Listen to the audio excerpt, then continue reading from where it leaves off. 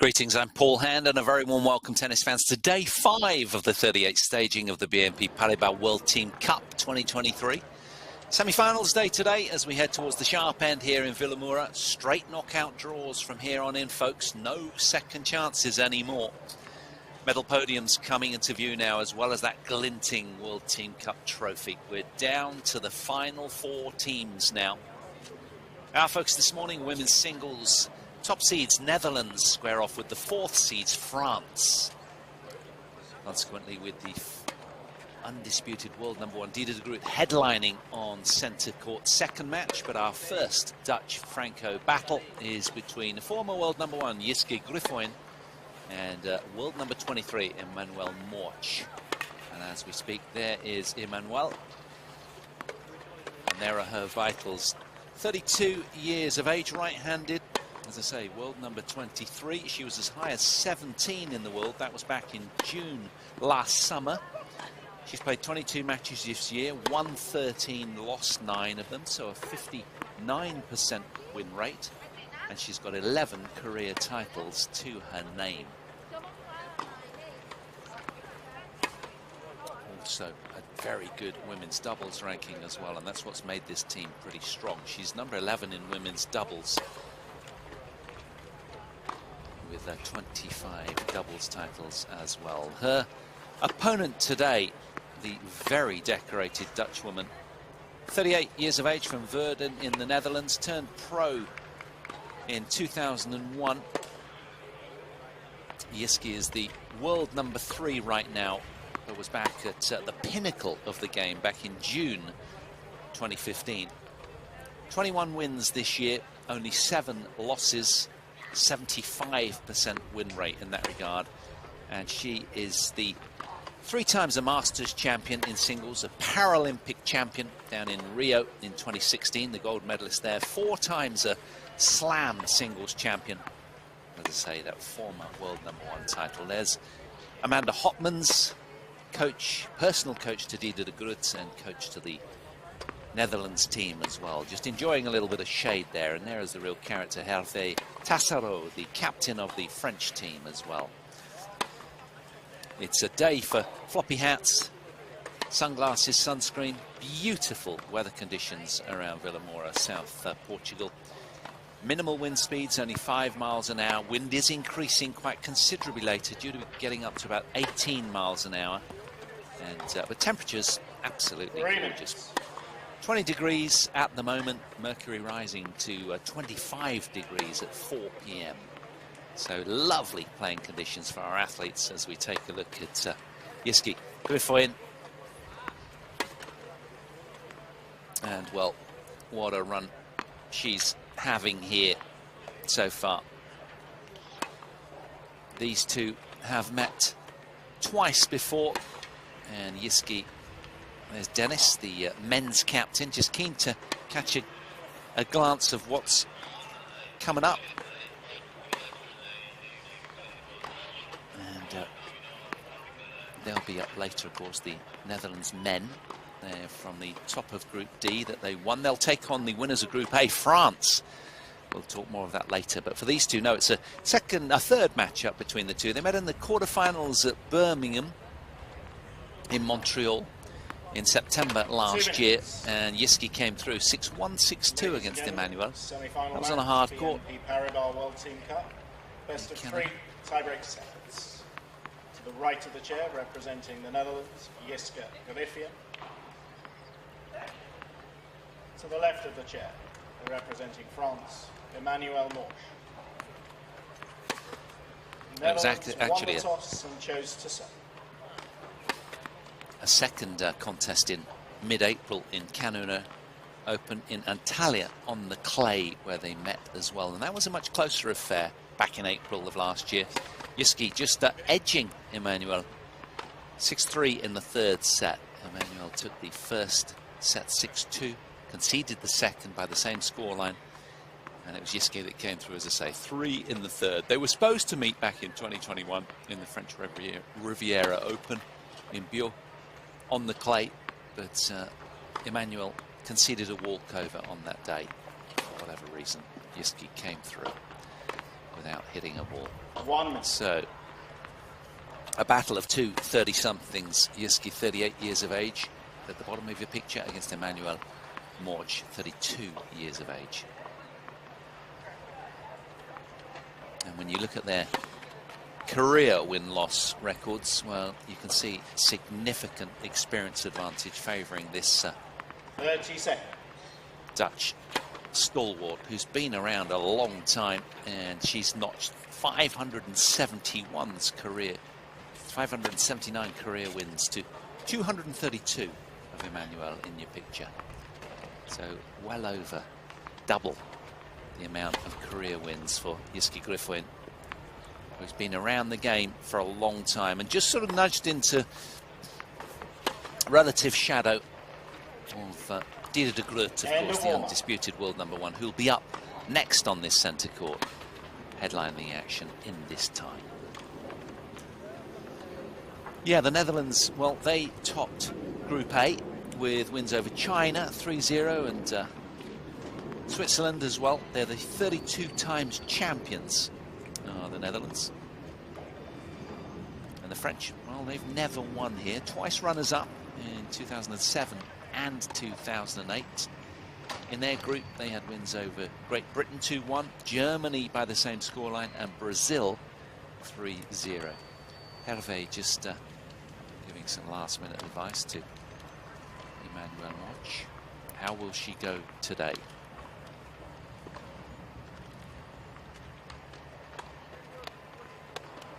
Will it be third time lucky for Emmanuel, who's never beaten Jiřský across two previous attempts?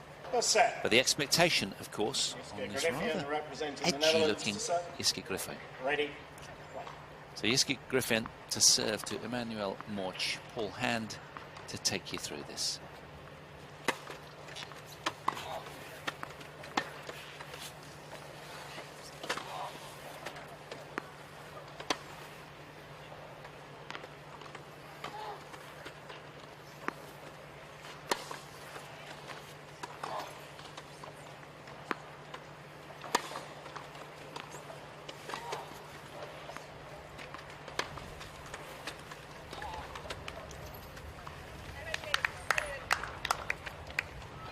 In 0, 15.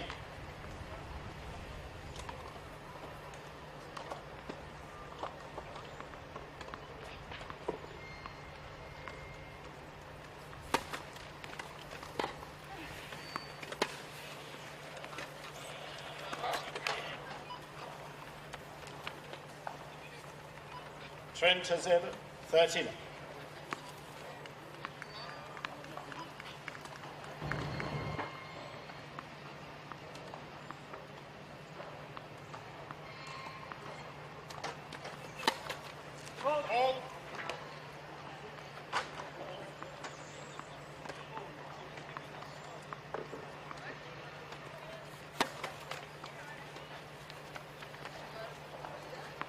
Well, first little indication of perhaps rushing the serve rhythm a little there from Jiřský.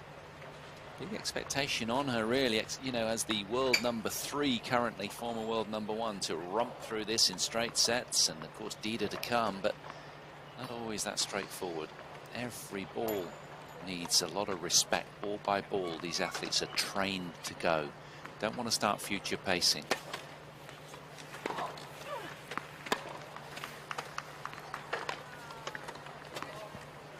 And of course, we never know how they slept, these two. You know, you just don't know how they got on, and the upset tummies. Who knows? But of course, this is why you've just got to go day by day, moment by moment as a pro tennis athlete, because you can take nothing for granted, frankly.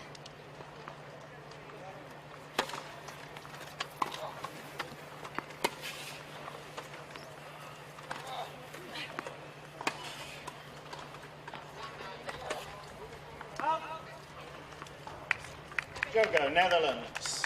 Jiřský Griffin then secures the opening game. And we'll feel, I would imagine, a sense of relief and comfort and soothing in just getting on the board as Amanda Hotmans enjoys a few words with her.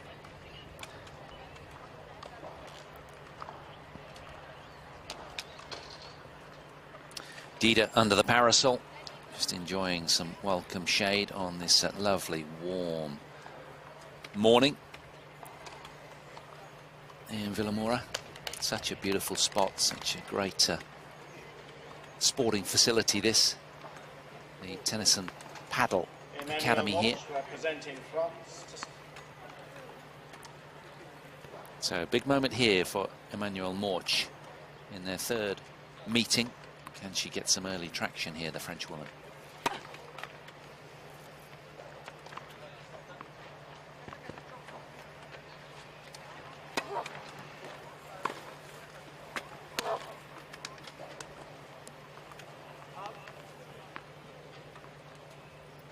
Zero kicks, love 50.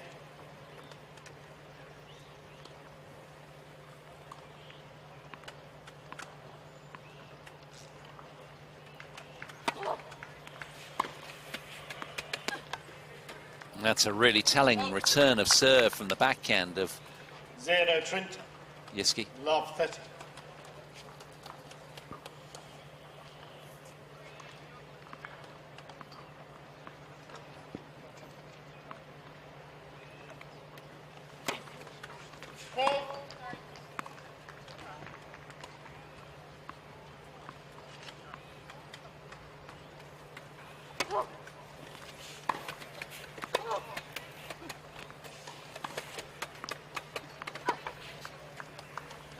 Spreading the play keenly is the Netherlands athlete, really getting a good early start in this return game and just rifling around in her chair as quickly as she can.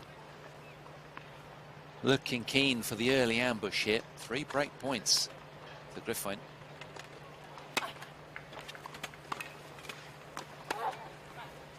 Sets out a stall very, very nicely and screeches off the start line then does Yiski Griffin. 2 games to love. An early break for the Dutch woman. And wins for Emmanuelle Morch earlier in round-robin Group C against Britta Vend of Germany, 6-2, 7-5, and Cornelia Oosthuizen, 11-3.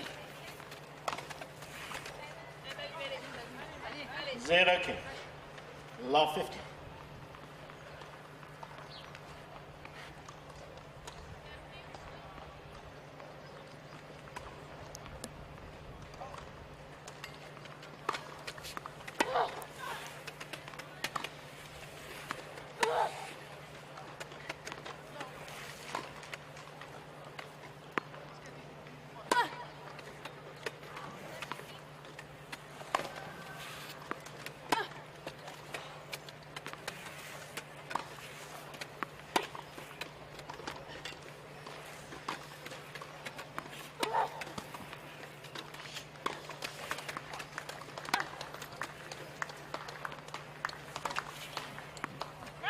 Oh, what a terrific rally, and Morch had the upper hand there throughout much of it, unable to do more with that cross-court forehand there.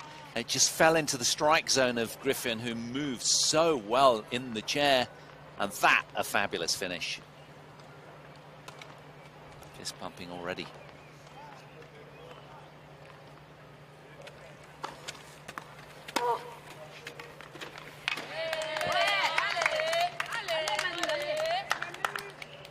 Trinta, 15-30.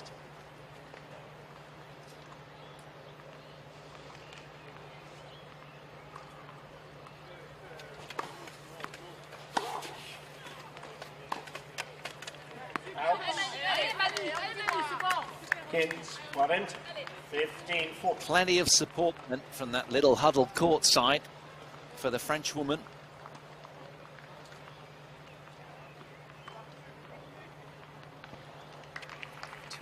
Break back points here for Emmanuelle Morch.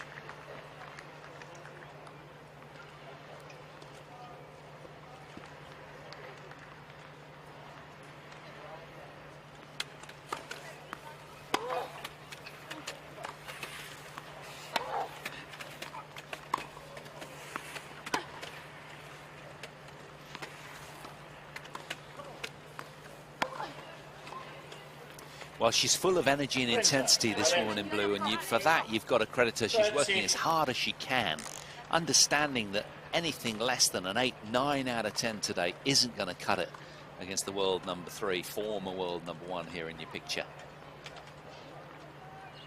Still got a break back point here, though, Hans Morsch.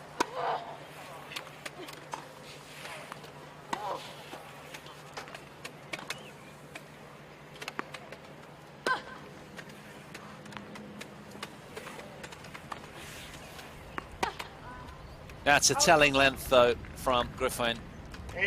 Right inside the baseline of Morsch. Making life very, very difficult.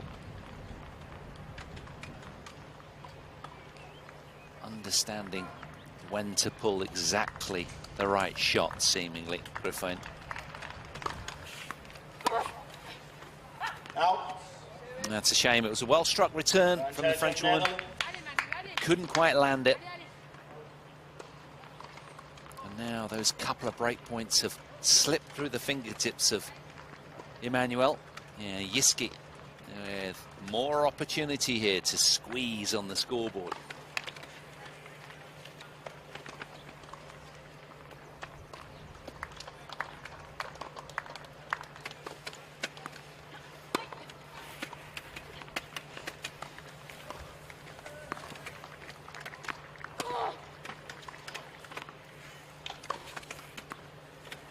That's unplayable. Just so good with that off forehand winner. Iska Griffin, awesome finish to that game. Came through unscathed. That was perilous throughout. Really good play from Yiski Griffin. She romps out to a 3-love lead.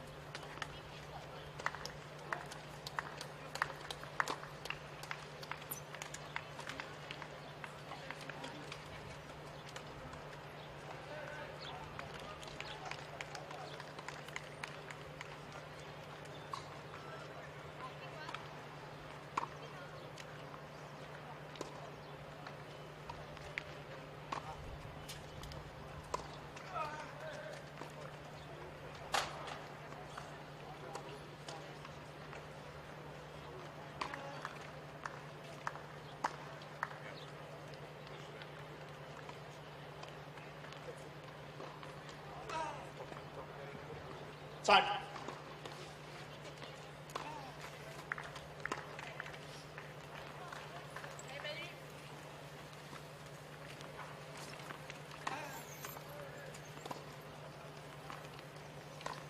So Emmanuel is buoyed by some courtside support, but it's not been enough so far. She's training love 3 here.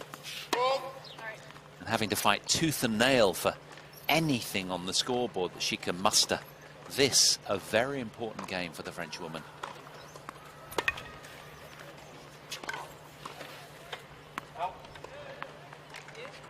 Really does need this game, just to take the pressure off a little and get some kind of traction.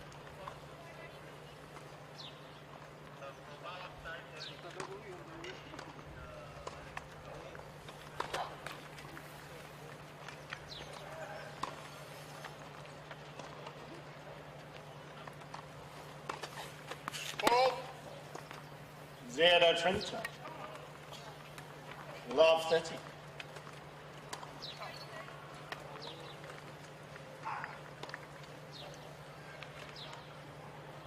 Phenomenal athlete. Here's Yiski.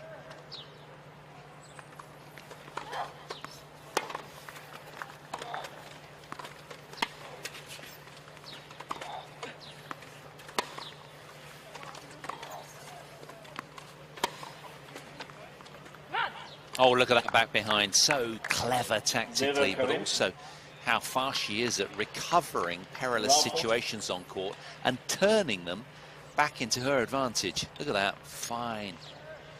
Back behind there.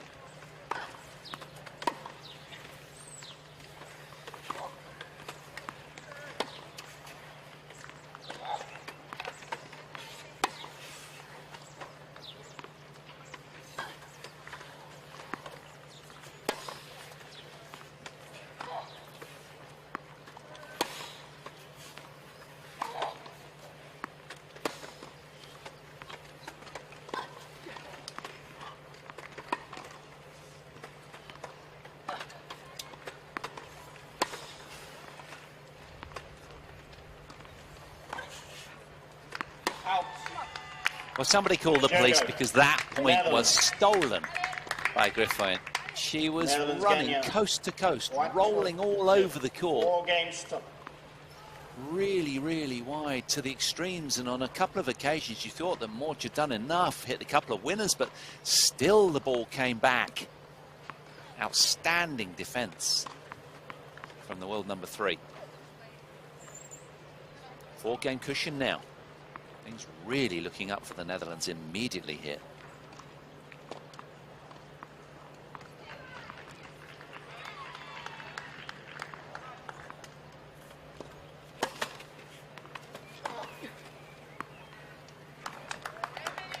Nice, that's how good it's got to be. Anything less just isn't cutting it. 10 out of 10 strike from the French woman.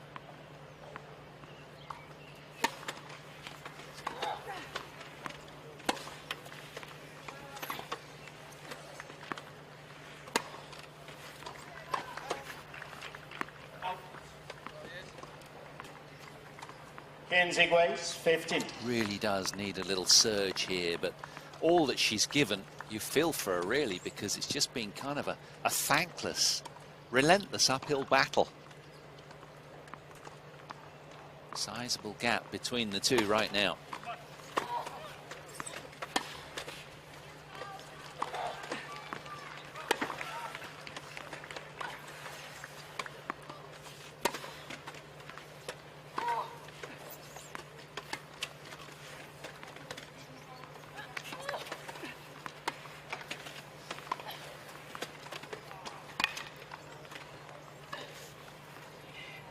Oh, brilliant. What an amazing turnaround from Emmanuel Morch.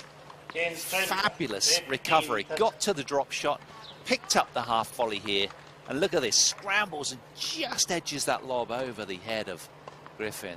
Fabulous point.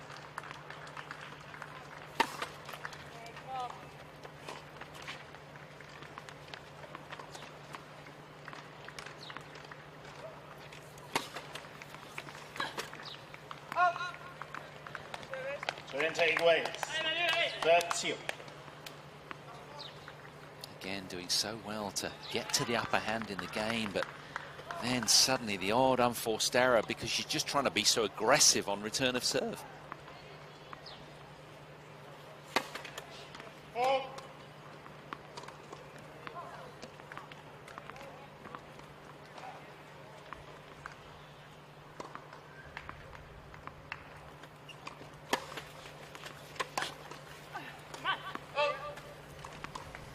Into Trenta, 40th.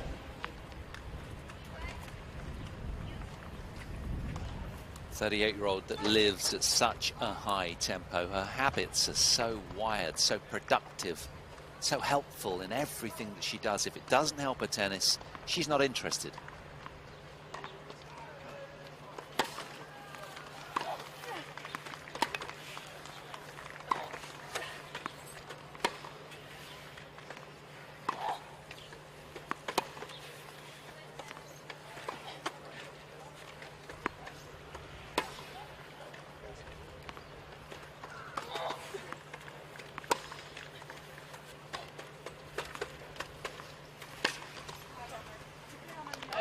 That's an amazing point from Morch. Just so impressive the way that she had the courage to come in under all that scoreboard pressure. She just ventures forward and knocks off a wonderful backhand volley to haul this return game back to deuce. Terrific from the French woman. Now, can she just win the next couple of points and get some sort of platform to work from here?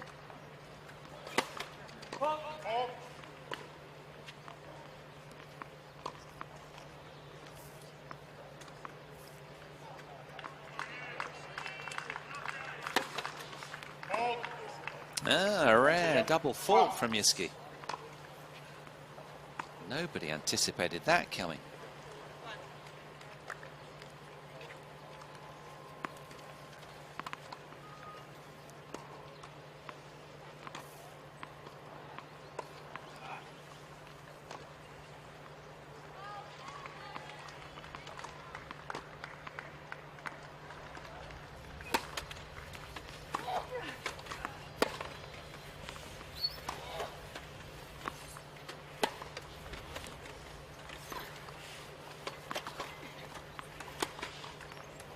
Yeah, spread the attack nicely. Very, very Anyways, experienced. deuce. Left nothing to chance there.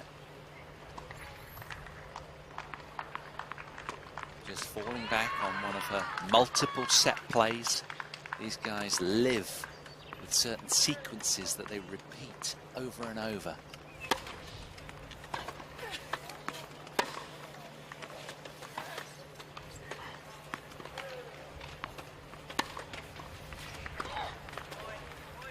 Well, Emmanuel read the play as well. She saw the signals. The backhand was going line from the Dutch woman, but could do nothing about it. So a point for 5-love in this one right now.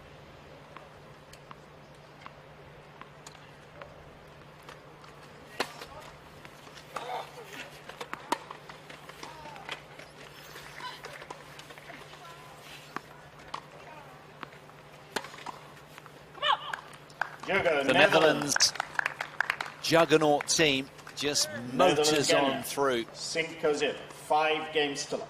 Griffin cuts Morch adrift in this opening set. It's a heady 5-love lead. They look mercenary today.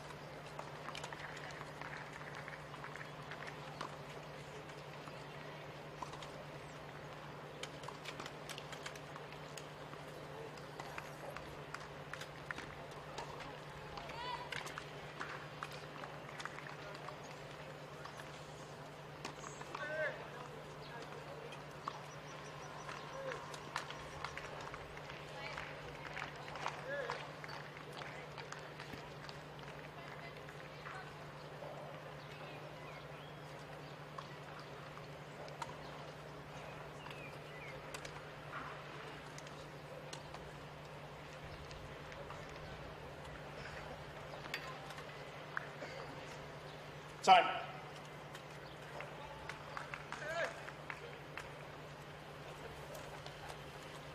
Well, you've got to spare a thought right now for Emmanuel Morch. She's played a decent match, you know, not hitting the ball badly by any means, and she's engineered a few breakpoint opportunities, but unable to convert any of those three. And conceded twice on her own serve to a very high-quality opponent in the former world #1, the other side of the net. Here is the Frenchwoman just trying to, if nothing else, get some traction psychologically for set 2.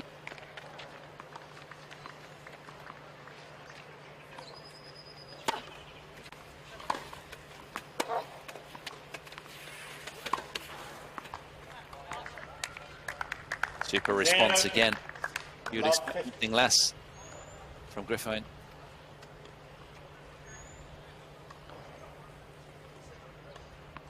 Almost 80% first serves in from Griffin. 50% for the Frenchwoman. Staring into the dazzling sun at this end.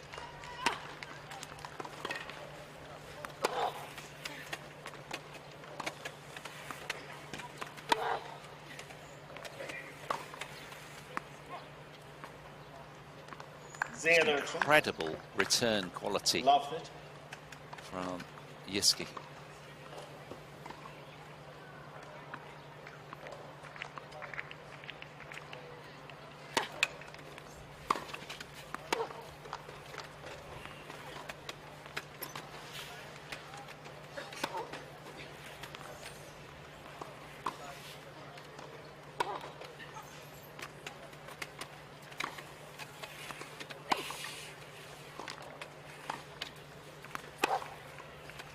Out.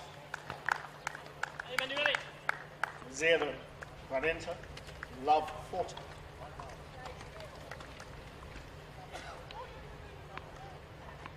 Yet to win a point off her serve. 3 set points then for Yiski Griffin.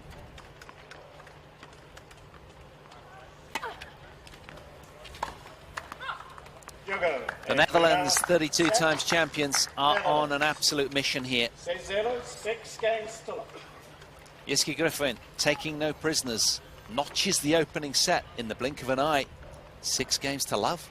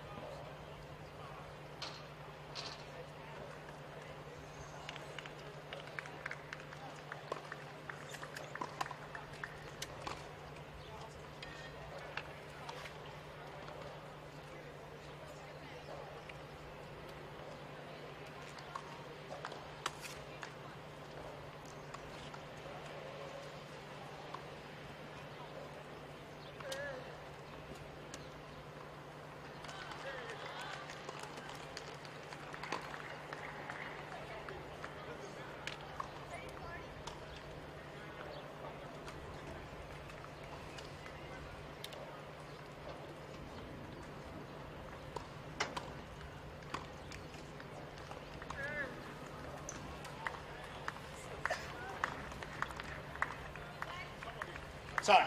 Well, for Yiski Griffin, it was a win over China. Her opponent, Hin Liang Huang, 7-5, 6-1. And the Swiss woman, Angela Grossweiler, 2 and love.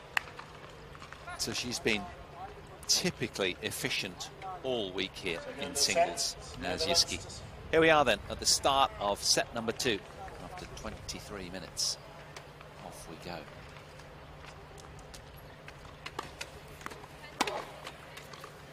Out. Kin 7, 15.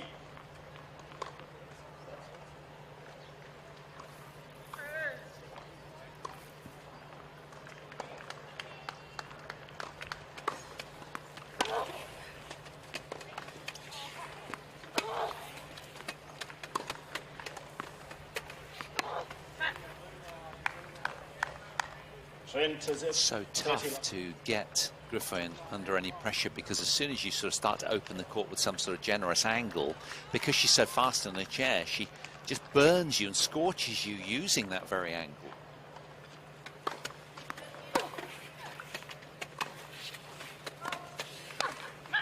And look at that back behind from the top draw. It was absolutely so pinpoint accurate, wasn't it? Knows exactly how to make you really uncomfortable out there, Yiski Griffin.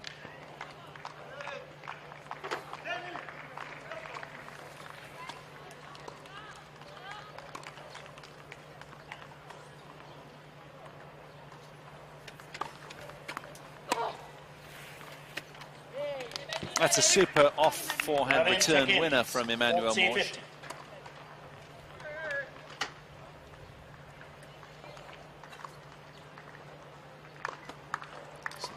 With a 4-woman team, Netherlands with a 3-woman team, Lizzie de Gleef, the other. And again, another keen forehand winner from the Morsch forehand. That's more like it. That's how well she's got to play, though, to take points off the world number 3 right now. Look at this. 10 out of 10 strike.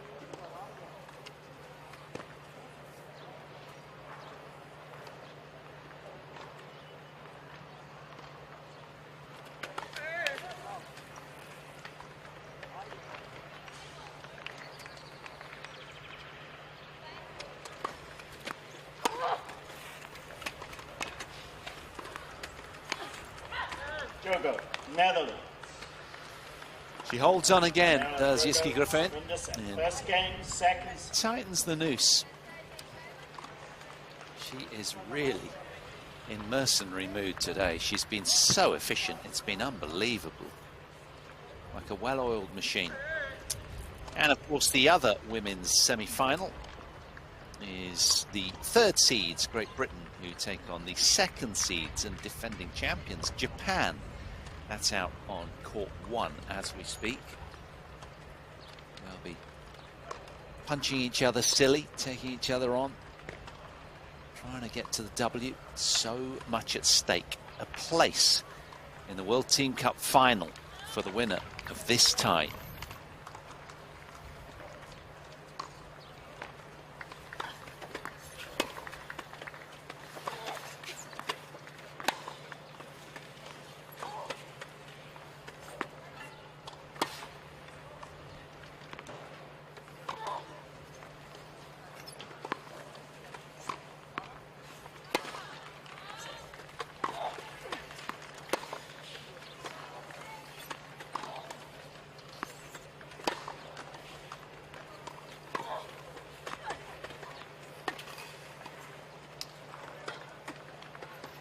That's such a shame, because she'd engineered such a clever point, the Frenchwoman, with that extreme backhand angle, but still the ball comes back. Dutch defences remain intact. So tough to reach them today.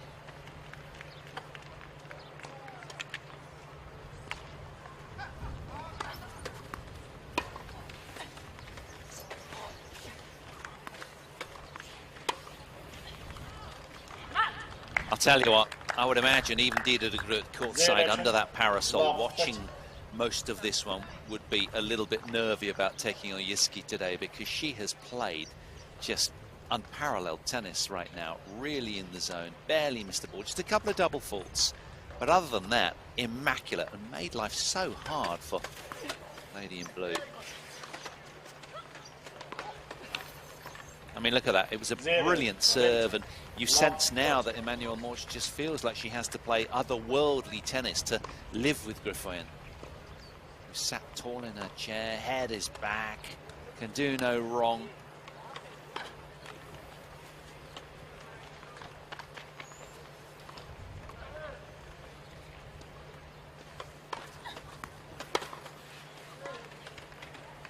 Jogo, Netherlands.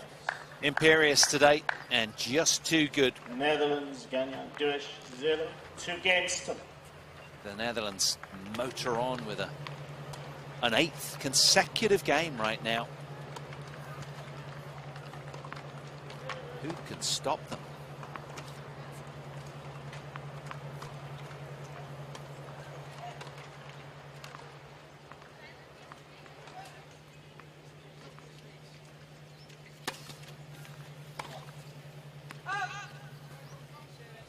In 7, 15.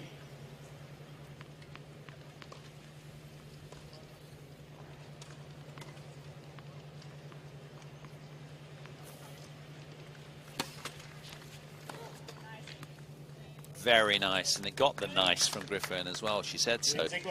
That's really complimentary on what will be a difficult day for Emmanuelle Morsch to swallow. She's been hitting the ball beautifully, but had nothing to show, and that can feel horrible when you're on the receiving end.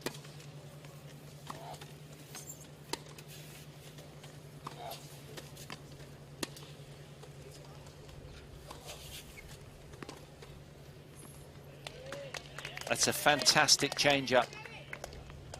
Games 20, 15, 30. And that's the thing, she's not been a shrinking violet out here. She's taken the situation on commendably, Emmanuelle.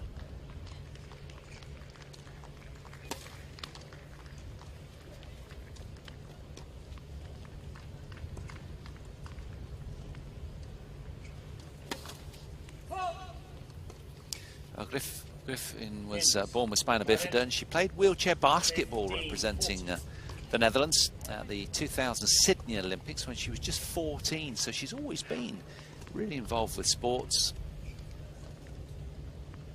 Twice an Australian Open champion, 2015 and 16, French Open 2015, Wimbledon 2016. Never won the US Open, strangely. 6 times a semi-finalist at Flushing Meadows.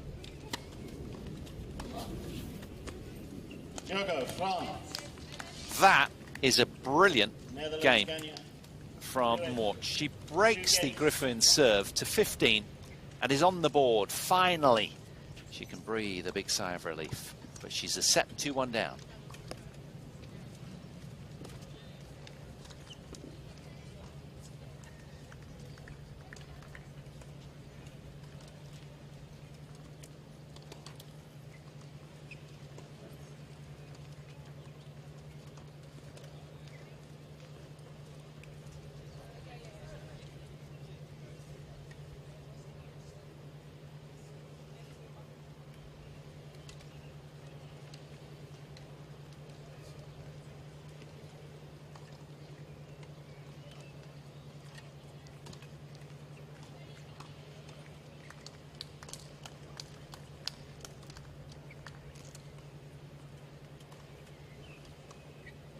Time. Do you know, as we just stared at Amanda Hopman's there, I think Dida's stolen the parasol as you look far left there. Poor old Amanda's got no shade. Tell you what, is this the turning of the tide? I doubt it on the evidence of what we've seen so far, but Morsch here has some traction in this second set. Can she build from here? Trailing 1-2.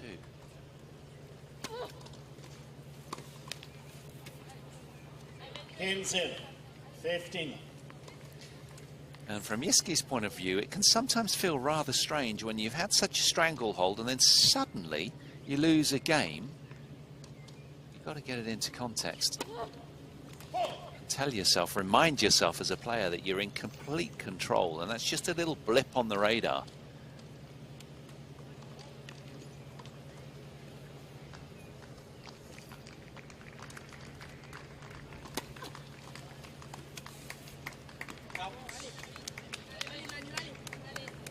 Trent is in. 30 long.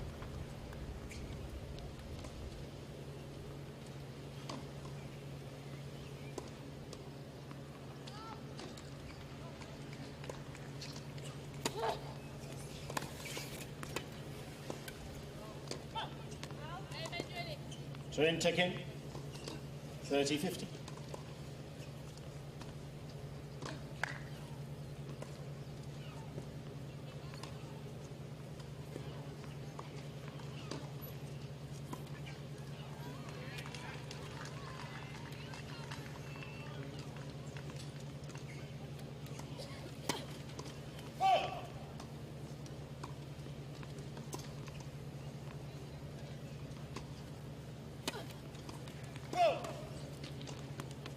Ways. 30. Well, encouraging scoreboard signs right now. Didn't need that little blip there with the double fault, the Frenchwoman, but she's still got lock in here in this service game.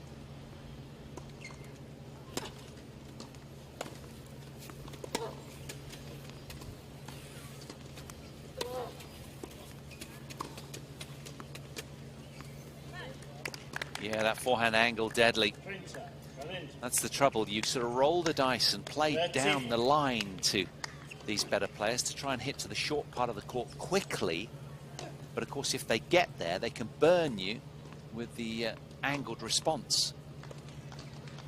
So you surrender the angle once you go line. That's the problem. So when you go line, you have to hit it really purposefully.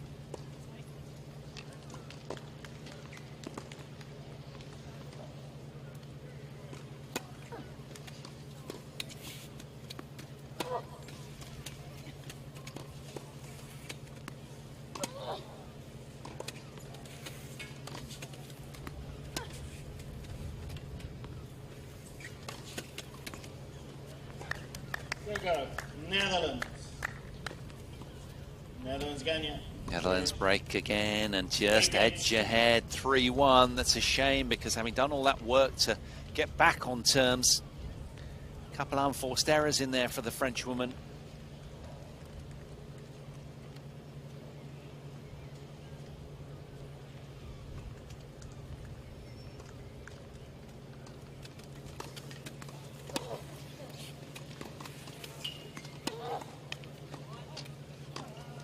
In 7, 15.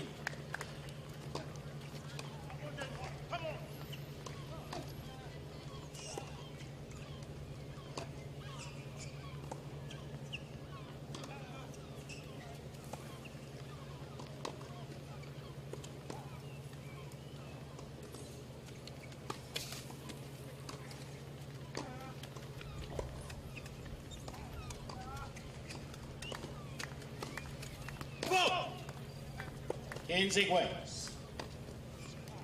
15.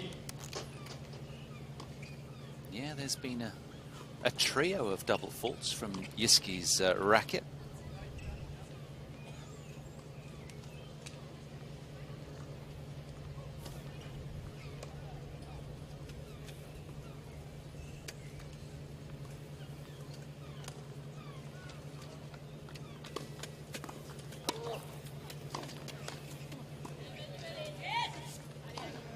Trenta. 15. Suddenly, just a little bit of fallibility that we hadn't seen all match from Yiski, who's been just so domineering and bullying out here.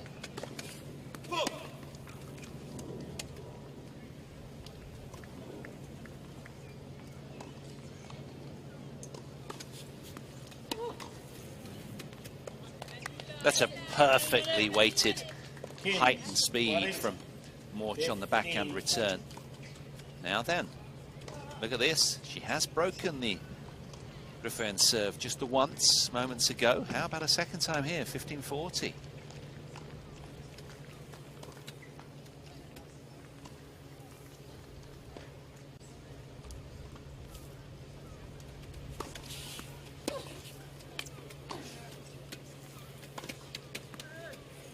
Yeah, too good. Trent, got it. 30, 40.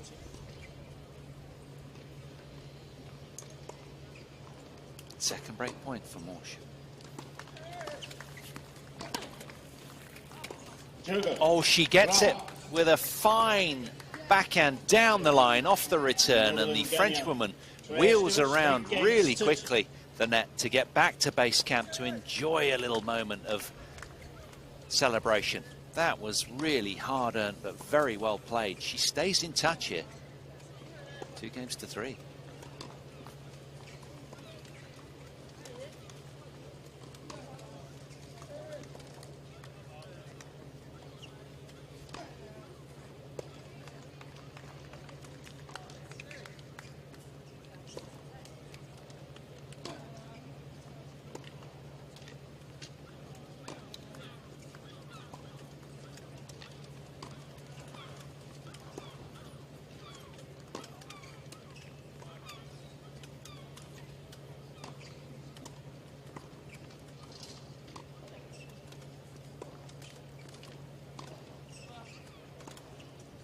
Time.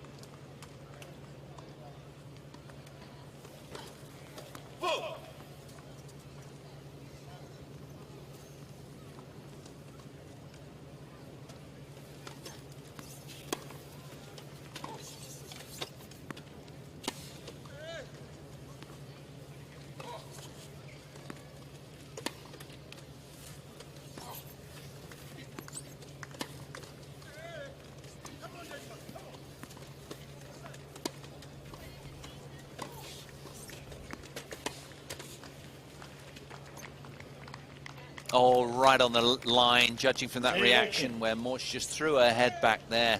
And this has been the issue. It's been the service games of Emmanuel that have been tough to notch, because the quality from the world number 3 returns today have been amazing.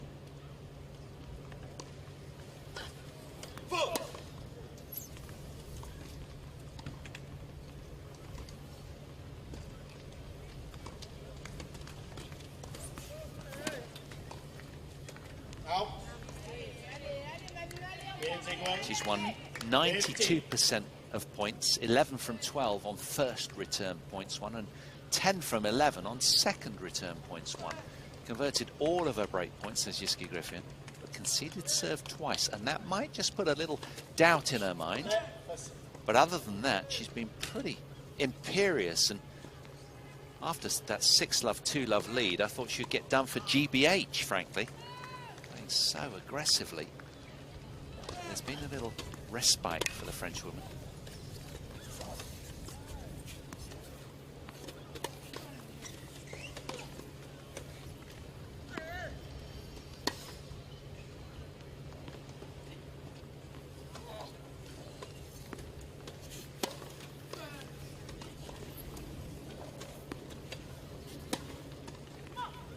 Oh yes, despite scurrying around well on that first defensive high backhand lob, Morsch unable to even get near the second. So high was the forehand quality from the Netherlands player.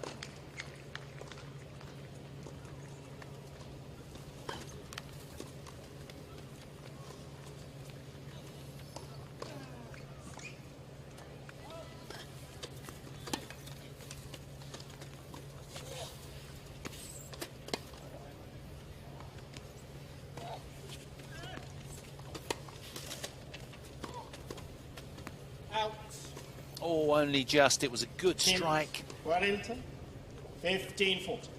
Not by much at all, but again, that's been the kind of margins she's been missing out by.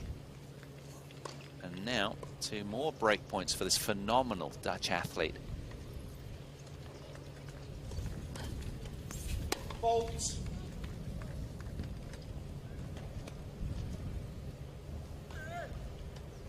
It's looking again a little murky for the French team here.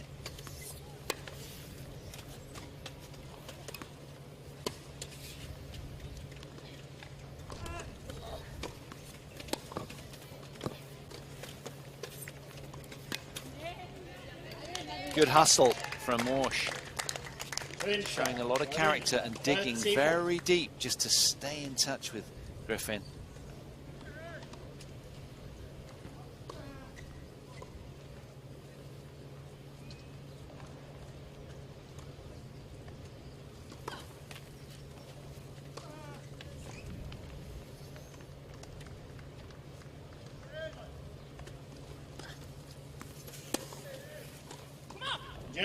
Beautiful forehand winner for Griffin, and a little roar of delight. 4 games to 2. Keeps the pressure on with a 6-love 4-2 lead. Again, back in the driving seat with glee inside, I'm sure.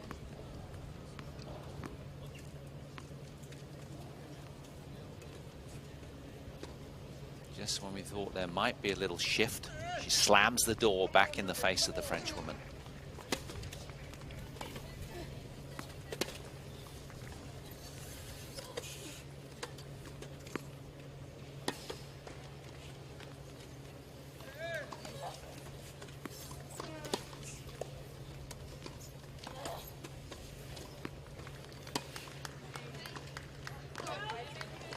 High quality height and length there from Morsch. Been glimmers of brilliance, particularly off the backhand line as well in that game where she broke Griffin a couple of games ago, 2-3 games ago.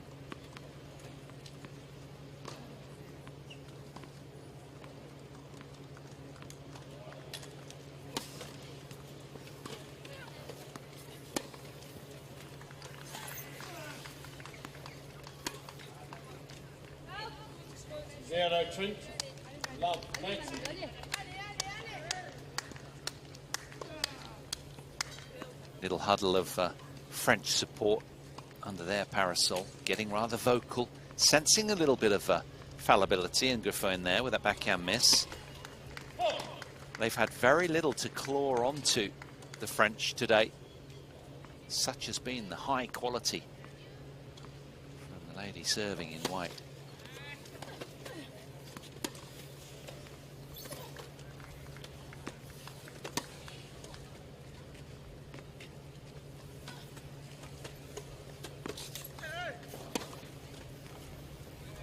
Awesome. Unplayable, that. 15-30.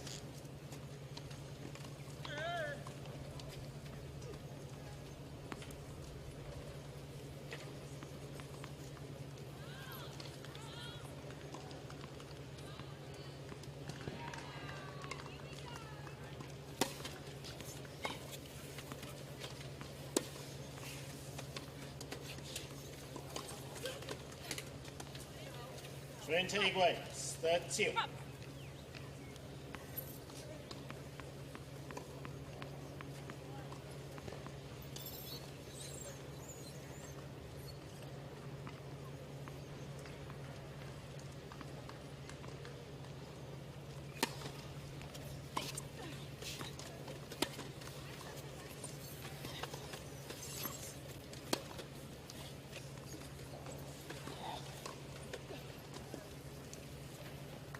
Into 40-30. And there's a resigned hush around centre court here in Villamoura Tennis and Paddle Academy, because the writing feels on the wall right now. Let's listen.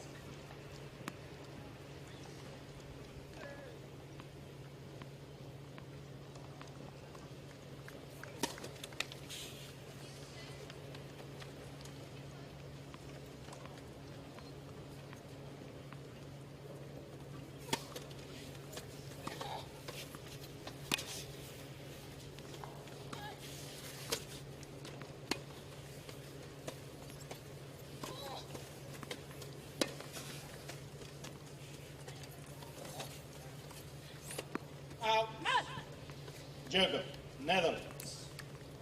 Yiske Griffin then Netherlands setting sail for home right now. She's just a game away.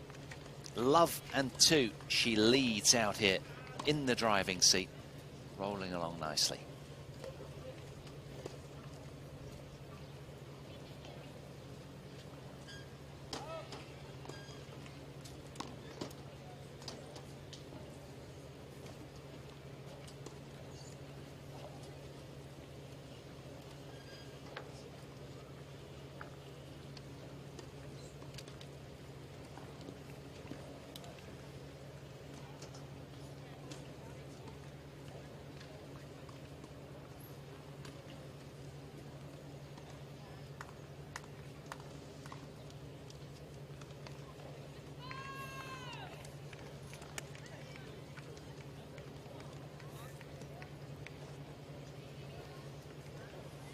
Time.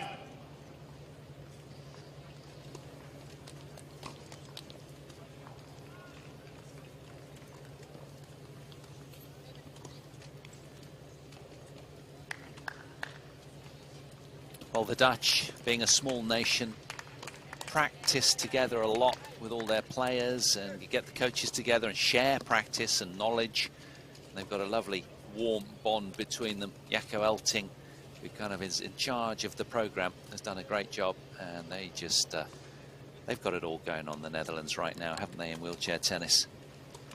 32 times champions here, looking very close to notching this opening match in their quest for a final spot tomorrow.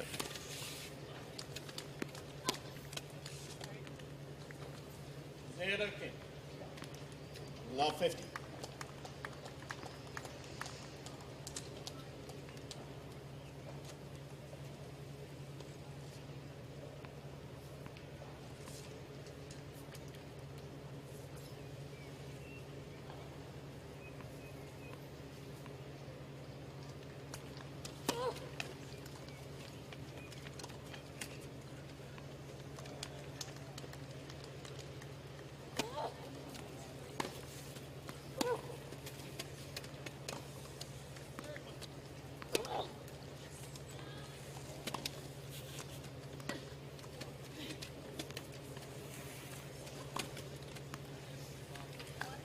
Another searing winner, this time the off forehand from Love Griffin. 30.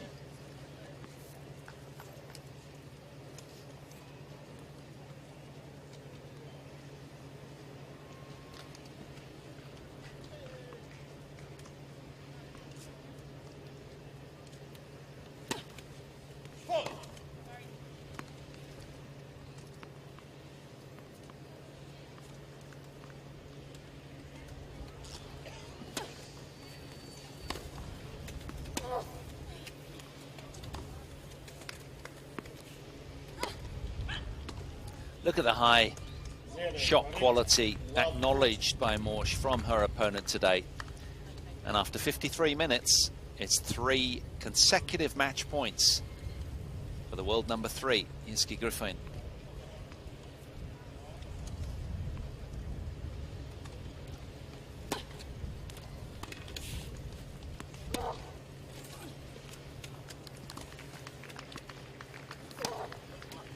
Game, set match, Netherlands. 2 sets to love, 6-love, 6-2. With a third head-to-head series victory over Emmanuel Morsch, Yiske Griffin and the Netherlands take a step closer to the final with a very solid performance. 6-love, 6-2 with 7 breaks of serve after just 53 minutes and only conceding twice on her own serve. She was immaculate for the first 8 games of the match. 6-love, 2-love, could barely miss a ball. It was just a flawless showing from the former world number 1. That was something very, very special and a real treat to watch. So the Dutch already then 1-love up in their quest to 2 to get to the final tomorrow. And spare a sympathy thought for Emmanuel Morsch, because she played a decent match, just playing second fiddle most of the way through that. on this beautiful day then. It's the top seeds in Netherlands that go one love up in this tie.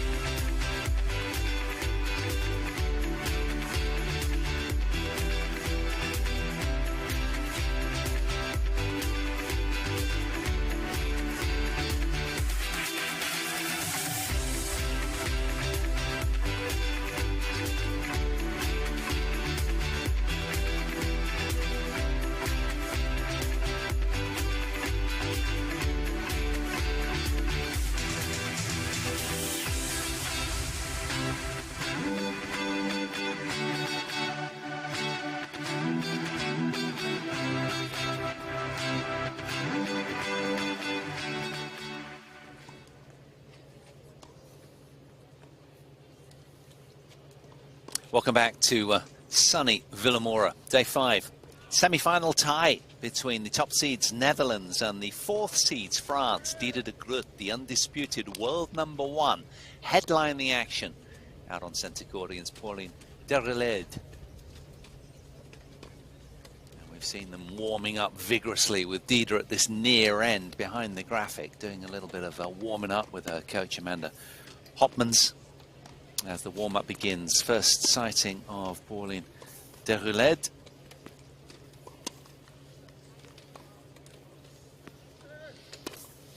Pauline's a 32-year-old, world number 18 at the moment.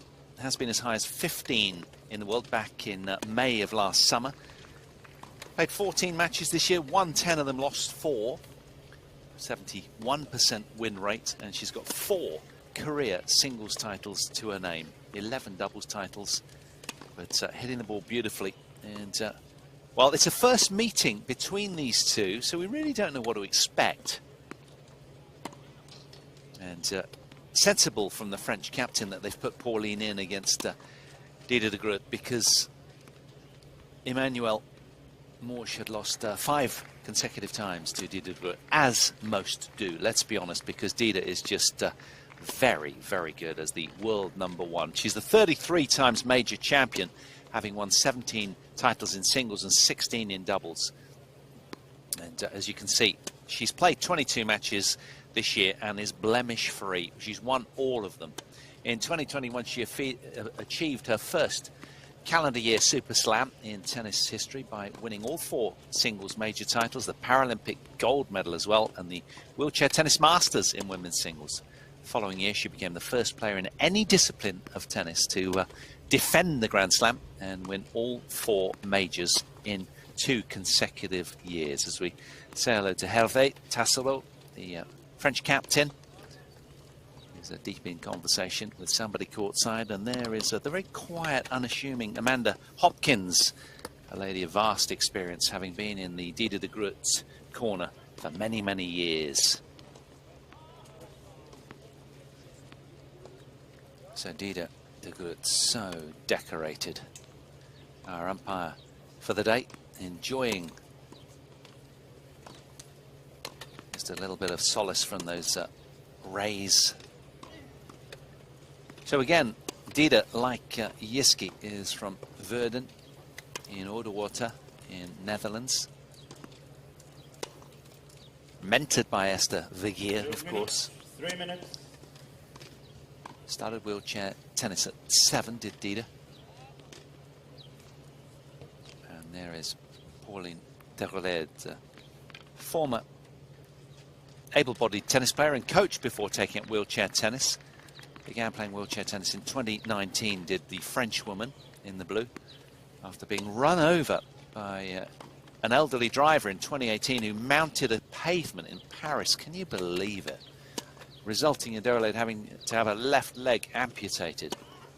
And since the accident, Pauline has been campaigning for compulsory medical checks for drivers throughout their lifetime to test their aptitude to drive. Well, you kind of get that, don't you? There's the Dutch men. They're up next on this court. A few of the quad players there as well, in Niels Vink with his shades on, looking pretty relaxed.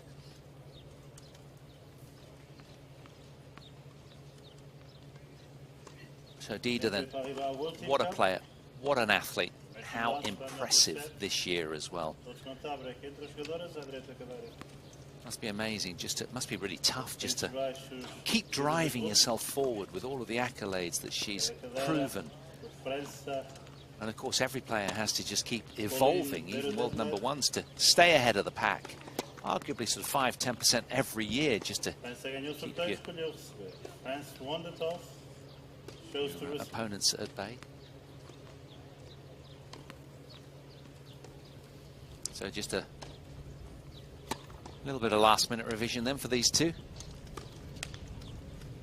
Another glorious day of weather temperatures warming up around 21 degrees or so, 22 degrees locally. 1 minute. 1 minute. It's supposed to be spiking up to 25 degrees around 4 p.m. this afternoon. How will Pauline Dereled go? She's never played Dida in a live match. Perhaps practiced with her along the road.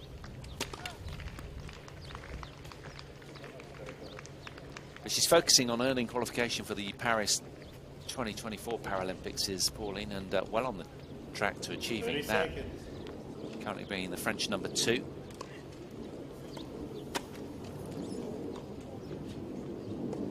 And having been up to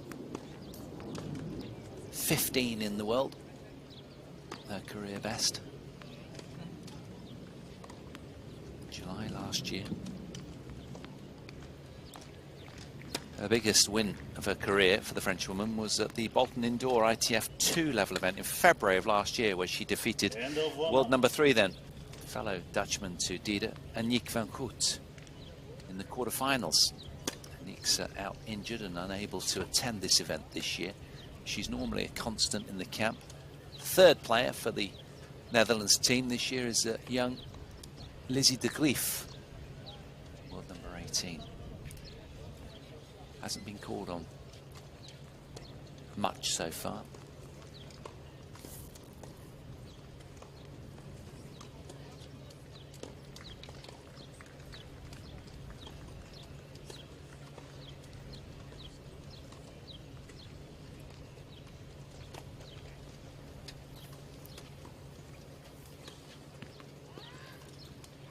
So, the Netherlands team then, who topped Group A, and 32 times champions, the powerhouse in this event, need one more victory to get to tomorrow's final. And who better to lead them home than Dida de Groot? Here she is serving at the start of this match against Pauline Dereled of France.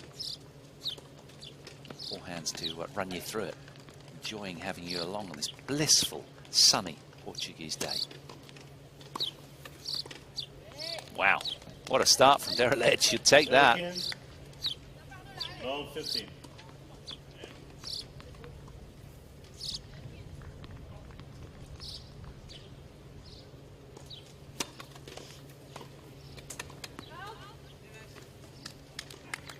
Music wise, 15-0.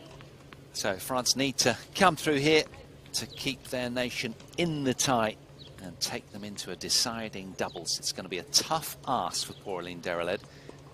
Never played Dida de Groot before. Should make for an interesting view.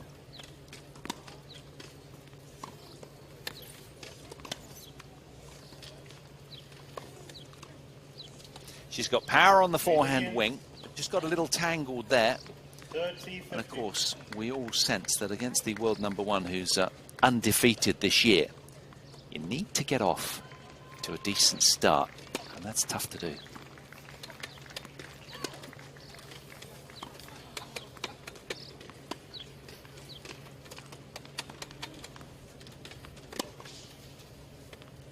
Oh, look at that, searing accuracy with the forehand down the line.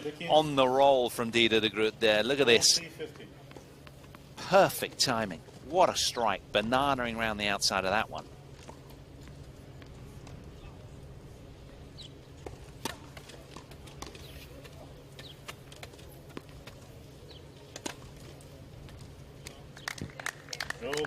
Netherlands. Primeiro jogo, first game. Dida de Groot notches a service hold to 15, but there was traction from Dereled, who contested those points nicely. A few decent rallies there, encouraging signs for the French woman. But Dida prowling around with intensity and a lot of intent, hoping for the early ambush here.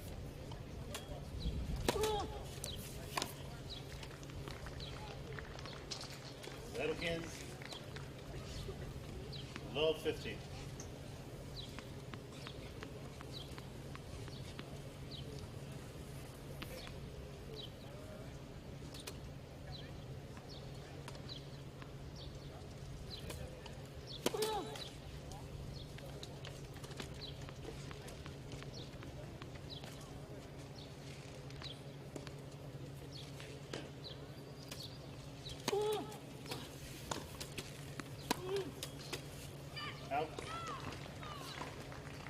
0-30.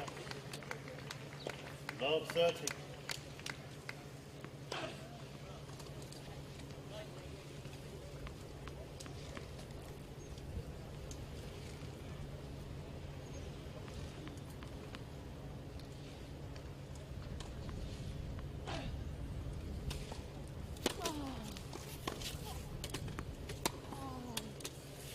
Out.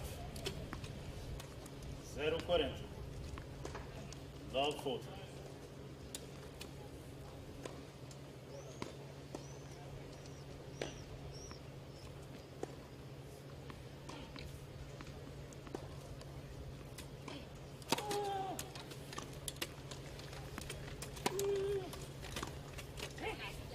Lovely serve and sting, and a lovely little bark of approval afterwards from Derelade. That's more like it.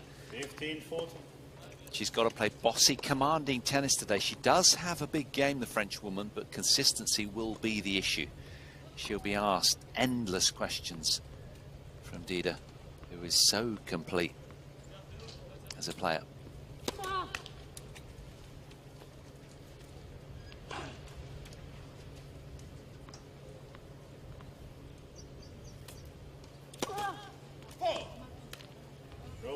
Netherlands.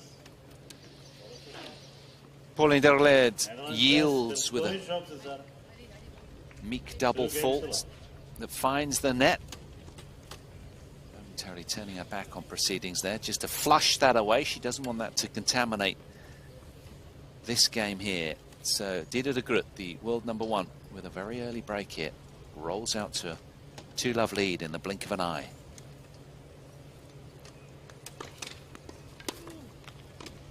Yes, 0. 15 love.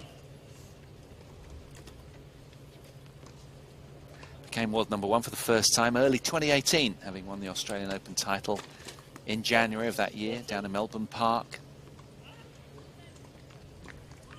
And then following that title, it was the Cajun Classic in Baton Rouge in March 2018 that she reached the pinnacle of the rankings. She's always a serial contender at the sharp end of majors, is Dida.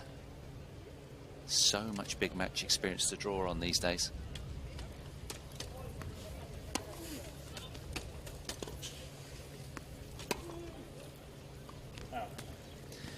And of course, let's not forget, she's got serious slam mileage on her clock as well. So much to fall back on when she gets under pressure. Just kind of knows what to do, having been there, done it, got the t-shirt. 40-0. 40 love. Shifting through the gears is the world #1. Buoyed by that early break of Derelade's serve.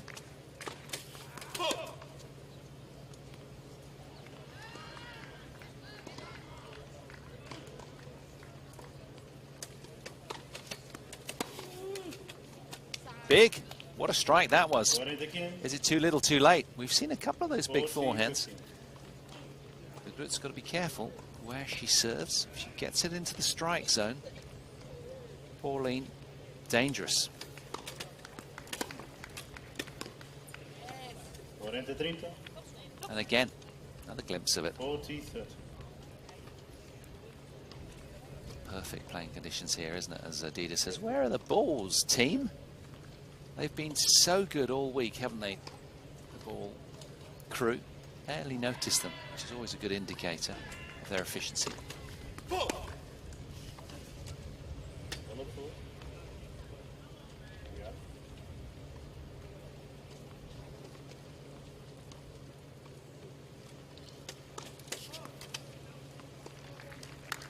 Fans is challenging the call on the right near sideline. Ball was called in.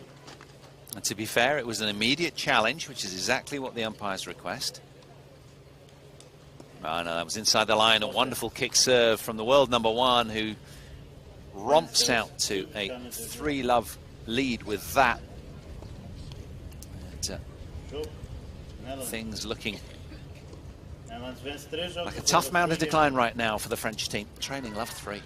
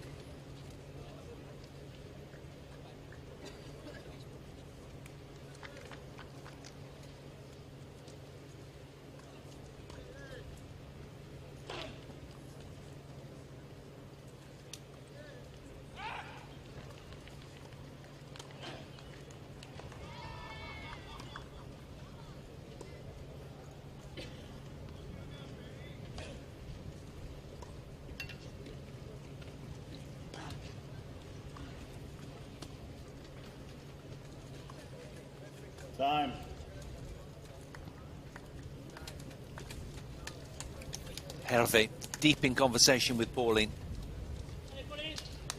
Got to somehow just get on the board. The trouble is when you let players of this kind of stature roll away with the scoreline a little bit, there's no looking back. Such good front runners, people like Didier de Groot.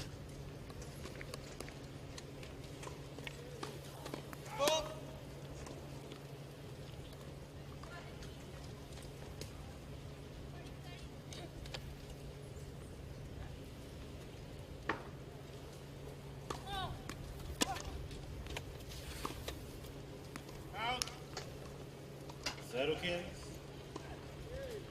No 15.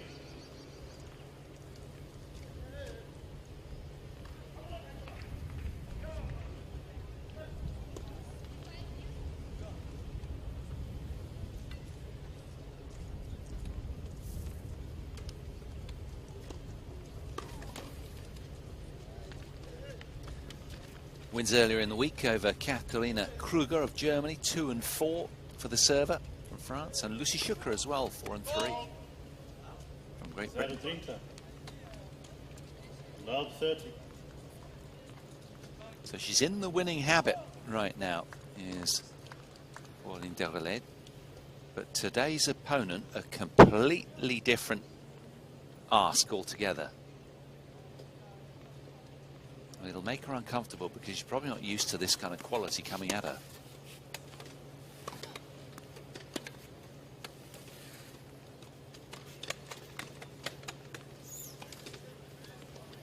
And again, look at that. It was a very, very good drop shot from Derelade, but de Groot there, with time to spare, makes this look routine. Look at that. What an athlete.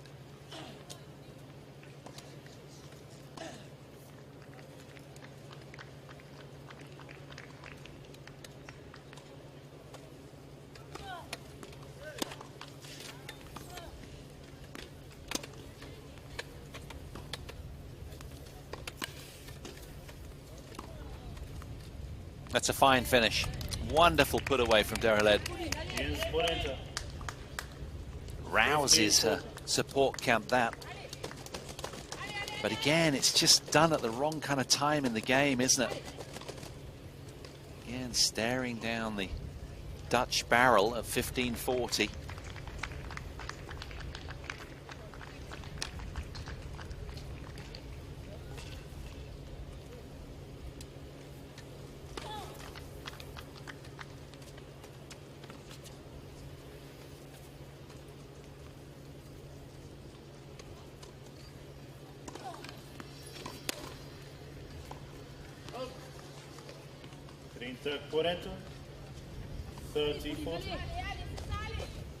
Telling serve.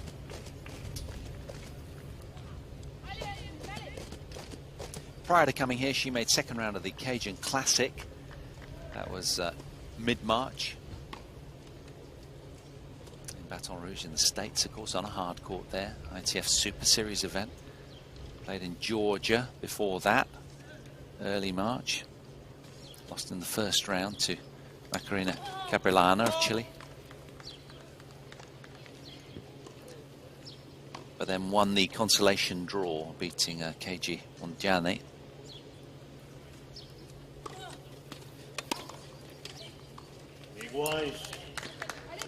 Now this is encouraging. Deuce. Back to deuce on her own serve and taking her time. Really good. That's quite a coup against the world number one. Steady herself nicely. A little bit more deliberation prior to serving here. Needs a first.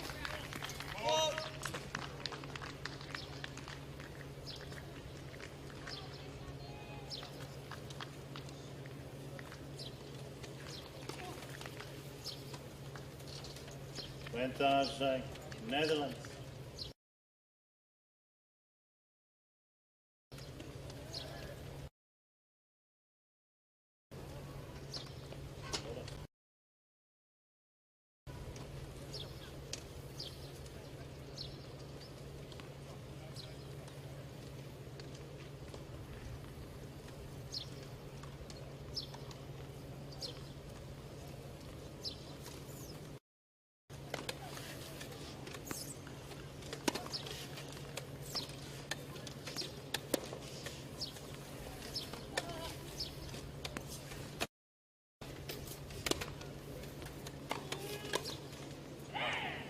A buckling forehand and a great reaction from Pauline Dereled there.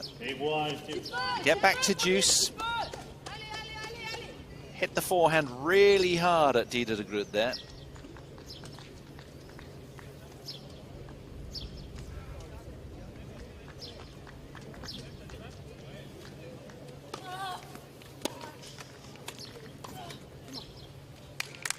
Yeah, high quality forehand return from de Groot and a little come on under her breath. After almost quarter of an hour of action out here on centre, Dida is seeking a possible second break of the Frenchwoman's serve.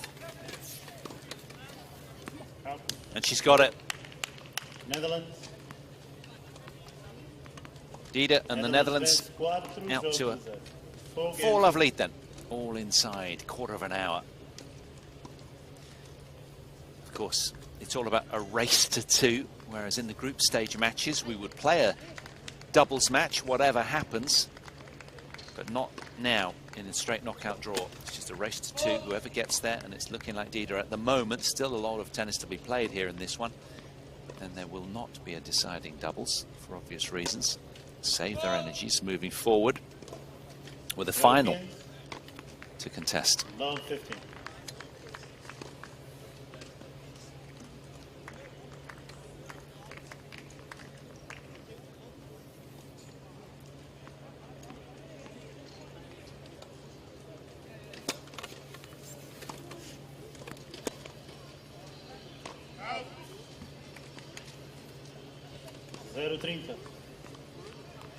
Now a little lapse here from the world number 1.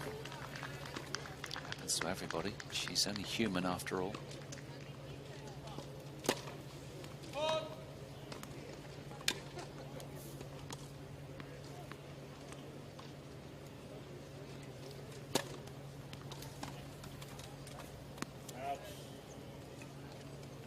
Yes, 30. 15-30. Currently banging in just over 60% first serves is Dida de Groot with 75% effect. Her opponent 53% landed, 38% effect. It shows the quality of the return game of the Dutch woman. Big wide. 30 all.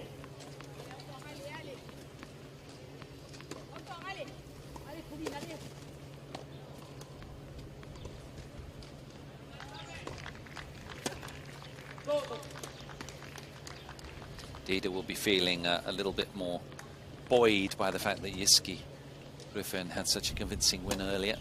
11-2 in her opening singles. That's got to help the momentum for the world number 1. Kind of takes the pressure off a bit, even if she were to lose. They've got the doubles to fall back on should they need it. Looks anything but at the moment, though.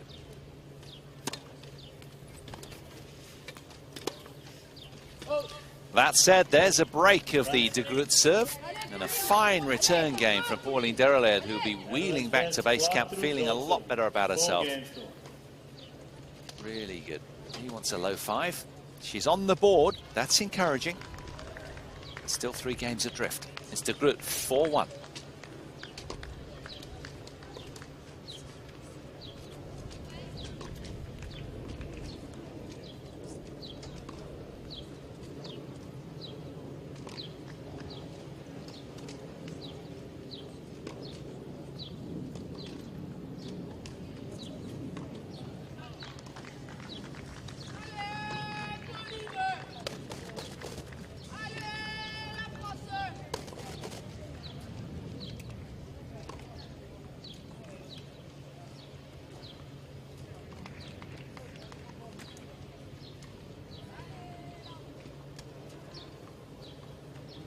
Time.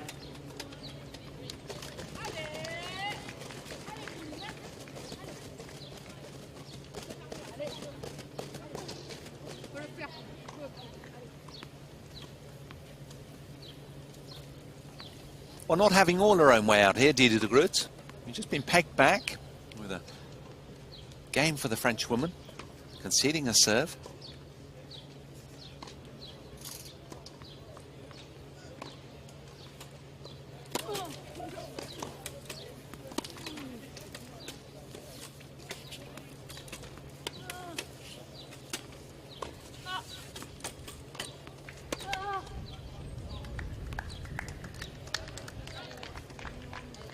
Número 15. Love 50.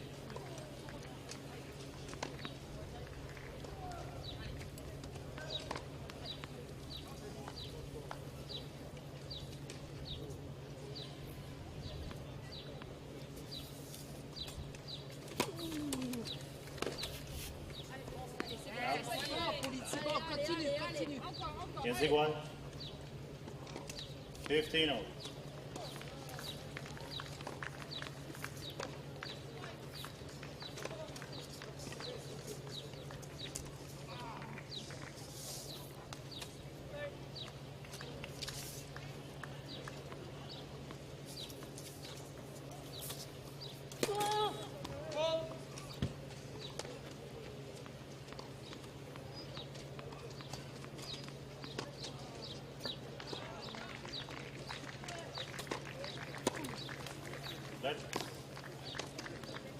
Second serve.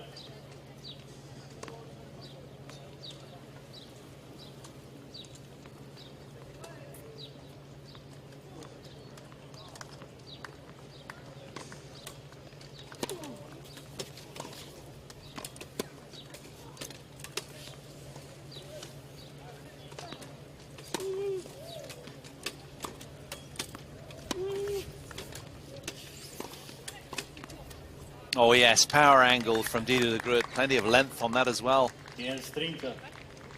The shot quality from the world number one just is otherworldly, isn't it? It's just relentless, keeps coming at you either with depth or angle or pace.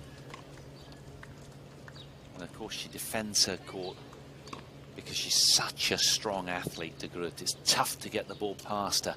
So you have to play 10 out of 10 tennis even to stay with her, really.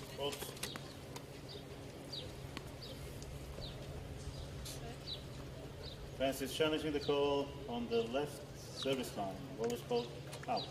Well, doesn't look entirely convinced, but worth a try, judging from that body language. Let's have a look. Yeah, it was long. Call tennis. France has one challenge remaining. Can France level up here? She's got a lot to do, as Daryl led. Especially when that's coming at you like a steam train. Yes, 40. Like a pile driver, 15-40. breaking the sidelines really quickly. You've got to be so alert after that serve lands.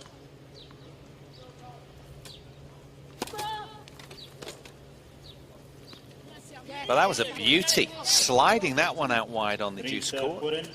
30-40. Carving around the side of the ball, still keeping the pace on. She's not done with this serve game yet.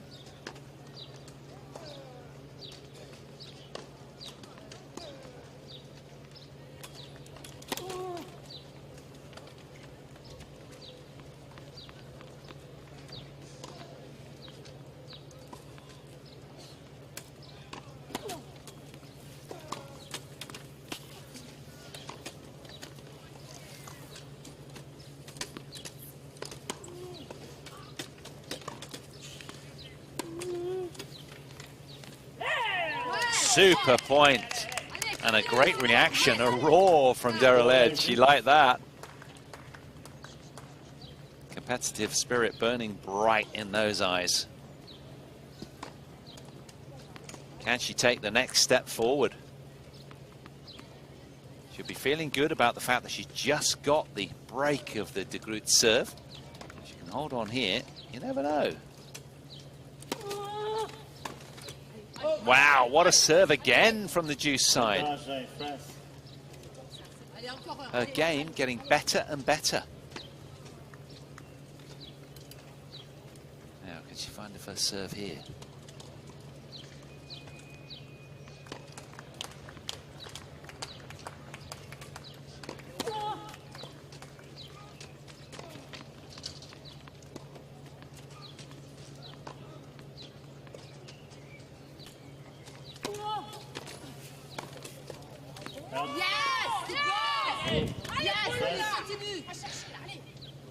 You can hear what it means. Suddenly, glee in the French camp when they were, prior to that, looking a little bit stern and downbeat. Anything but right now.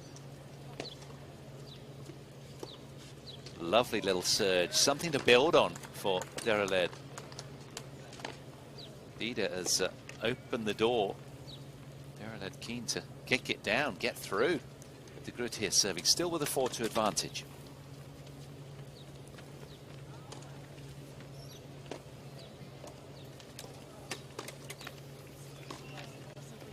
Zero 15. Love 15.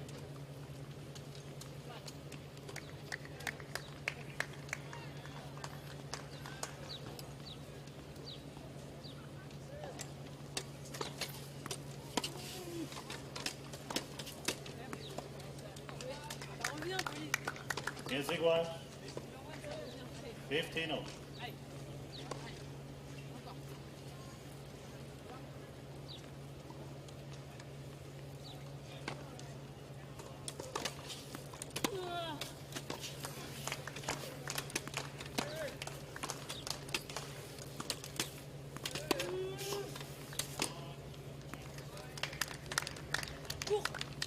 Three again. 30-15.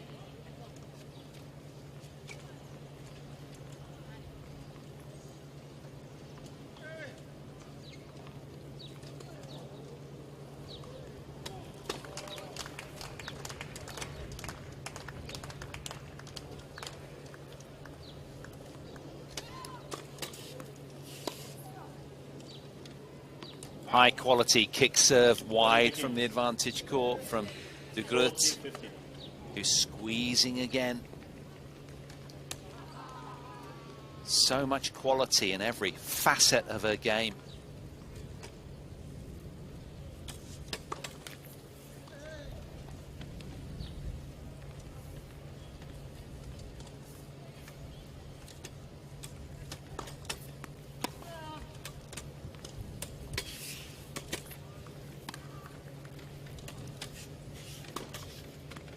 Oh, an absolute scorcher to seal the deal there. And despite a little blip with the double fault first thing in that game, Ida de Groot gets the wheels on with an absolute laser, smokes it cross court, loads it with spin. It's now 5-2 on the scoreboard.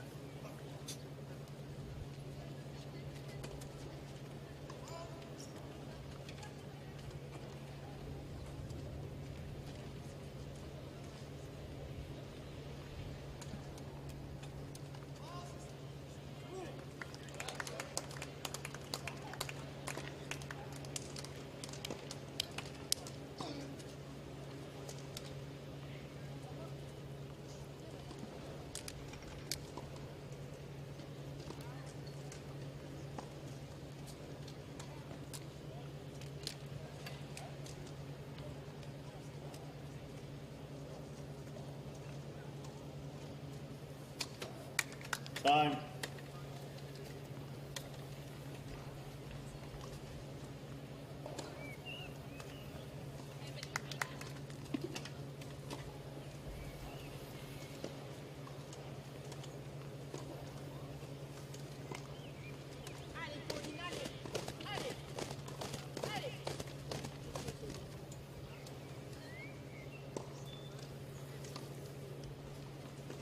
Has she got any more in the toolbox today? Dereled, her game under forensic scrutiny.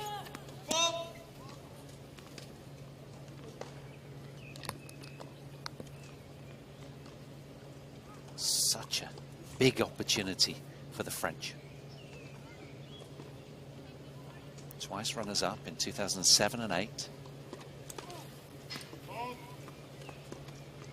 Zero 15. Love 15. They've only ever once reached the couple of times the finals, but not recently the semis.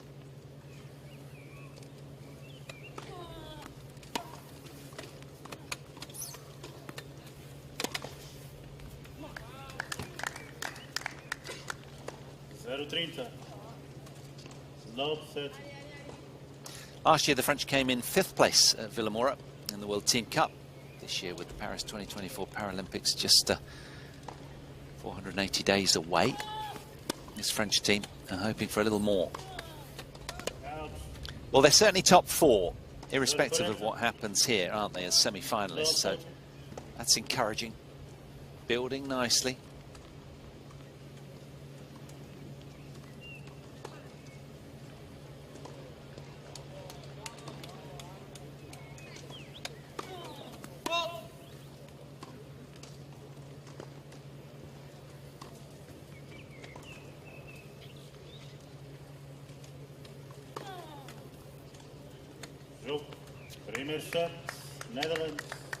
Well, a limp concession in the end from Dereled, who sort of fell away a little bit at the back end there, the French challenge. So it's Dida de Groot, after 29 minutes, who comes through that opening set by 6 games to 2.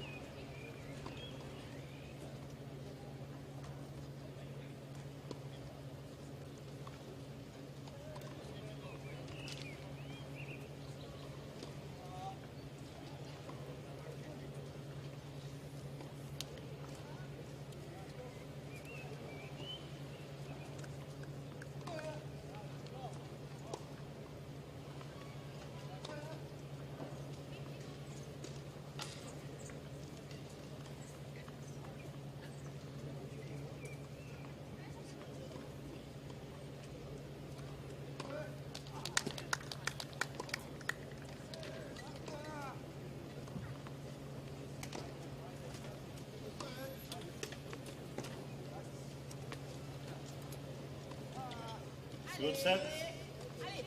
Service to Netherlands. Motoring along nicely right now, the Netherlands. A set away from a spot in the final of the World Team Cup.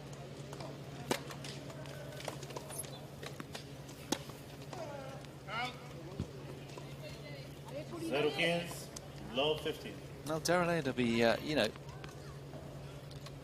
keen to get stuck in here because Dida de Groot hasn't had her own way. She's only 3 from 10 on break points converted, so that, by her lofty standards, will be rather inefficient. But she'll be looking at it like, I've created 10 chances. That's the positive, and that's the way the mindset of these champions works. Always find the silver lining. They're trained to do that themselves.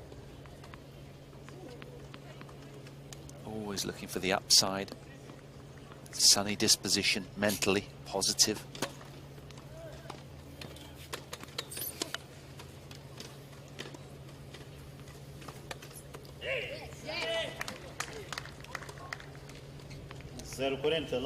Dida de Groot there making chase. Look at this, love 30 down. Goes after this like a hare. Gets it back. It's a fine put away from Dereled.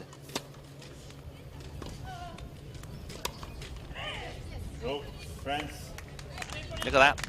Immediate break to love on Dida de Groot's serve. How about that? And, well, Dereled off to a flyer in set 2.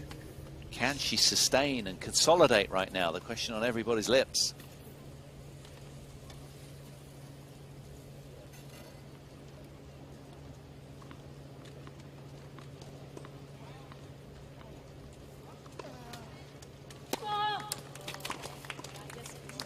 Here's 15 love.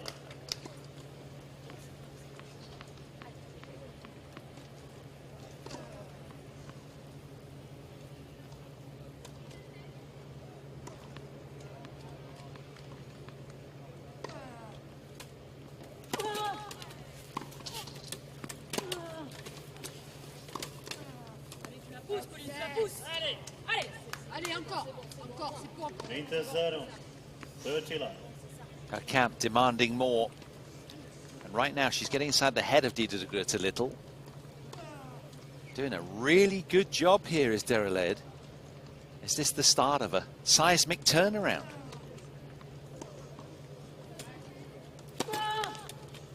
Now this is the problem area. She's only won 4 of 13 second serve points.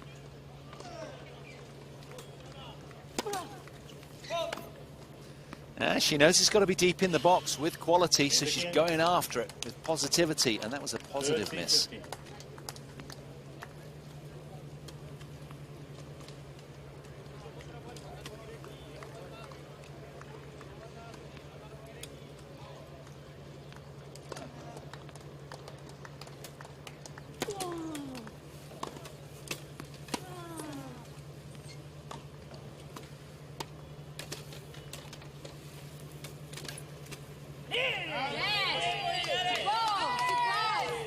The backhand What is the king? from Dida misses.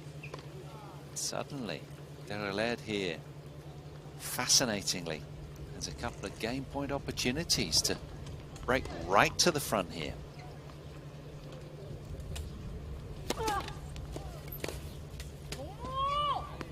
Another fine serve to the deuce court. Yes, c'est bon. And as the breeze picks up momentarily, it's Pauline Dereled. Who'd have thought it? With a 2-love lead in this second set. Terrific work from the French woman. She's inspired right now. Getting her teeth into Dida.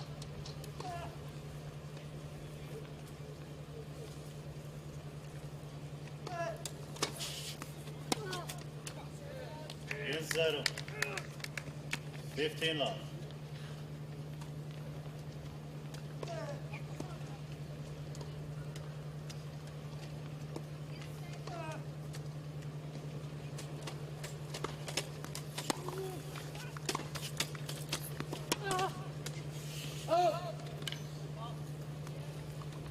Oh, she's thrown herself around with 30 love. gusto right now, is Pauline Dereled, and very buoyed by the fact that she's got this 2-love lead.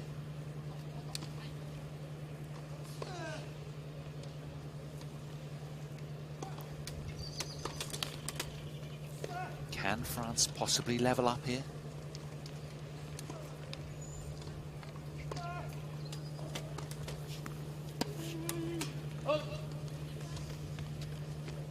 What is the sun? Tell you what, the neutrals would love it, wouldn't they?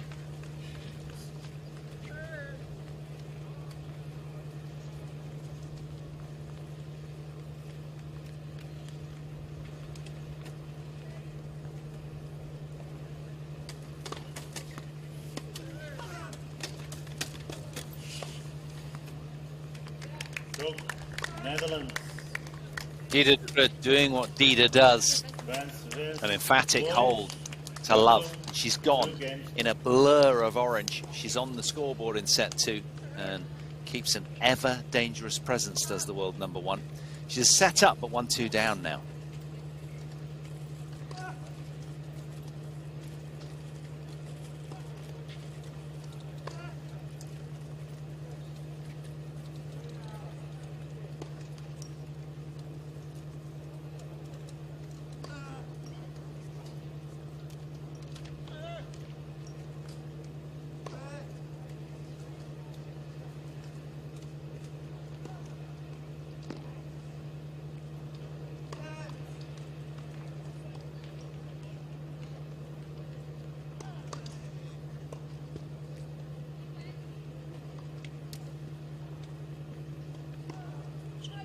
Time.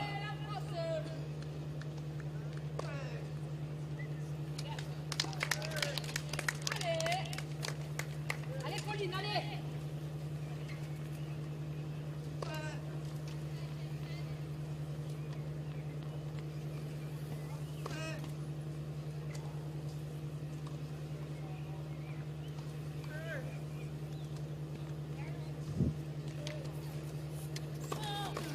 Let's Brazil.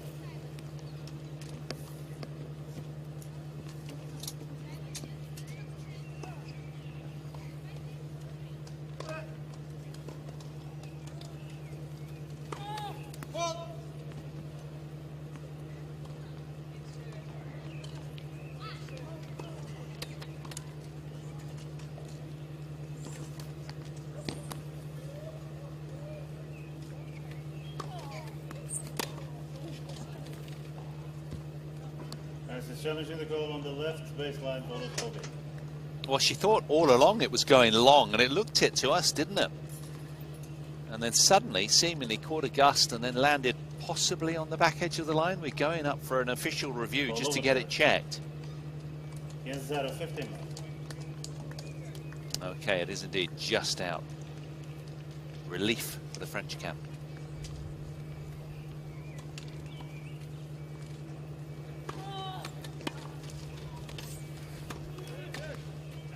Yeah, well taken. She loves that forehand. Allez, Pauline, vas-y. She's really starting to enjoy herself out here against the world number 1, and there's something to be said for that, because then can generally, once you're relaxed and having fun, access more expansive parts of your game.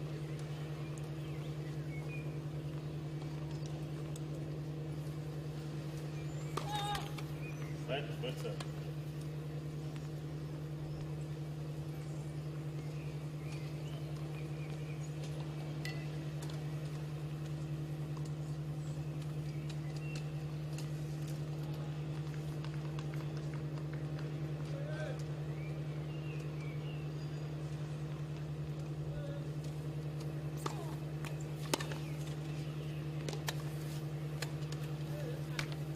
Lead again. Allez, Pauline, allez. 30-15. Allez. In this first meeting then, the French woman is holding up very, very intact in the second set here, enjoying a little lead against the world number one.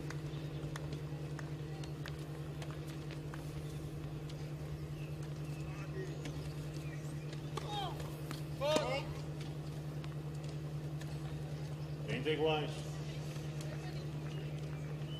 30 all. Allez, allez, allez, allez. Allez, Pauline. Allez, Pauline, allez. Encore.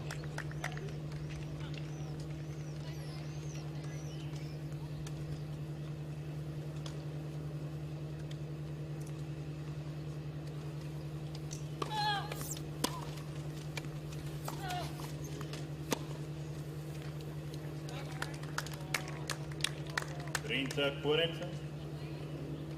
30-40. Allez, Pauline, allez.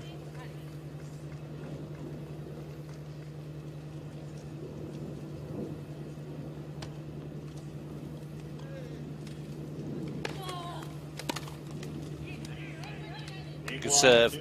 just in the nick of time. Allez, allez, encore un. Allez, allez. Allez.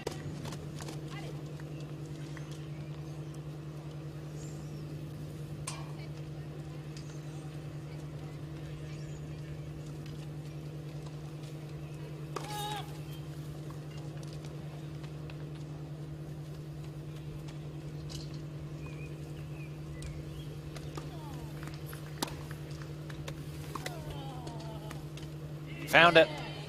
Beautiful forehand again, so strong in that department.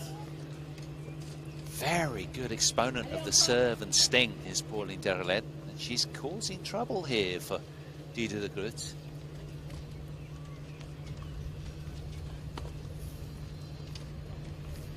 Does she have the deep-seated belief, though, to take this all the way?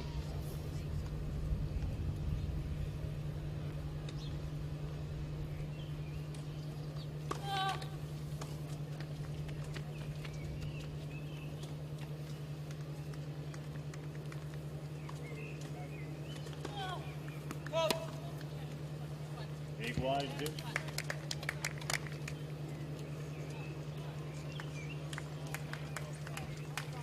Allez, Pauline, maintenant, allez. A lot of allées coming from the French bench.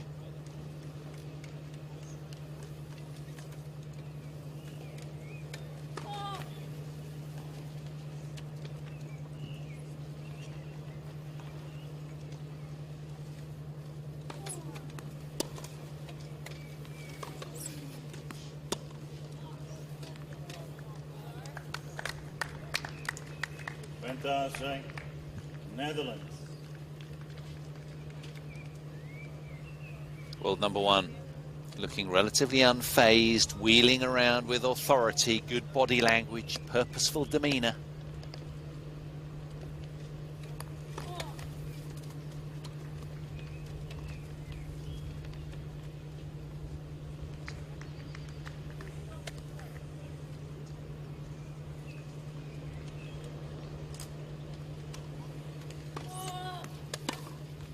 Yes, c'est bon. Great deep serve. And a couple of times in this return game, we have actually seen Dida de Groot's head rather sunken, almost looking a little downbeat. Perhaps there's a little hesitancy there. Yeah, head-scratching moment for the world number one.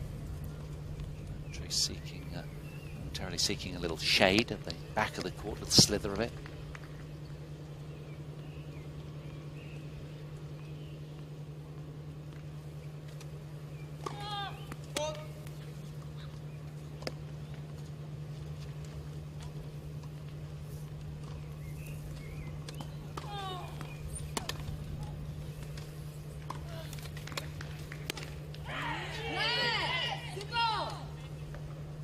Vantagem France.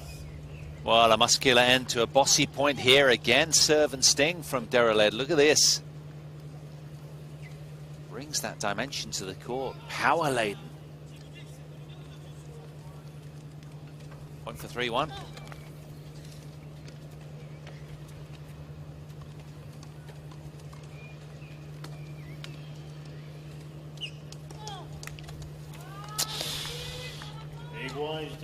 Just a little monkey on her shoulder, chattering in her ear. Do you really believe you can do this? That was a very, very tight second serve, wasn't it? You can see from the body language exactly what she thought of it. That's what I should have done. Accelerate the racket tip upwards, get the brush on the ball. Easy from here.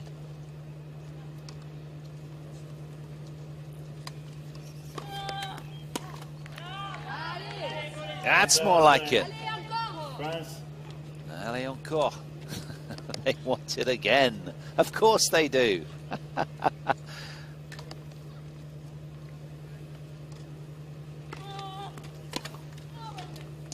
Oh, have some of that, says Dieter de Groot, with a sweetly timed backhand return.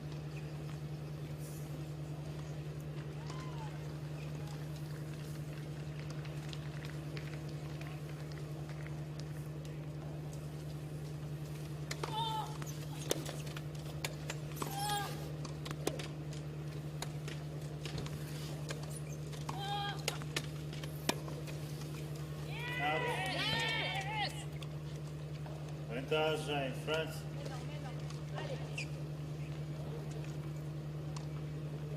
Must be so hard being the world #1 whenever you step on court with 22 wins, no losses this year, that, you know, you've got to deal with the fact that, hey, I mean, everybody in the world expects me to win. Tough dynamic.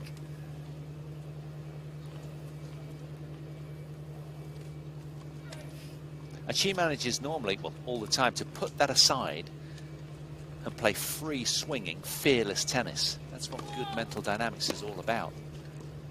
That's a brilliant serve from Dereled, though, who's getting a lot of help from her corner, and she holds on and extends her lead to 3-1 second set. Can she?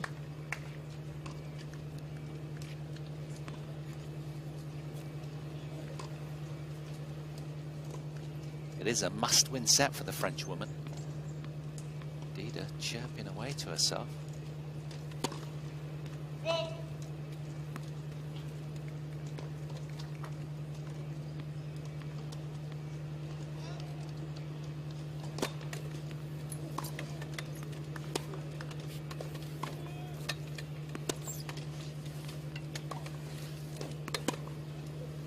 Oh yes, she thought the back behind, like many, was good enough. Did Dereled off the forehand, but Dida de Groot, as the world #1, is up to that.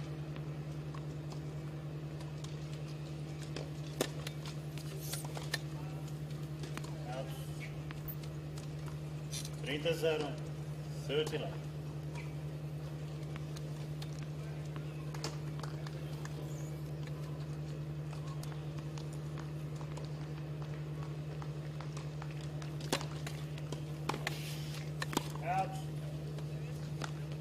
Oh, the big forehand just spilling over the back line there, just seeking confirmation from her camp courtside that that one did go long.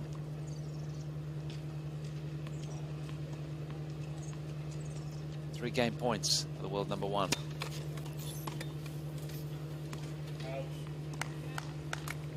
Dida de Groot steadies the ship with a love service hold, and that was much needed. Back in this second set, nibbling away at Dereled's heels here. Set 2-3 to Groot now.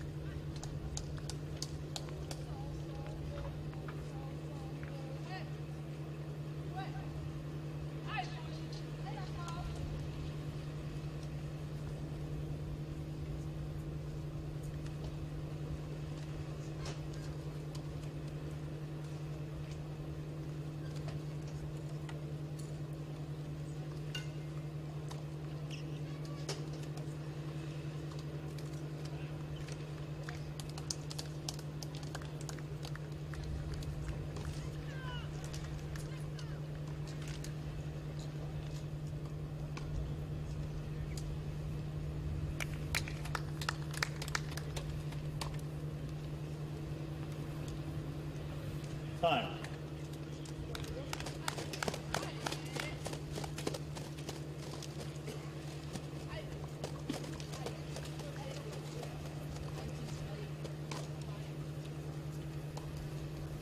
Well, encouraging scoreline for the French here.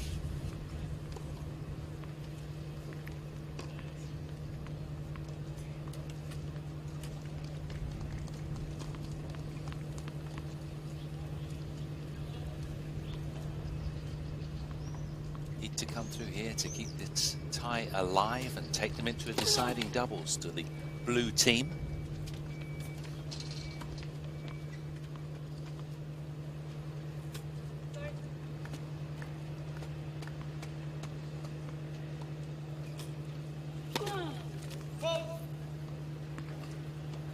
Zero kills. Low 15.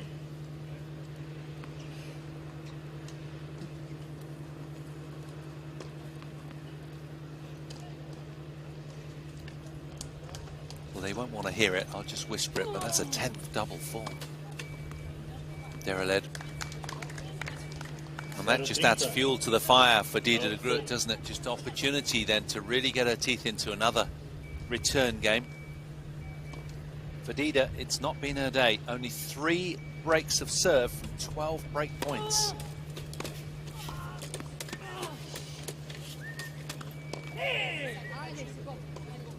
Against 30. 15-30.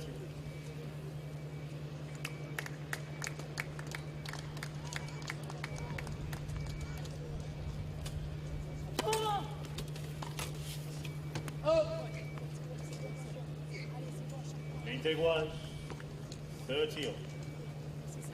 Well, you've got to love Dereled's composure and the way that she's handling this. First ever meeting with the world #1. I'll tell you what, she's putting the frighteners on Dida a little here. She's got a lot of physical presence. Sits tall in her chair. Out. Another point notched for the French. 40-30. And with that comes another game point.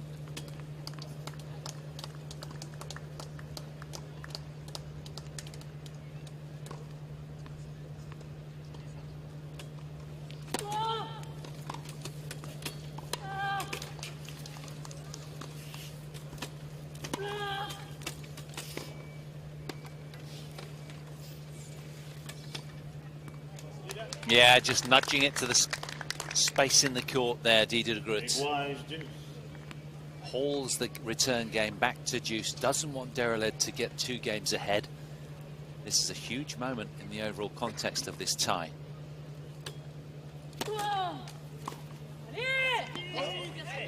Another heavy serve delivered from Dereled.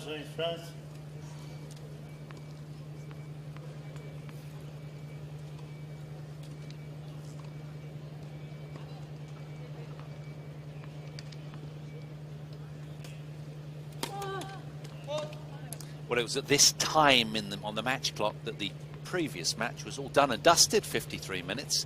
We are still very active out here with a lot of tennis to be played. There it is, the high arcing backhand straight down the line from de Groot. Beautifully struck. Keeping her in this return game.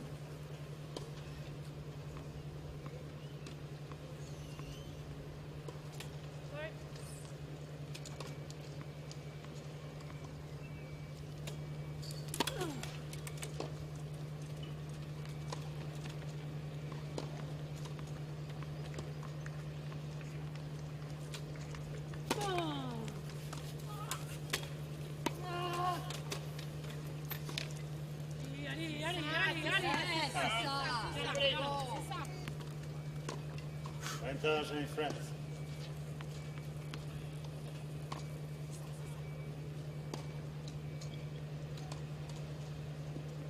Gotta love the way she's going about this. She's very much challenged as opposed to being threatened. She's embracing it.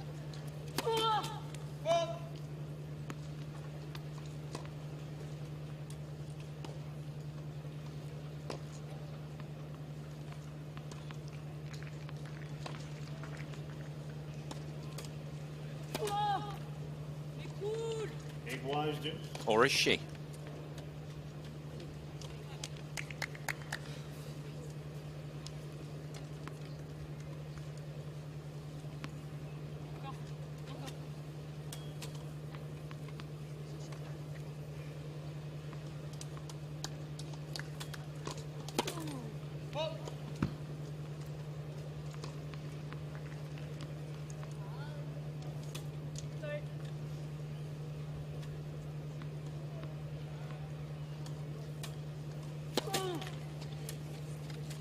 Paribas in Netherlands. She really does have to tidy that facet of her game up. It's a 12th double fault right now. 4 times as many as Dida, who won't feel good about her 3.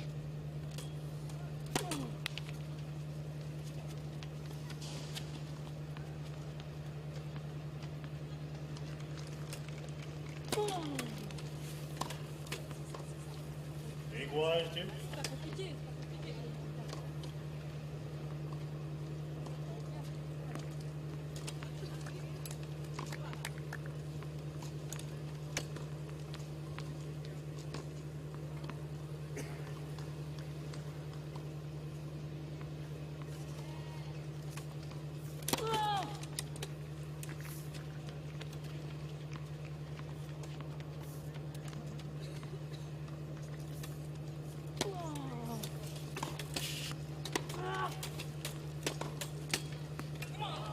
Wonderful. Arcing backhand down the line Paribas from de in Groot. Netherlands. More opportunity here for the Dutch woman.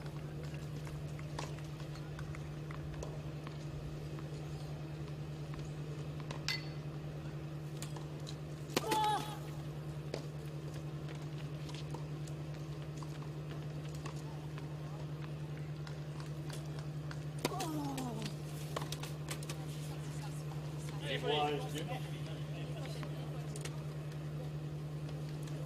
3 of 15 break points converted. That will really be harrowing right now for Dida de Groot.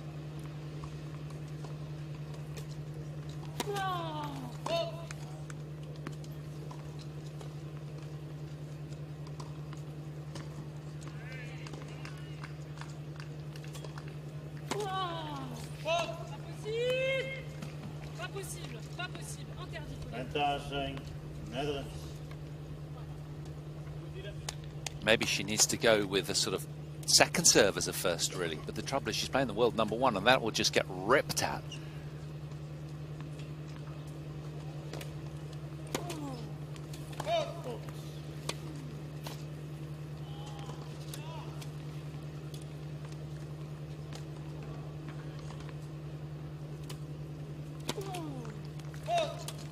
Tied up with cobwebs of doubt is Pauline Dereled. 3 games up.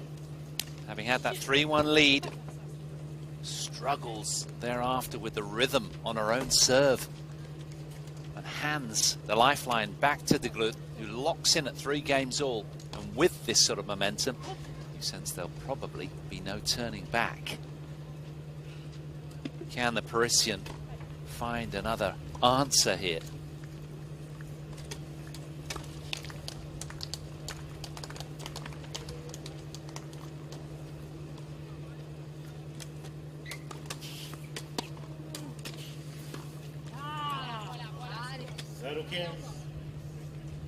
Long 15.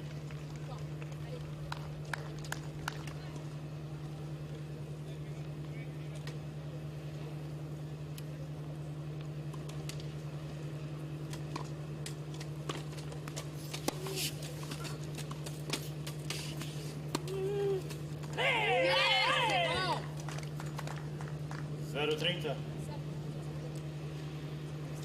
Long 30.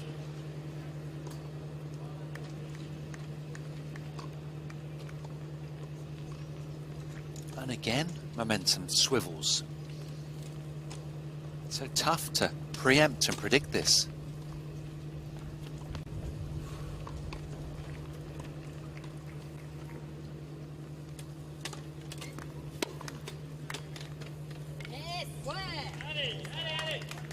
Service 40. Love 40.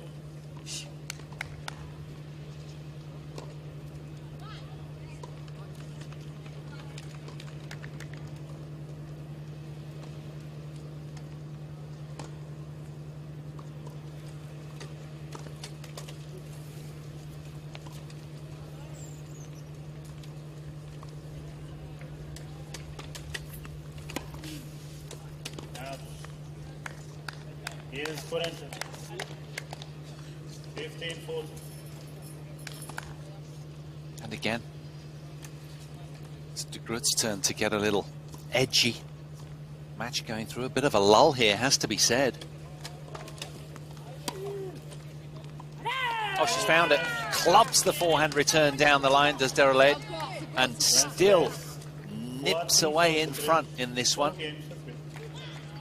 Trailing a set, but has a 4-3 lead, the Frenchwoman. Things really looking up for the Blues.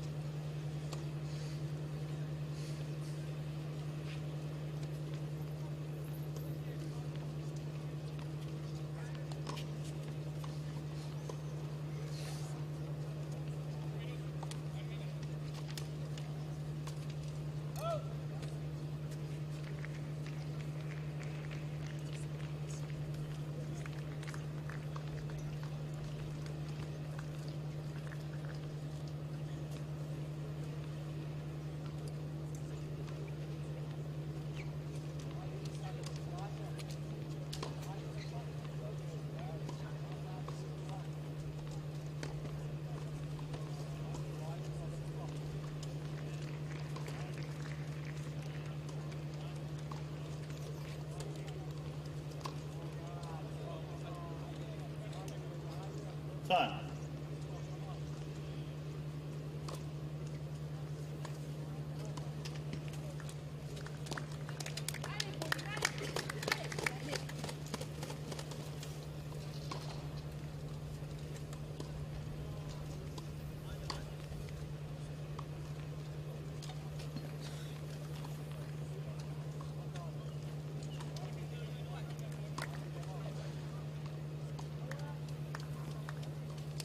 What about this time? Can she hold on here?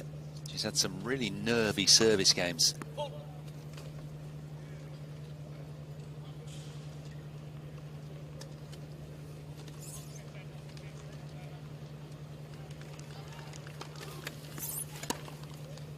Out. Here's 15 love. So,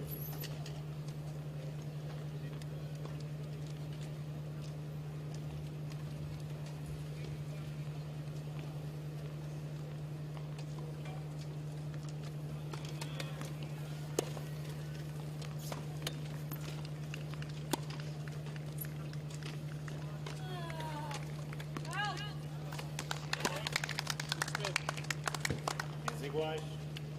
15 all.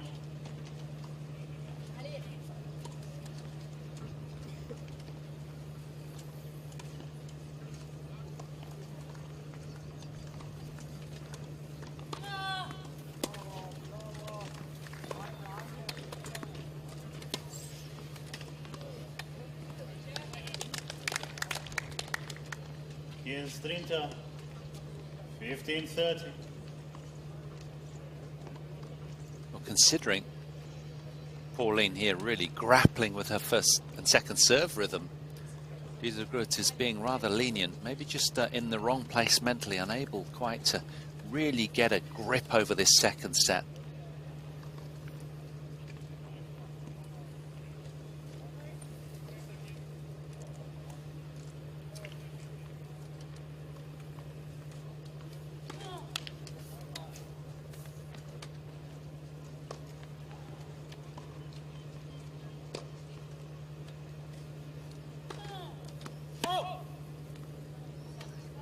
Here's 40. There's another DF. 15-40.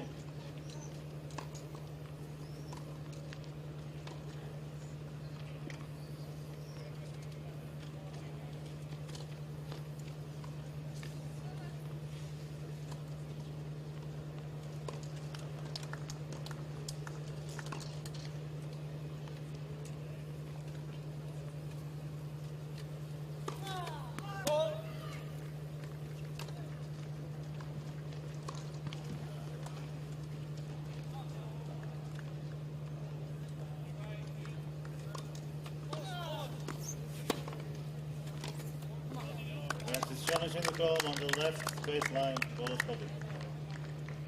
Well, a challenge spurned out of desperation, you sense, the way that she's looking towards her camp there, just seeking a little visual confirmation.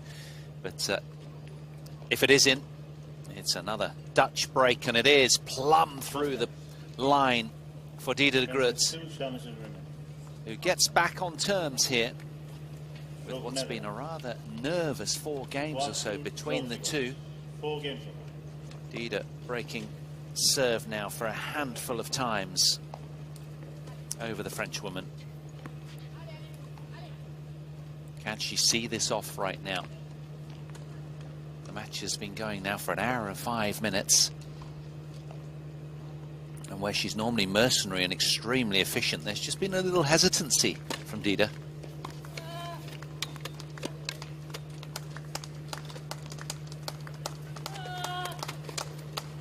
And that's why, because that forehand from Dereled has been smoked numerous times.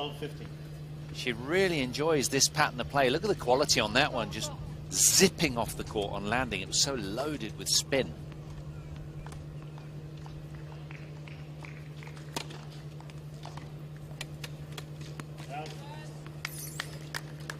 Guessing wise, 15-0.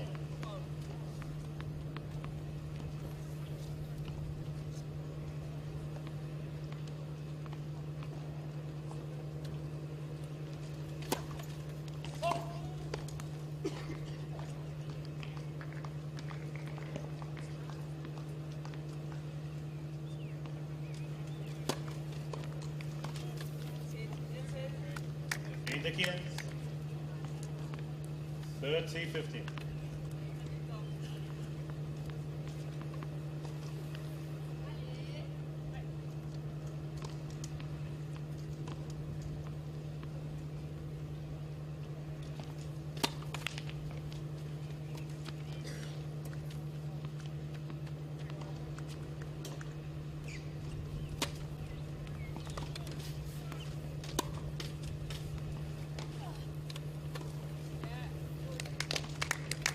Good consistent play from the world #1.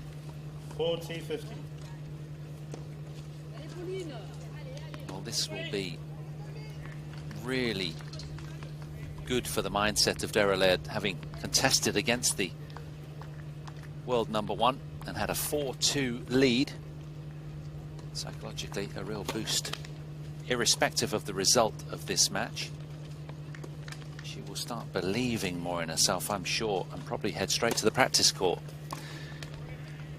with that serve in mind. But it's Dida de Groot here who wins a 3rd consecutive game. And now is just a game away from victory and a spot in tomorrow's final.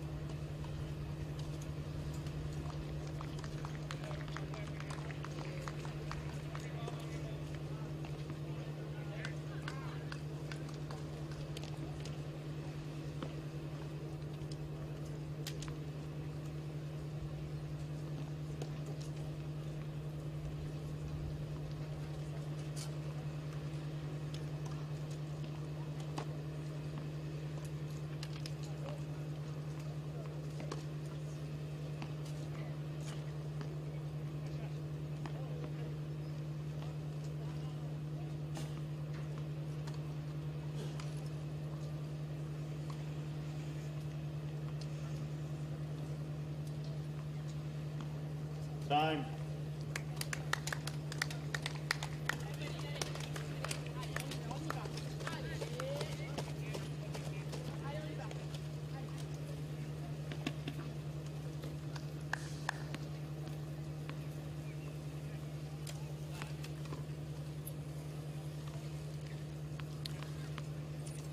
So can Pauline Dereled hold on here?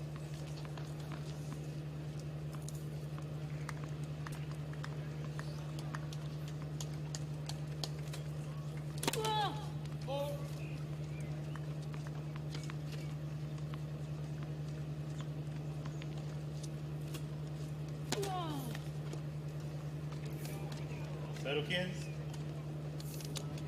12-15.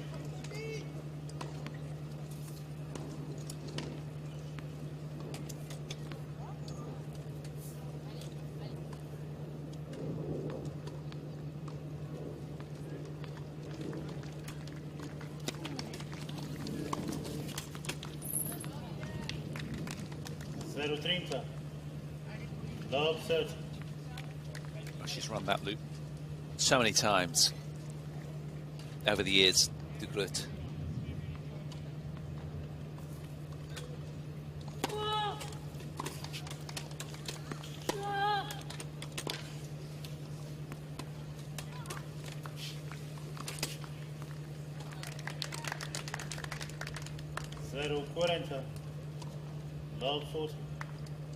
So after an hour and 10 then, it's Dieder de Groot and the Netherlands with 3 match points.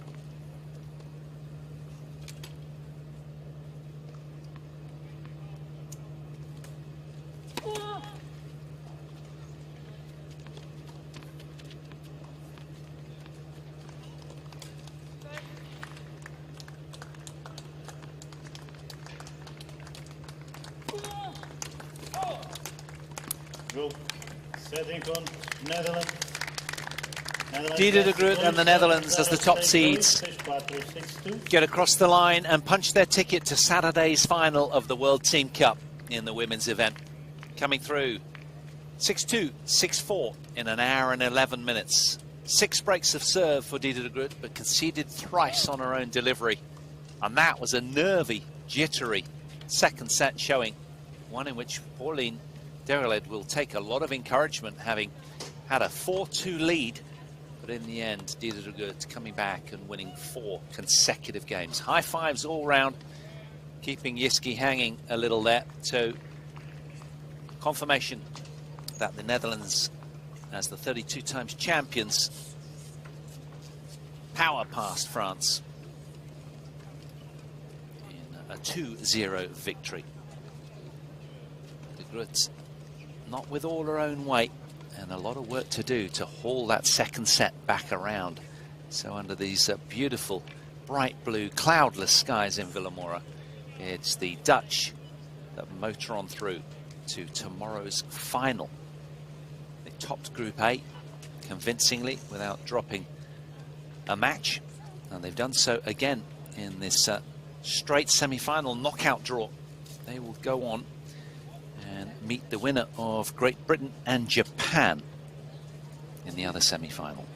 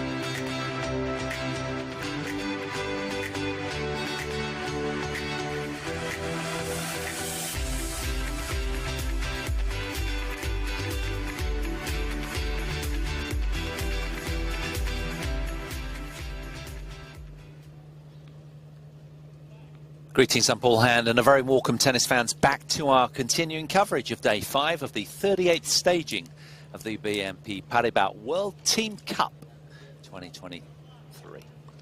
Semi-finals day, as we know, and we head towards the sharp end here at Villamoura. Straight knockout draws from here on in. And medal podiums coming into view now on these blissful weather conditions here in Villamoura. We're down to the final 4 teams, and our focus this afternoon is a men's semi-final. The 3rd seeds Netherlands square off with the 5th seeds France. Same 2 nations as we had just earlier in the women's semi-finals. And for now, we've got Stéphane Houdet taking to court. Salty old sea dog at 52 years of age is Stéphane. Rio Paralympic men's doubles champion with Nicolas Pfeiffer. He takes on Tom Egberink of the Netherlands, 30-year-old world number 10.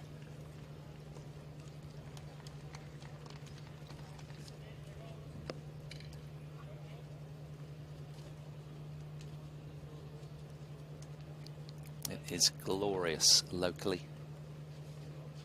A lot of tennis unfolding across 10 match courts today, all to play for. Spain will be taking on Great Britain, the 4th seeds against the 2nd seeds respectively. That'll be on court 1, but that'll be following the other women's singles semi, which is Great Britain, the 3rd seeds in the women's event, against Japan, the 2nd seeds, over there on 1. So Stéphane Houdet, the former world number 1, is ready, and Tom Egberink just with a little something for him from his team captain, Sten Lusink.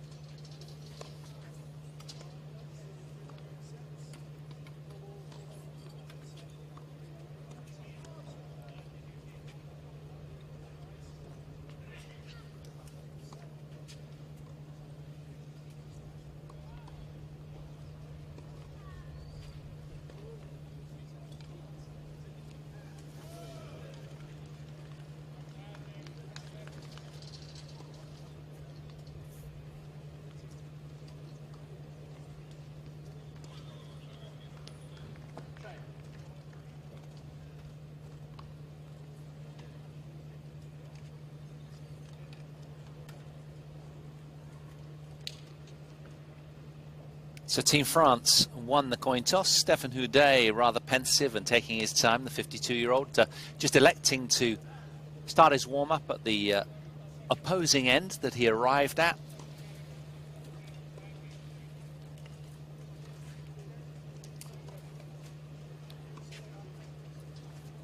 This men's semi-final between the twice defending champions, the Netherlands, who topped Group D, and they take on the 5th seeds France, who topped Group A yesterday. Tell you more about that in a minute. So the Netherlands beat the USA 3-0, Sri Lanka 3-0, and Portugal the same scoreline as well, so yet to concede a set. They've got 3 top 13 players in their pack, and Tom Egberink is 30 years of age. World number 10 currently. Has been as high as 4 in the world. That was in July last summer. He's a former world junior number 1. And this year he's played 15 matches and won 2/3 of them. Won 10, lost 5. So his last title was a couple of years ago in 2021, but he has amassed a total of 35 titles throughout his decorated career, has Tom, and his men's doubles number 11. And here's Stéphane Houdet, as I say, Rio Paralympic men's doubles champion with Pfeiffer. The 52-year-old world number 44 was at the very top of his game back in June 2012. 11 or so years ago now. He's played 11 matches. He's won 8 and lost only 3 this year, and has 51 career titles to his name. And his last title coming, the same as Tom, back a couple of years ago, but this time it was in Sardinia for Stefan. In men's doubles, he's been at the pinnacle of the game as well, back in January 2009, but currently 37th in the world with 127 career doubles titles. Amazing. He beat a Malaysian fairly comfortably, love and won in his opening singles encounter, and then yesterday took out Daisuke Arai 6-4, 6-1 from Japan in a very important French win that got them 1-0 up in the tie. That took an hour and 13.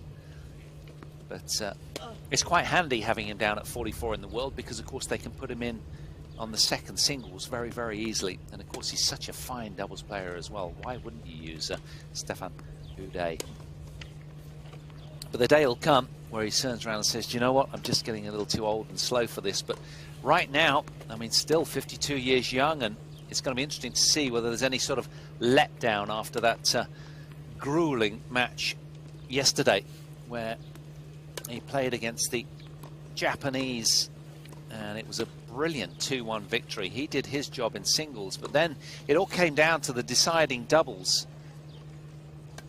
against Tokito Oda and Takashi Sanada, and himself and his partner Frederic Catania ripped through the Japanese doubles pairing 6-3, 6-2 emphatically.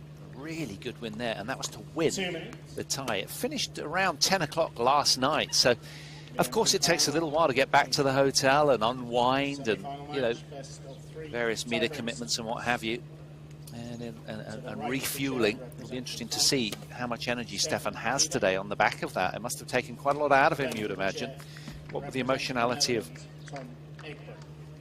winning the singles as well. France won the toss and chose ends. The Netherlands chose to receive. Interesting. So Houdet wanted the ends, and Tom Egbrink here electing to receive first. Probably because that's the tougher of the two ends, staring into the dazzling sun, that end.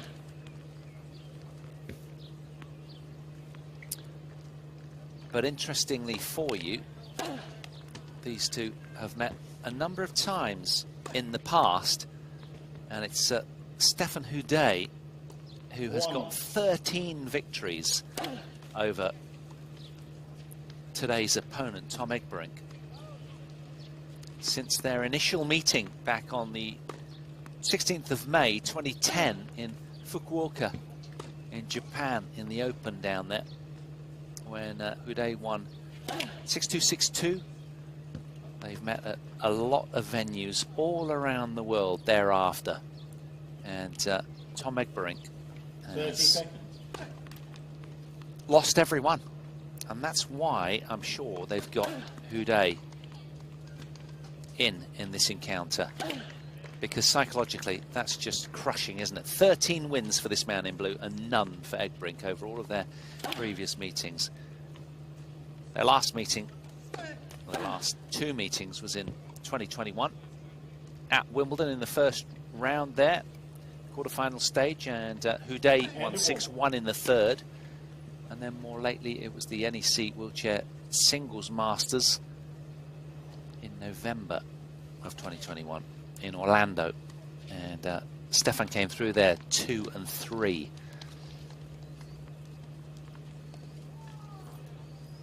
Houdet has added to his armoury over the last couple of years. It's going to be interesting to see if he's got enough to possibly today get over the line against a really belligerent competitor in Houdet. He'll do whatever it takes to come through. He's been a scratch golfer in his day.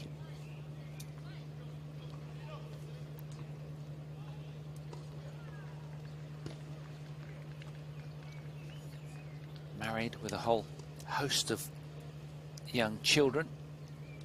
Here's Stefan.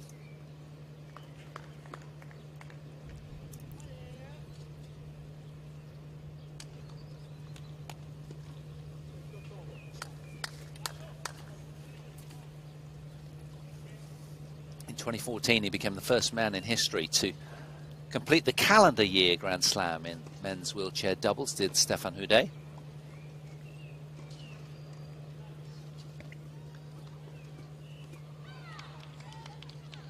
Born in Saint-Nazaire in France.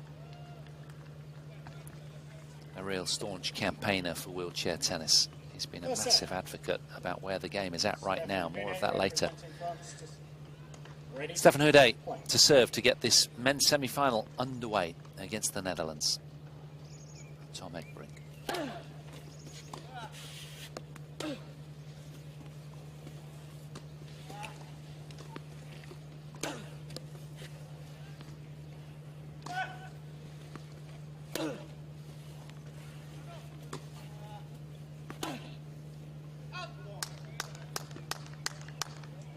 Zero Kins. Love 50.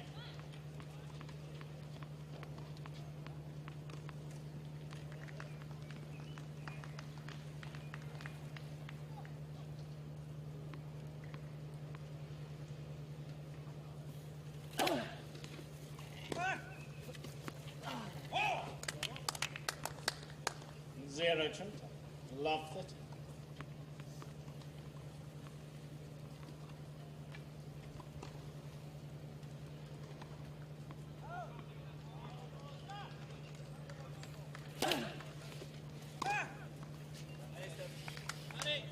Kins, Trent, 15-30.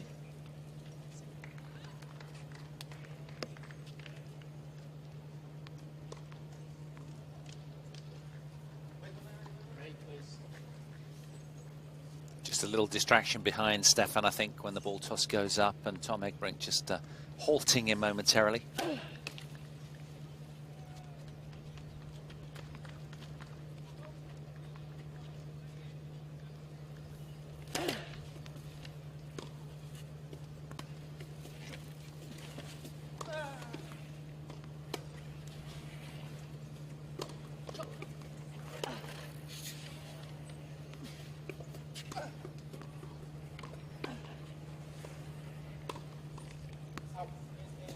Good scurrying and defensive play from the 52-year-old Frenchman. 30.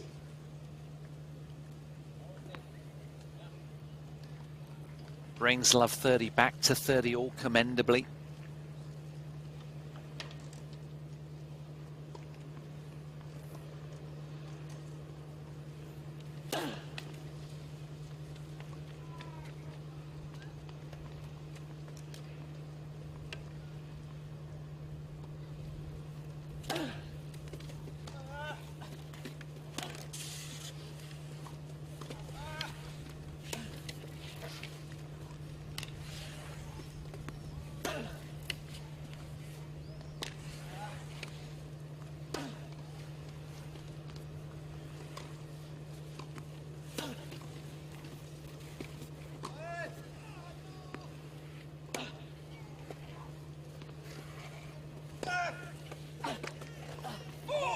Oh, a very hard fought 30-all point, that one.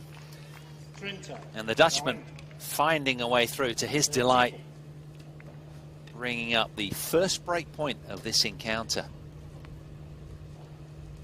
Houdet, a man who came out first yesterday against Japan, the top seeds, and got his win against Arai convincingly at the expense of just 5 games.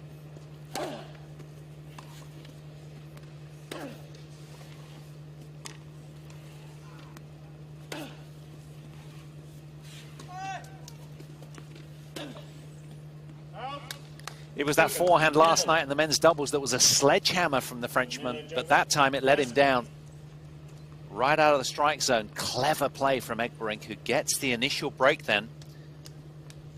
So the 3rd seeds and twice defending champions, Netherlands, looking good. On the march already. And he's fist pumping, the man in orange.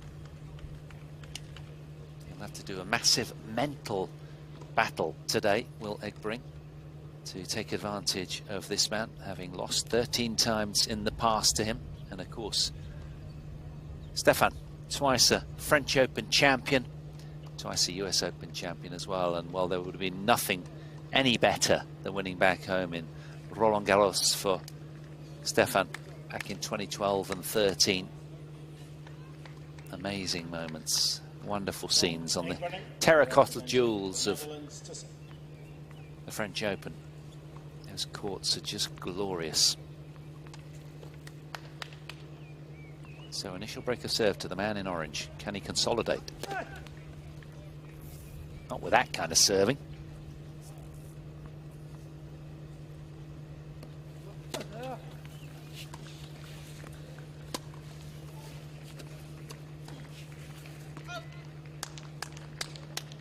Kings 0, 15.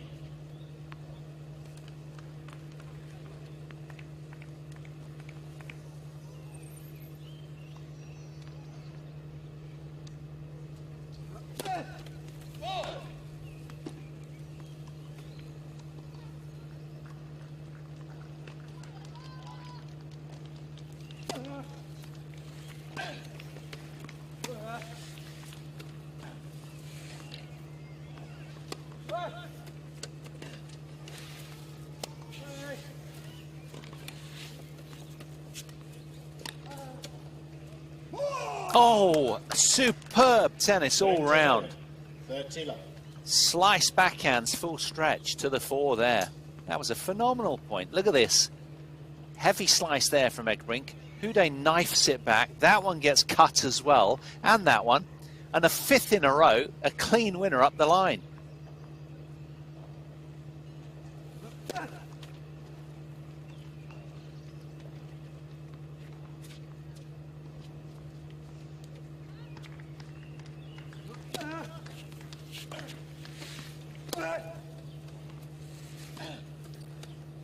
Out.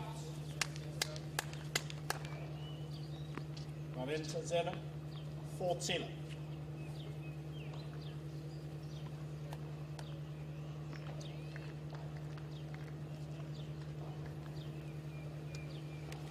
Quiet, courtside, got a library-like feel about it at the moment. This gangways even, no movement around, not much.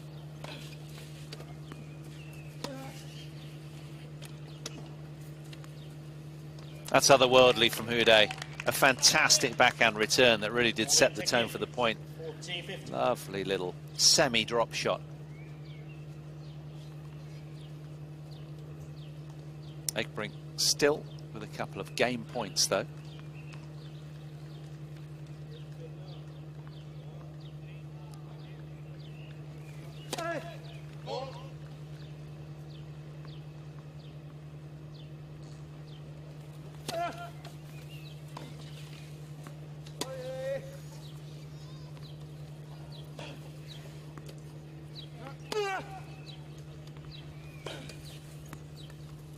There's that sledgehammer forehand. He brought it out a lot in the men's doubles last night. Makes you wonder though what time this man actually put his head down and really got to sleep. The match finished at 10. I'll tell you what, I reckon there probably wasn't a lot of change out of midnight for him. Mercifully though, they're up on the afternoon tie here, so he may have been able to get a bit of a lie-in, but a man with several kids, well not elderly, but grown-up kids now, should be able to sleep decently.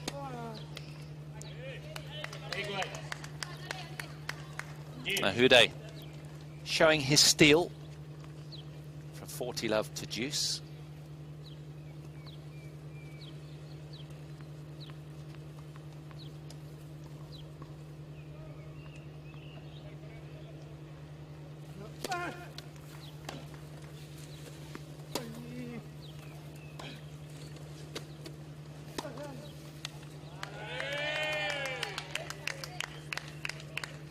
In France.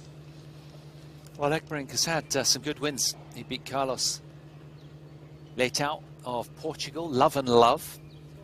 Sri Lankan, Disaniaki, 4-4. And Connor Stroud of the States, US of A, 6-1-7-5 to come in here. So yet to drop a set.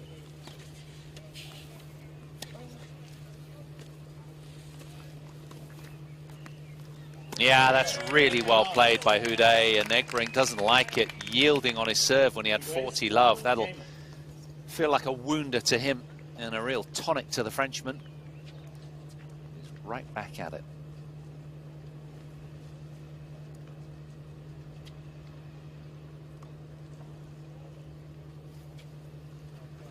He has improved a lot, has Tom Egbrink, over the last couple of years.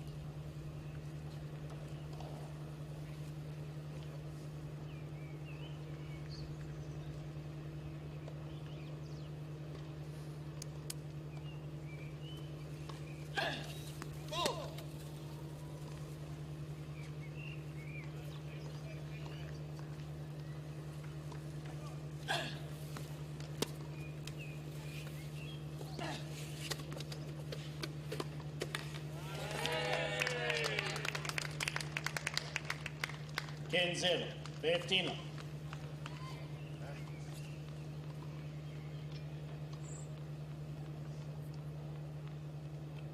Yeah, he will be long in rolling today, will Egbrink. Have to cover a lot of court against the man of experience.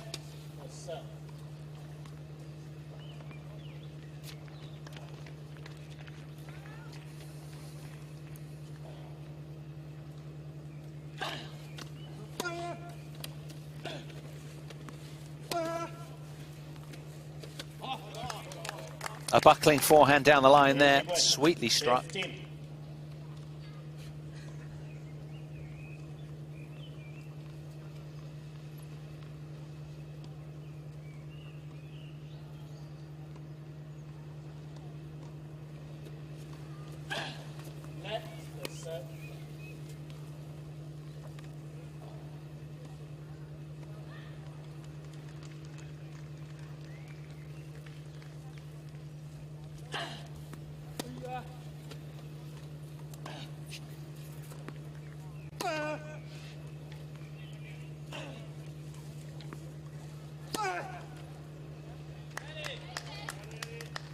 15. One of Egbrink's better results this year was he played the ITF Series 2 event in north of England, in Bolton. Lost out in straight sets in the final to Gordon Reed, 2 and 3.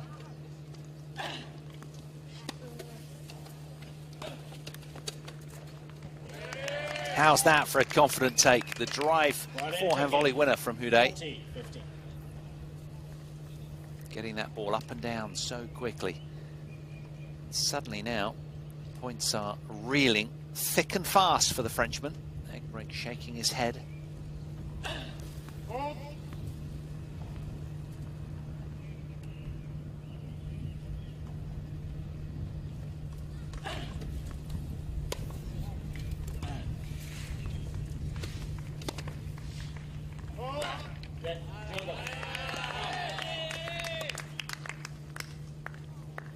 Houdet is the Frenchman at 52 years of age that still has plenty of energy in the tanks. He leads 2-1 first set with back-to-back games.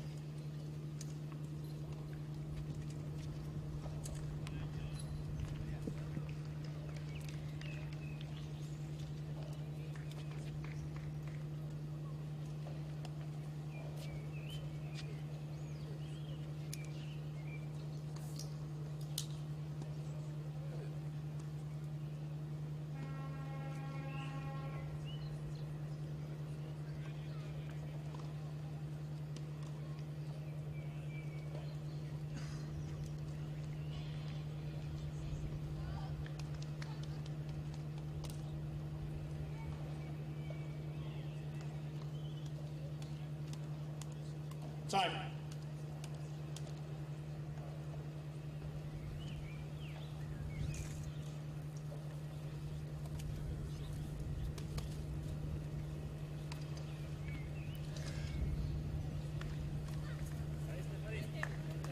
He's going to have to bring something very special today, Egbrink. With the head-to-head series so lopsided.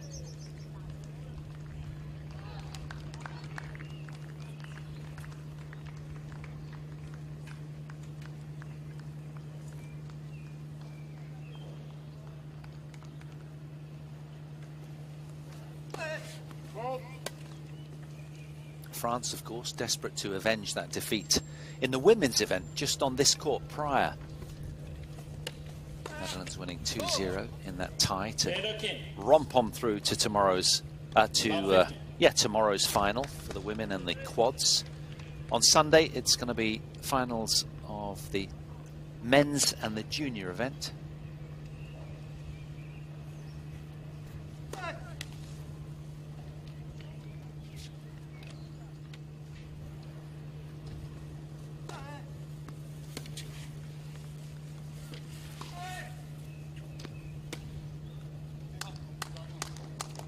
Clever shot there from Ekbrink, getting it up high. That's the trick with Houdet, trying to get it out of his strike zone. If it's where he's comfortable, he'll really hurt you. Former world number one.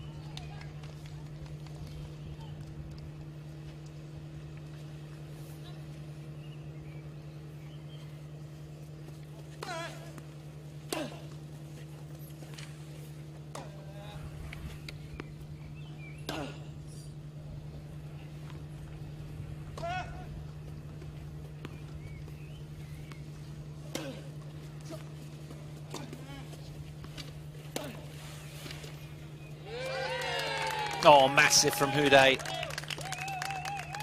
He'll have enjoyed that one. Look how quick he is onto this. State-of-the-art chair. Super swipe.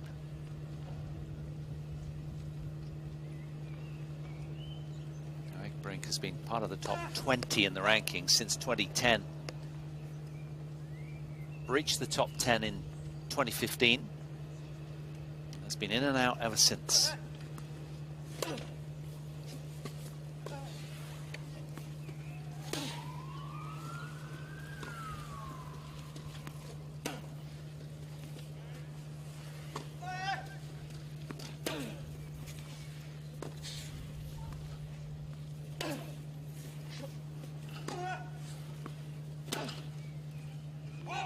Yeah, buckling pace from Ekbrink there, just teasing out error from Houdet. He's a bright tactician is Stefan. Always at the deep end of events, particularly in doubles these days. Ever tenacious competitively.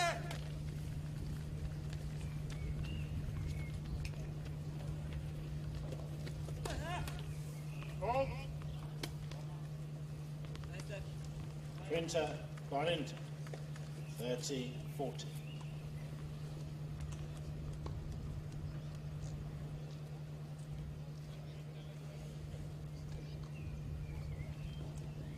In more trouble here is Ekbrink.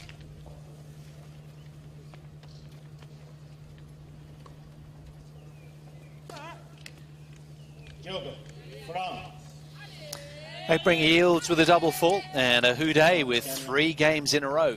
3 games to 1.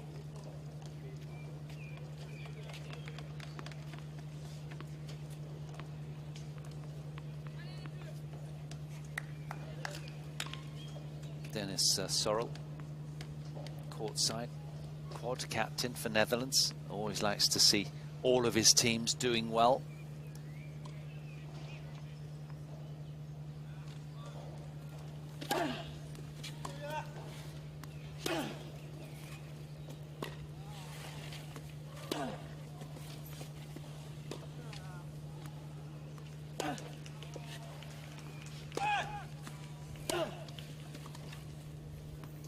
Oh, that is gorgeous. Thumbs up from the former world number one. What an amazing forehand drop volley that was. Take a look at this, folks. Awesome approach. Got over there and silky hand skills to just take the pace right out of that. That'll give him a boost. 15.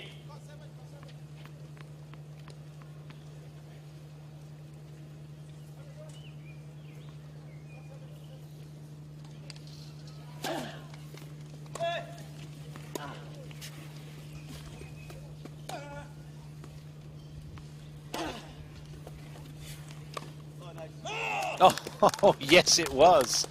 Houdet. Oh, nice. 15, A searing forehand line from Egbrink.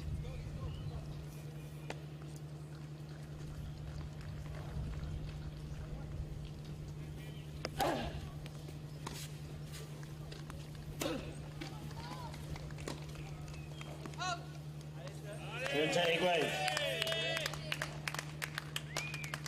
30.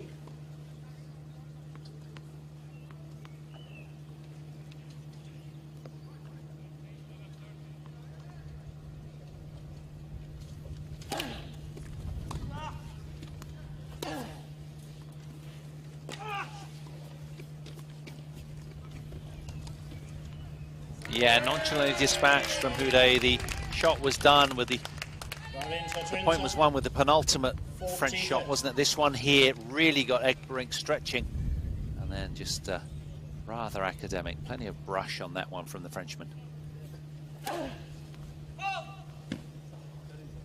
Challenge, the first challenge of the match from Stefan Houdet, who confidently wants to start wheeling around the umpire's chair. Oh, not quite.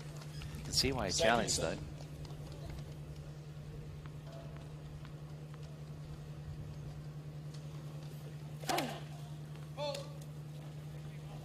Higuain, deuce.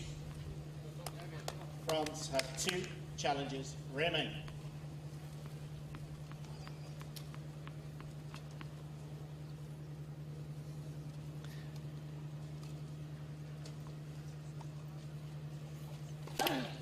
Let person. Well, it was Houdet who really was the star of the show yesterday in handing out the biggest upset of the week when he won his singles and doubles to take out the top seeds, Japan, in this men's event. Catania as well in the doubles, playing his part. Dramatic to the very end. Finished 10 o'clock.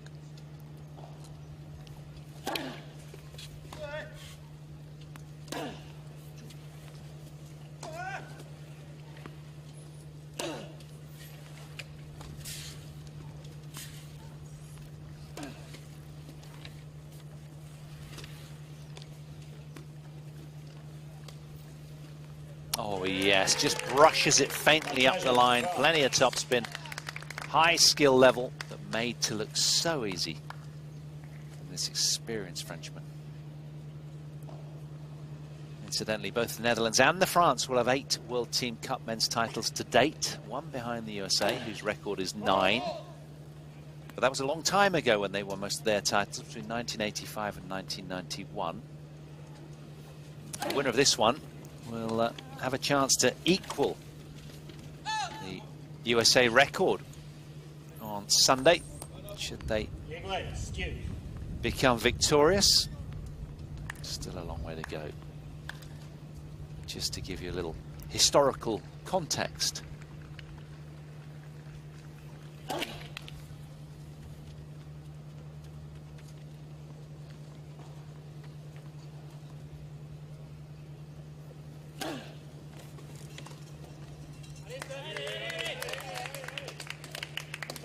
France. Just seems to win the big points, doesn't he, Stefan? I guess that's because he's so long in the tooth, so very experienced.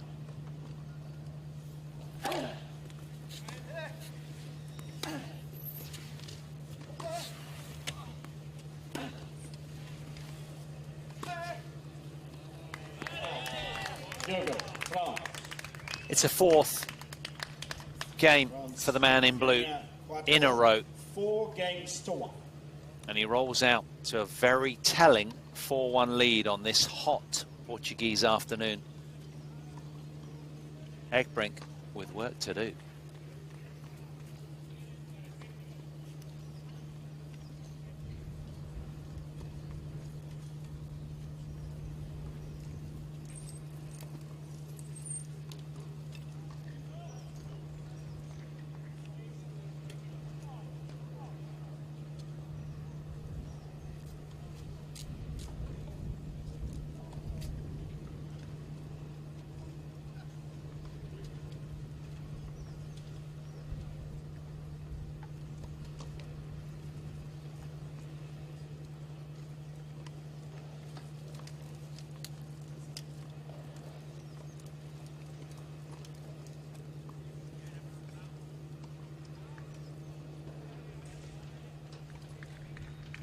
Time.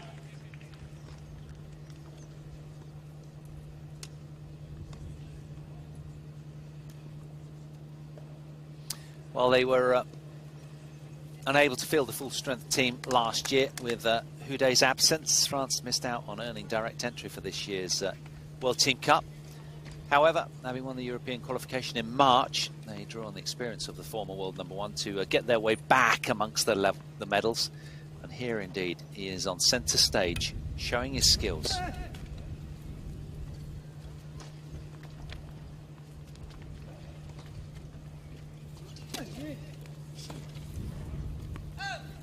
And he is indeed, as I said at the top of the programme, a staunch promoter of wheelchair tennis, Stefan Houde. So uber fanatical about it, really, and he wants more surface-related integrated events, and he's a big part of the push that got these guys into all Grand Slams now. Good to see.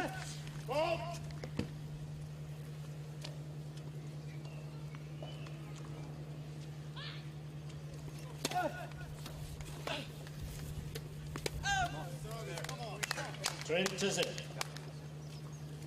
30 long.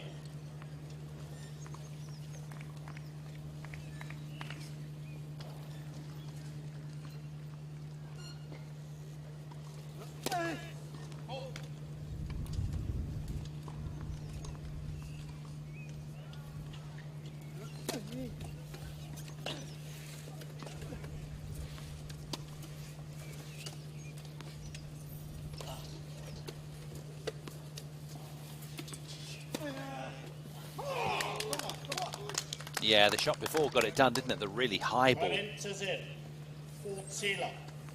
action's hotting up nicely here. The neutral would be delighted if Egbrink could hold on here and make a fist of this opening set.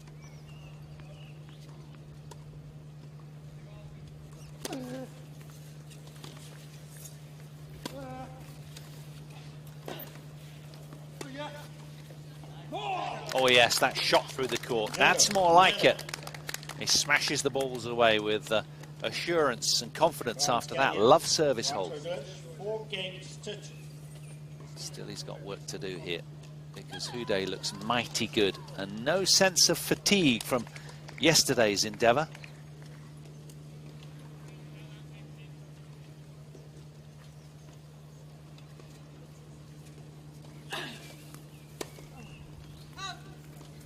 In 0. 15 long.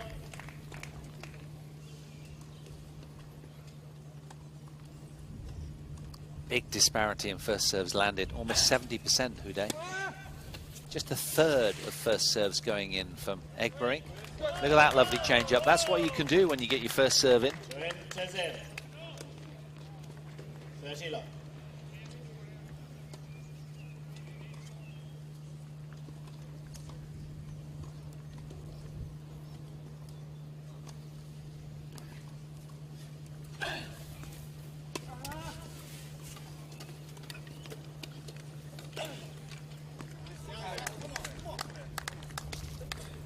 Turn to Kim.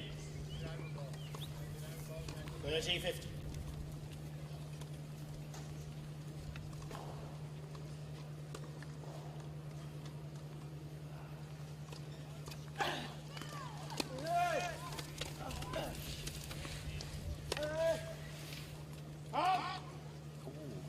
Any challenge? Yes, he is. I thought so. It was very close.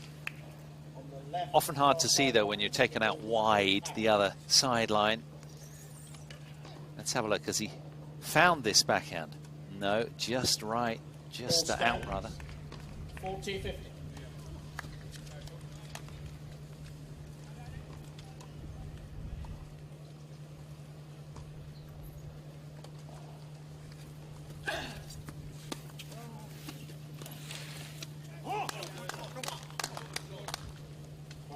Into 40-30. The Netherlands have 2 challenges remaining. So another game point for Houde.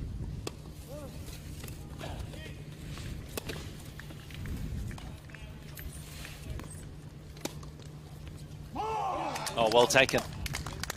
Clever shot from Egbrink. Pulls the game back to deuce. really well engineered. Look at this, just tangling Houdet there, yields the shorter ball who does the Frenchman, and the Dutchman all over it.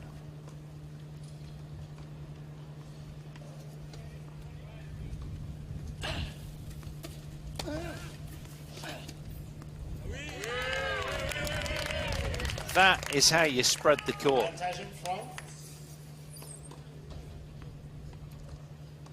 Carves around the side of the ball, gets Egbrink right out wide, and then there we are.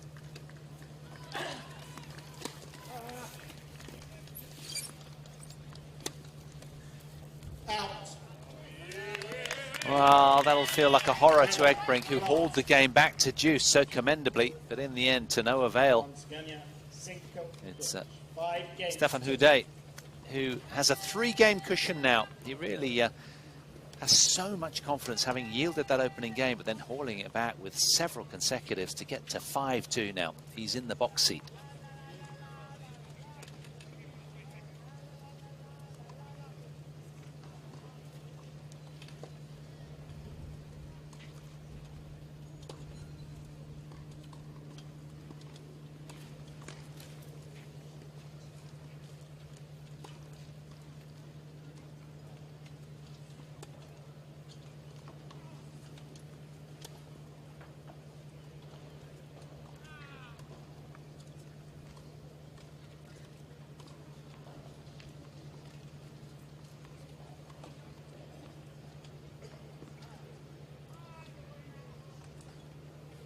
Time.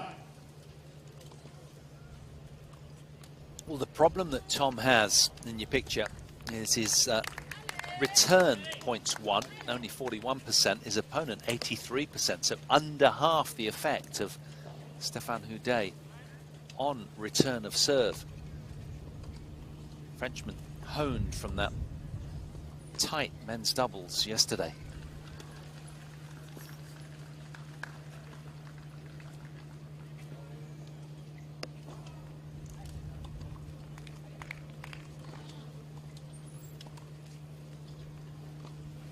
Serving to stay in the set then, Nick. Yeah.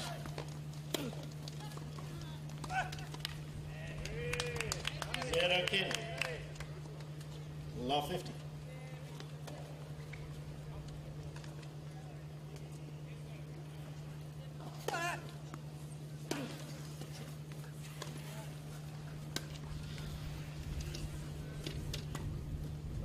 Out.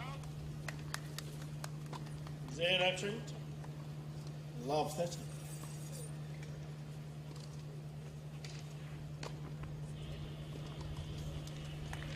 Just one of those game styles that he doesn't like seeing the other side of the net, isn't it, Houdet? He must be haunted with it like that. Several sleepless nights, I'm sure.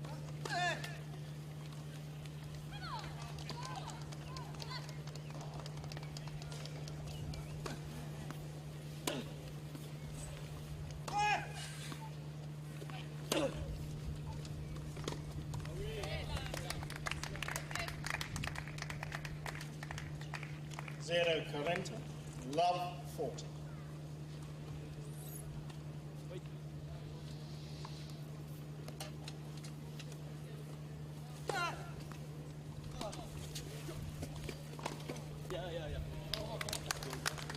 Well, the first of 3 set points saved. 15-40.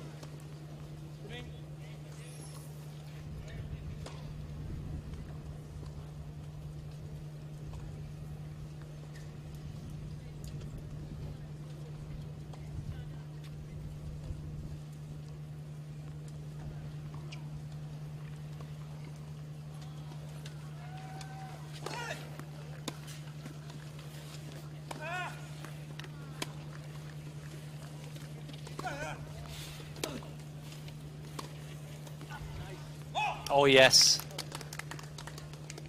Brilliant improvisation from Egbrink. 30-40.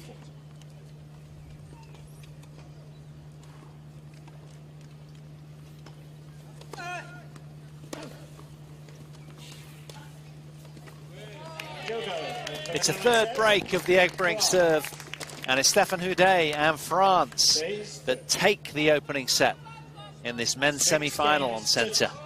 6-2 after 34 minutes out here.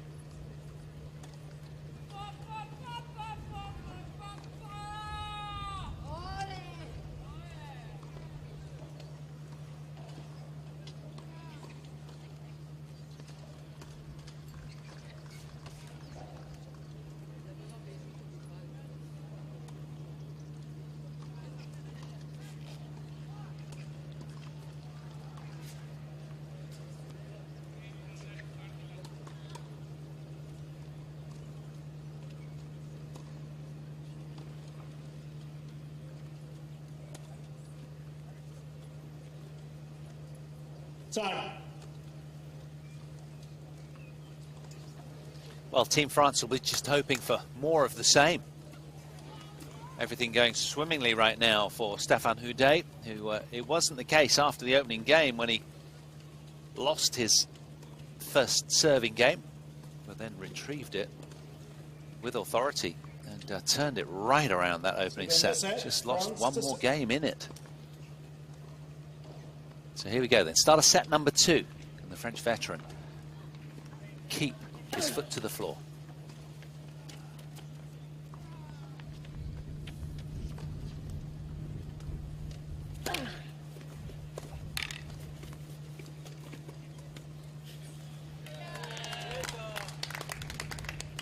Kins 0. 15.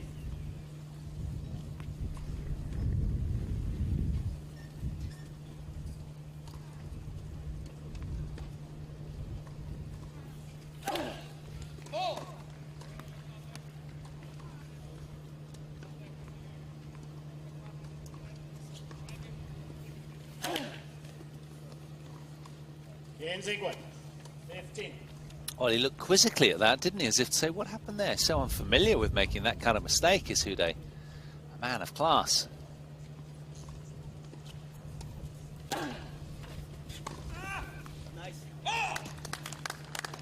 He's always appreciative of good shots, which is nice. 15-30.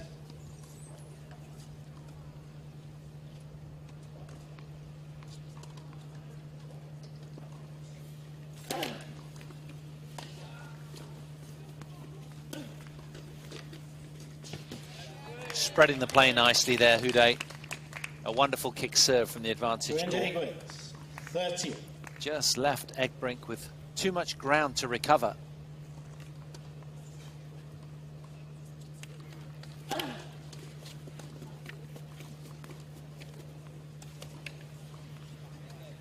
Super. Smooth. Getting up to that ball really quickly with an early push.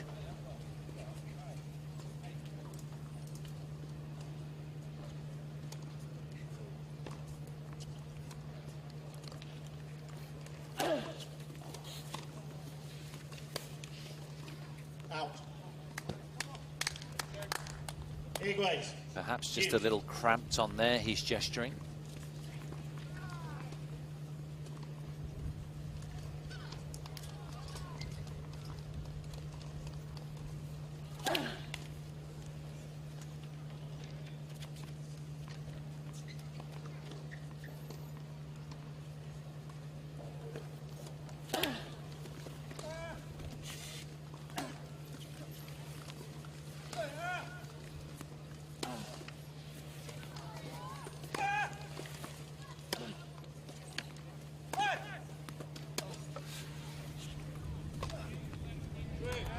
That was a massive forehand from Egbrink, but credit to Houdet. He got over there and just nudged it back, asked another question.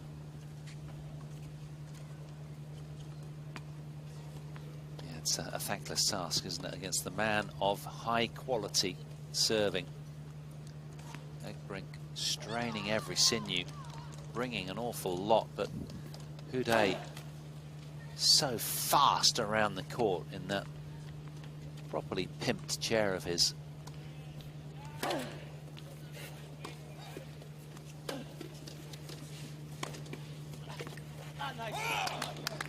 Again, complemented by Houdet, the Egbrink forehand cross-court winner. Yeah, it's the, well, it was one of the most expensive chairs in the game. The sports chair of Houdet.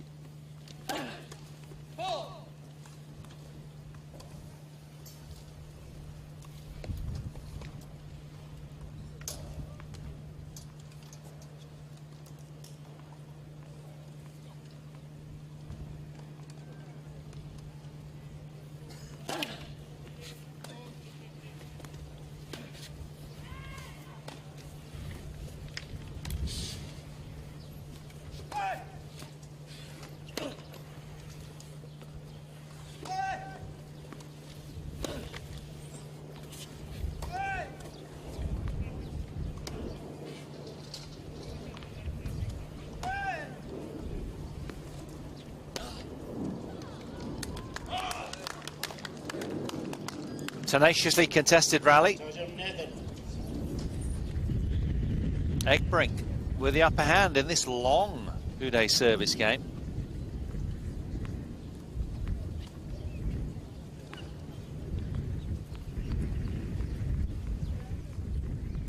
Wind picking up a little. You can hear it on our on-court effects mic.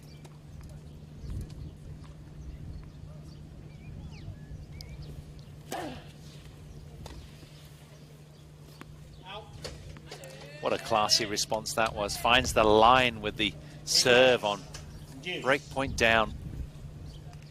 He's a high-class operator, is Stéphane Houdet. Here he is at deuce. Oh yes, sent in the other way. More opportunity then for Egbrink.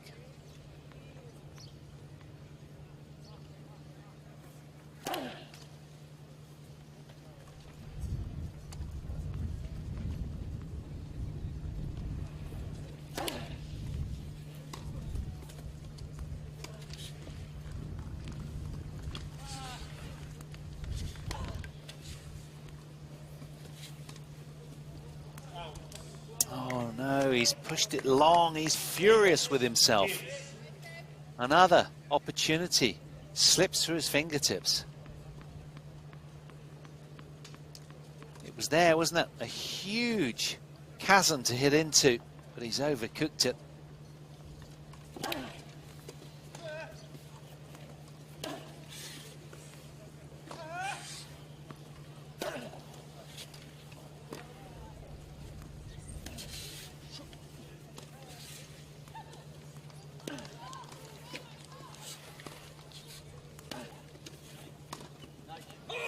That is a crunched forehand volley.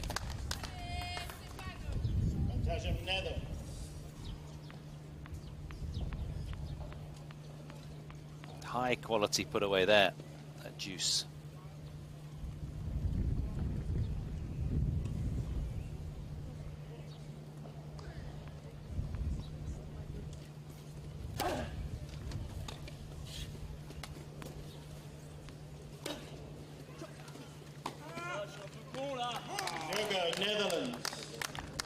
It's an early lift for Tom Egbrink and the Netherlands. Eventually, he gets across the line in a Houdet service game. For the second time, he breaks the Frenchman. And again, as he did in that opening set, he romps out to a 1-love lead. Question is, can he keep it going? 43 minutes have elapsed out here on the match clock. It's been very, very watchable. Some good, tightly contested rallies. Sten Lusink with some pearls of advice. Tough job as captain because you're dealing with the emotionality of the player, and Your advice has to be concise and meaningful. Not overload the player either. And it's not about you, it's all about them. You've got to do whatever you can to help.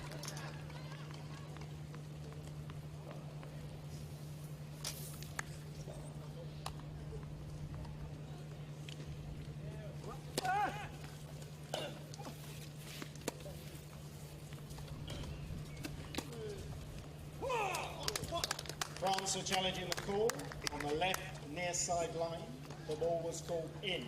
Yeah, it was very close. It was a wonderfully crunched backhand volley, hit with assurance and Call stand. kissing the In 0, 15 love. gloss of the line.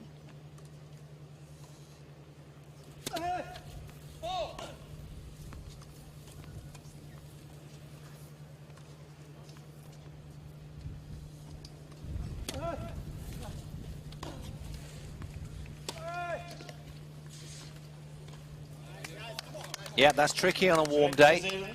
30 love. Any high shots are difficult to deal with. They're always going to bounce up high.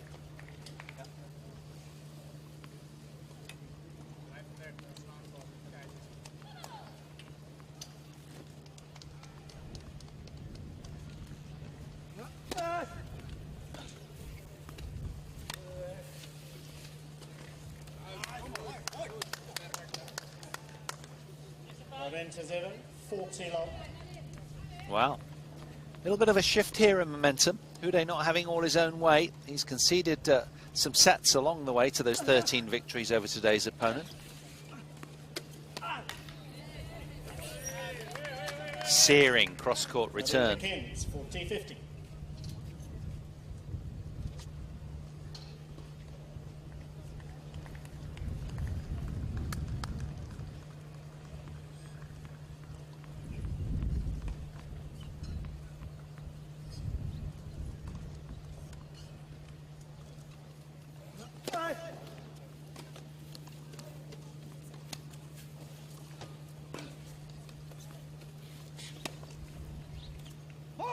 Found it. A roar from Egbrink, a challenge from Hude. He's not happy, he thinks he's seen space. Let's have a look. We'll go upstairs again. Has he found this line as he did last time? Looks like it. Yes, he has. Right on the edge. Jogo Netherlands. High level approach from Egbrink. And he's Netherlands lead 2 games to left. ripping away, tearing out of the blocks in set 2.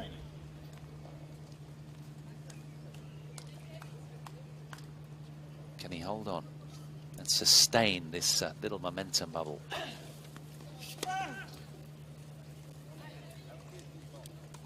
Kings 0, 15 love.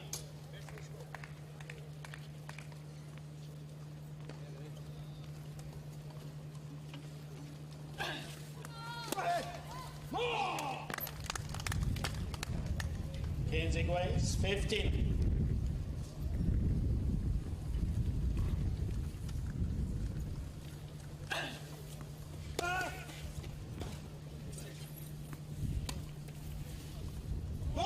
Oh, he can do no wrong right now. He's just going from strength to strength. Timing the ball sweetly as Egbrink. 15-30. Hude needs to somehow slow him down, haul him out of his rhythm.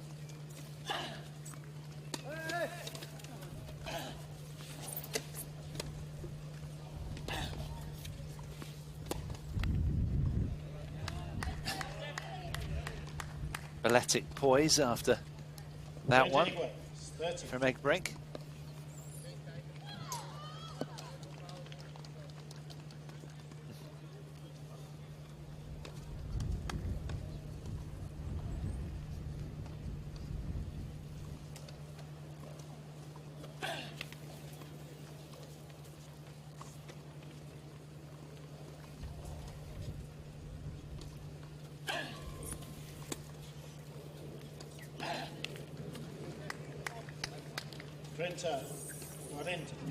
Well, interestingly, everything that was rolling for Hude now is sort of just not quite at the moment.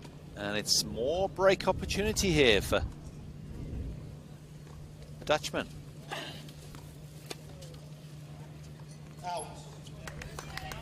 And what we're seeing is just a sort of simultaneous that Huday's just dropped off that very high level, and he's been substituted by Egbrink, who's playing right up there.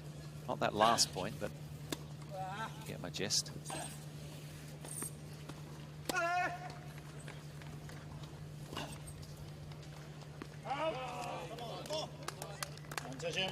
Netherlands.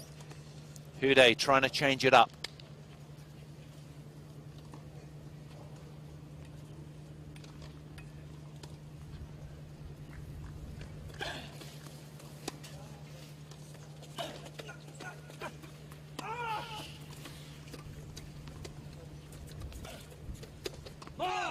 Oh, he's missed it. A little nonchalance from Huday. And Egbrink breaks for the third time in the match. He is roaring away in set 3. Might be a set down, but he's 3-love up in the second.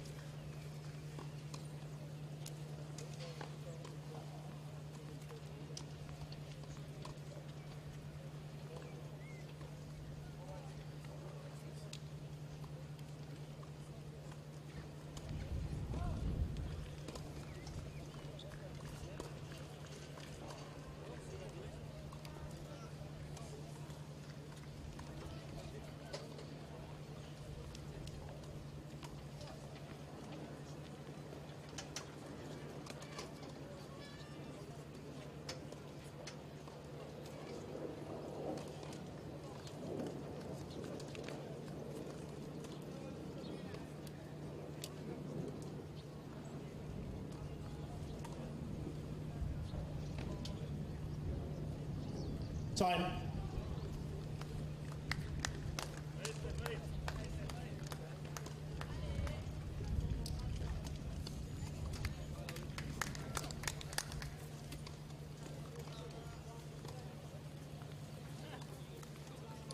Well, Tom Egbrink has given the Netherlands a lifeline here, just when we thought this was rolling away really quickly from the Dutchman. He's suddenly taken the reins of control. 10 minutes shy of an hour on the match clock, and he's very much back into this. What can Huday muster here to throw a spanner in his works?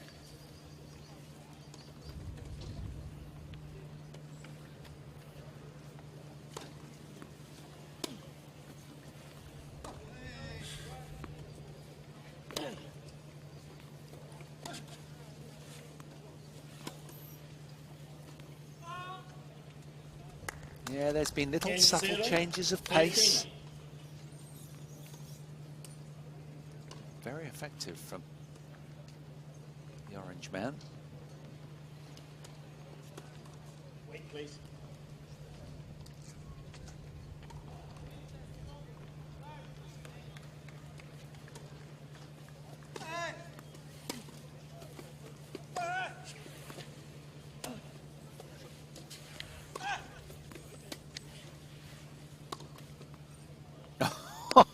Oh, wow. Well, I bet he couldn't do that again. He knows he got a little lucky there, but he'll take it. Nibble off the top of the net cord as well as finding the sideline and a pirouette at the same time. Something very special there. Offers a hand of apology, but doesn't mean it really.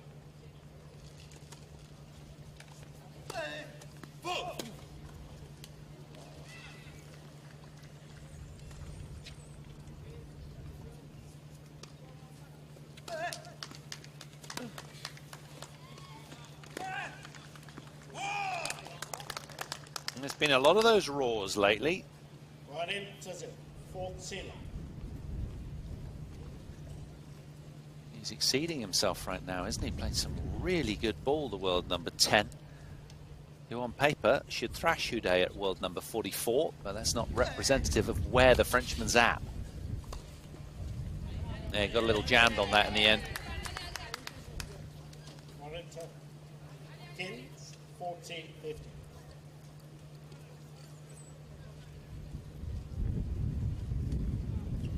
Michael Scheffers, amongst others, courtside. 40-year-old.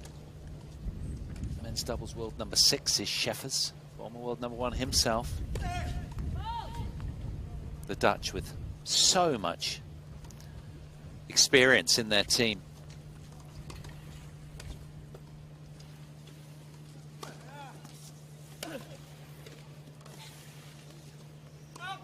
Well, that's unlucky. Well, then to Trinta, 40-30. Yeah, there's Michael Sheffers on the left there. World number 13 in singles. Dennis Sorrell as well. Just wanted to keep an eye on the action. He's the quad captain.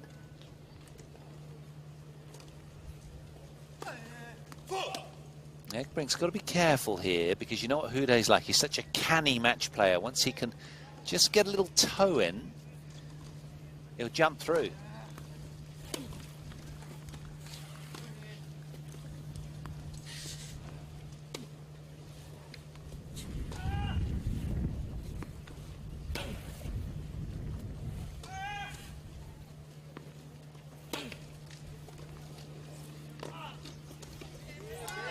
Ah, super play from Houde. Just enough width with the final forehand. All the error. So back to deuce we go. Now, we saw a game like this, didn't we, in his very first service game of the match, when he broke Houde for 1 love, and Egbrink then went 40 love up and yielded. Has he learnt? Can he find a way of putting the wheels back on here? Let's have a look.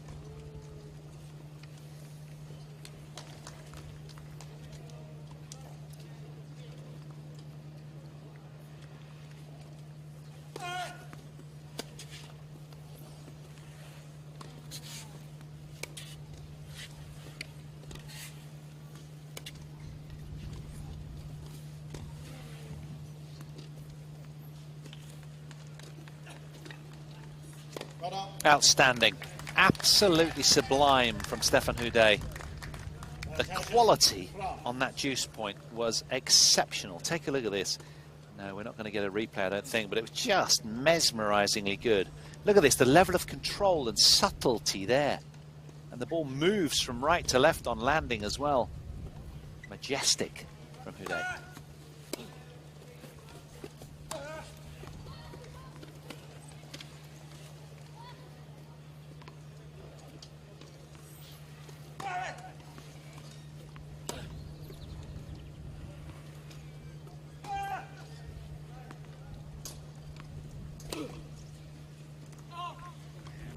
Got a little greedy there, though, the Frenchman. Very tough to hit an angle from that deep behind the baseline.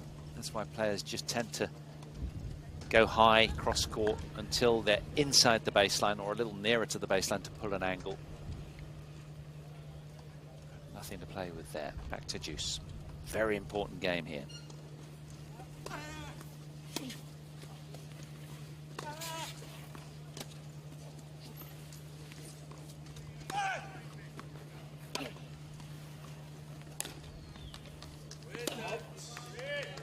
Well, rolled the dice with the half volley.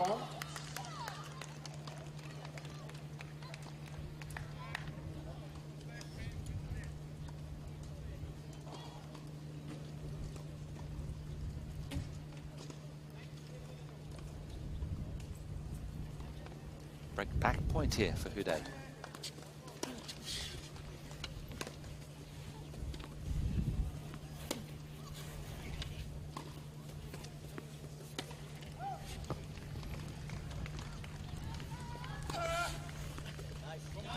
Yes, very, very disguised from Egbrink. Many were sold on the cross court there. I certainly was. But he sort of stalled on the contact point and just flicked it up the line. Not that one. That one.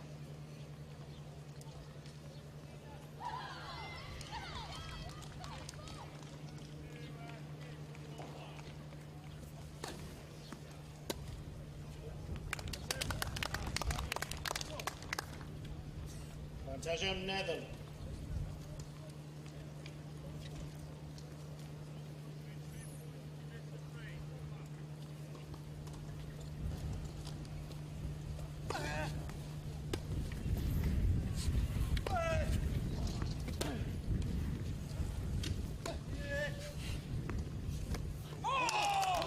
It's another menacing forehand that detonated as it landed on the hot, hard court in Villamora from Egbrink. He finds a way through a very tight service hold, and that will feel very good to him. Plenty of advice courtside for him. He's playing a fabulous second set. No nonsense from the Dutchman. 2 games away from leveling the match.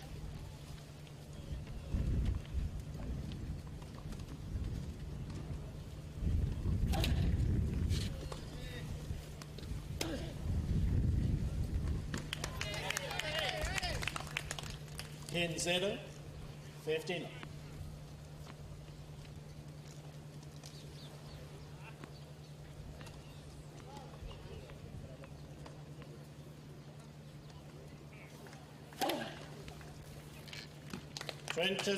That's a beauty.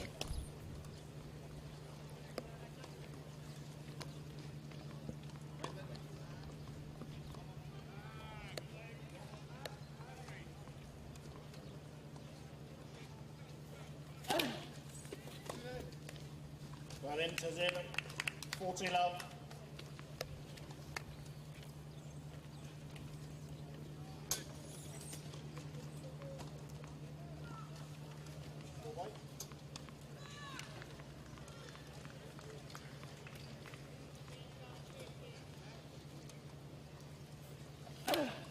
Left, first set.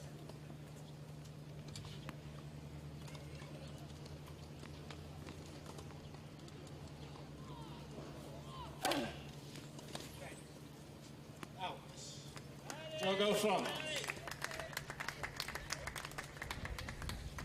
Huday's on the board in set 2. Finally.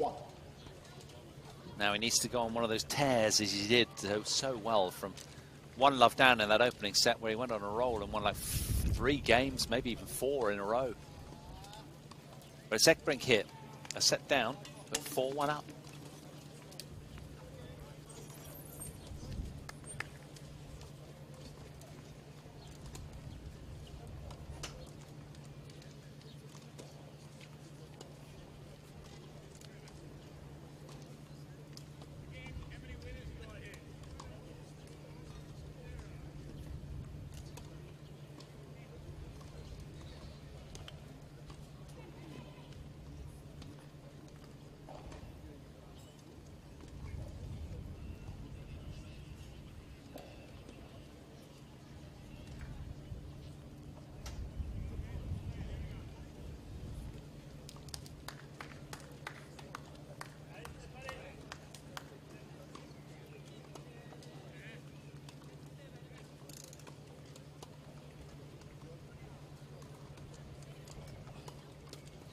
Time. Just releasing his right leg, stretch out a little. He's been nibbling on a bar at the sit down, has Houday. He's constantly grazing through this one. It was a very draining, dramatic, emotional day yesterday. There's a lot of fist pumping and roaring going on. He needs to sustain his energy levels. Here we go then. Egbrink with a 4-1 lead, but Houday on the prowl.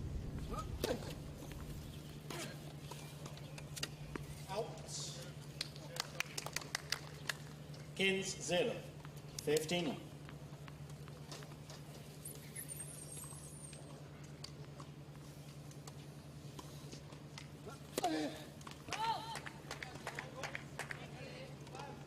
Into the second hour now.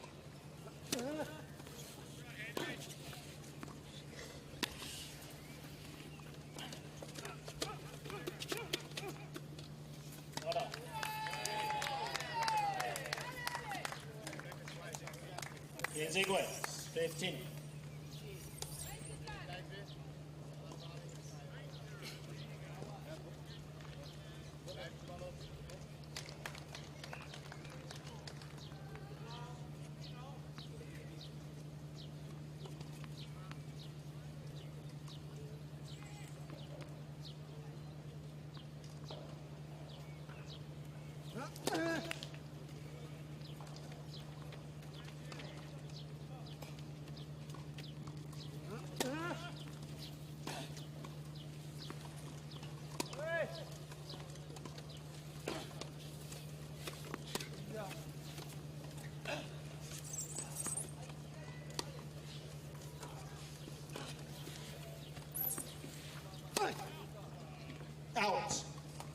he's hit it so well and only just missed.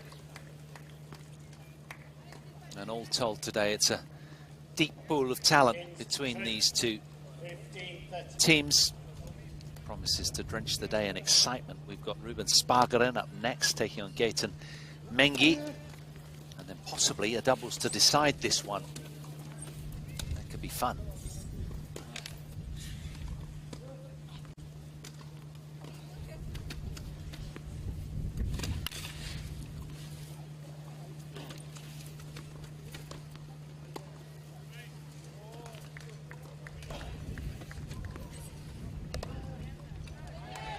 How's that chair control, though, from Egbrink, who's a little frustrated in losing that point, having been so invested in it. 15-40. And now, suddenly, it's Houdet who's on the rise. Looking menacing and ever-present.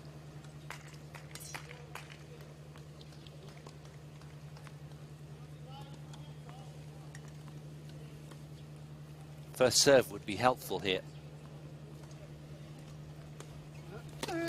Let for serve. Yeah, just a little nibble on the net cord on the way through.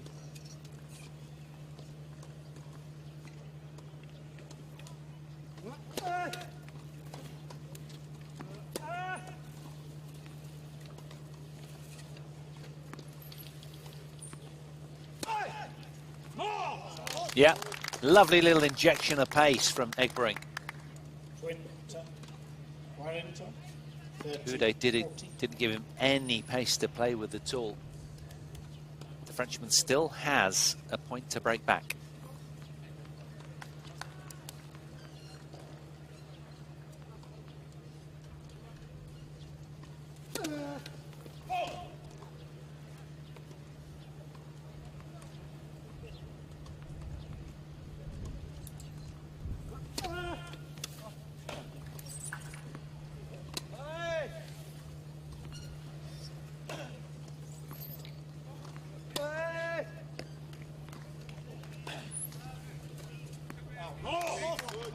That's gone long as well. Egbrink continues to scrap with all of his might against a man that he's 0-13 against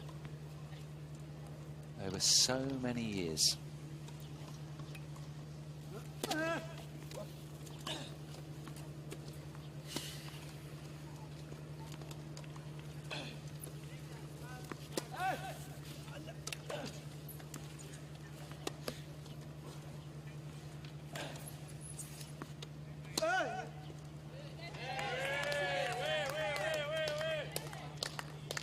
Advantage in France. Good forcing forehand from Houdet, who knows that this set is hanging in the balance right here. And if anybody can bring their best in crunch moments, we know he can. He's proven time and again.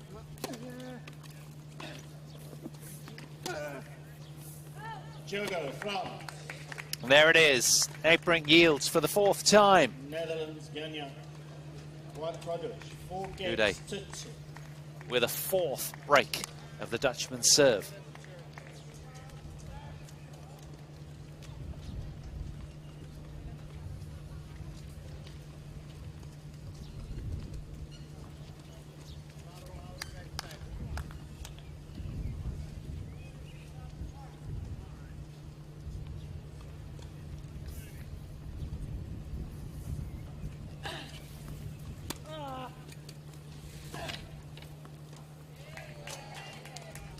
Smooth and repeatable from Houdet. He's got the knack of making this game look very easy when he's on.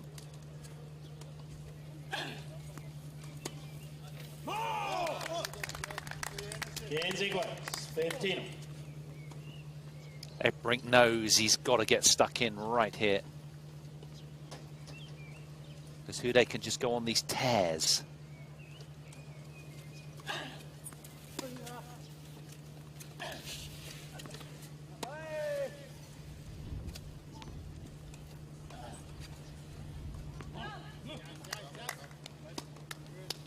Gain stringent. 15-30.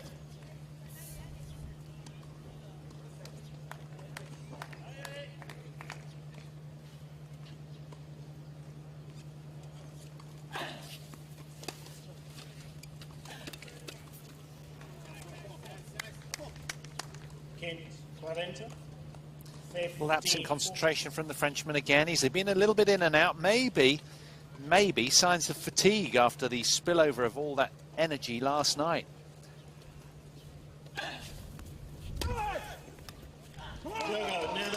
Awesome from Egbrink. And he rips away from Houdet again with a fourth break of the Frenchman's serve. Look at that. It was a fine strike that just jumped off the court on landing. That one detonated. 5-2, he leads now.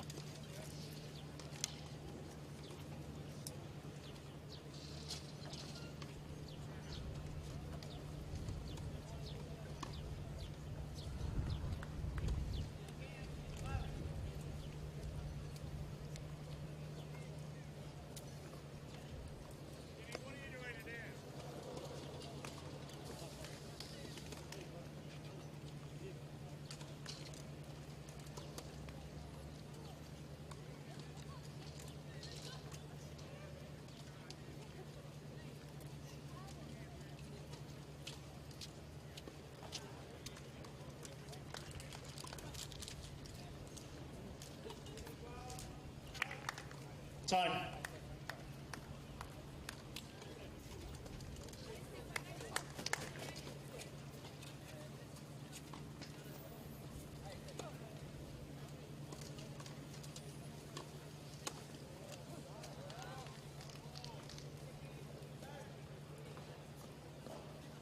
Well, this one really is living up to its billing nicely, isn't it? In this men's semi-final between Netherlands, who topped Group D, and France, who topped Group A.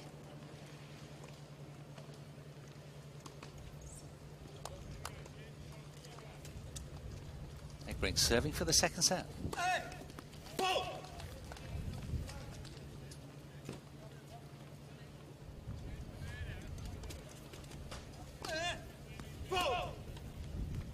Zero.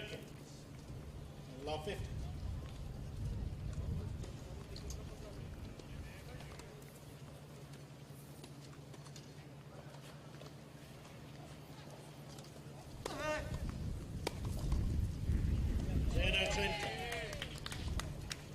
Love 30.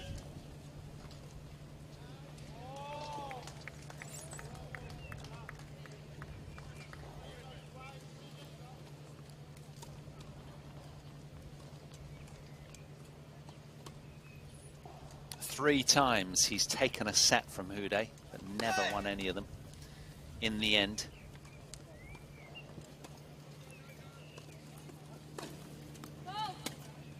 Zero. 40. Love 40. And now suddenly, when he needs a real solid service game, he's had anything but.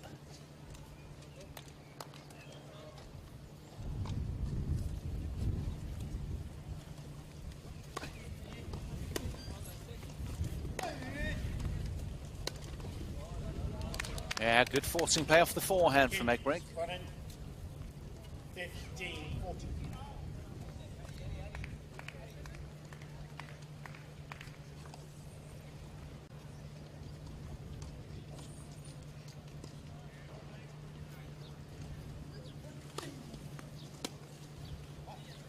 France are challenging the call on the right service line. The ball was called in.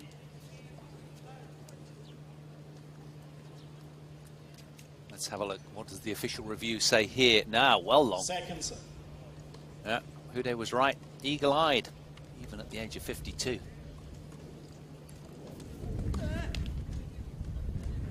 Yogo, France. So, just when we thought that Egbrink was being a strong serving game, he wilts with a double fault. And Houdet is still afloat in this second set. Set in which Egbrink has brought some brilliant tennis, but it's now meandering a little with their concentration. All matches go through these kind of little momentary lulls. Now can Houdet capitalise on the Dutch lull? 3-5 serving.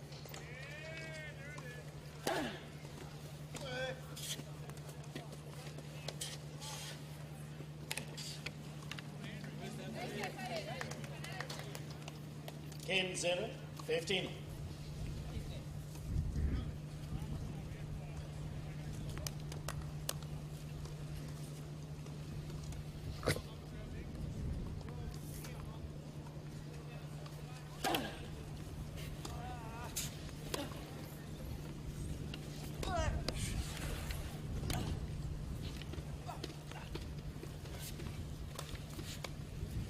Oh no, right into the strike zone of the Frenchman, who has got that knack, hasn't he? So experienced. He read the play immediately. Look at this. Anywhere else and the ball was away, but Hude just saw what was coming.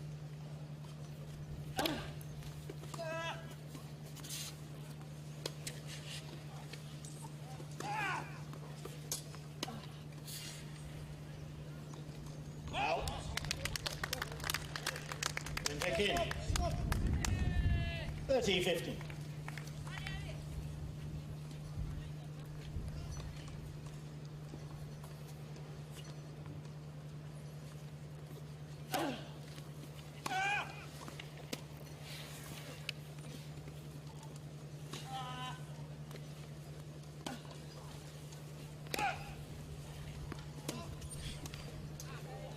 Oh, it thought about wriggling over. 20 away. 30.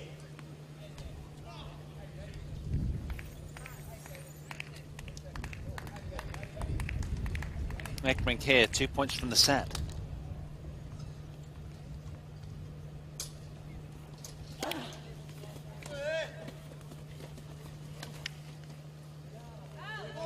What a way to bring up set point with a searing slice backhand that just cut through the Hude court.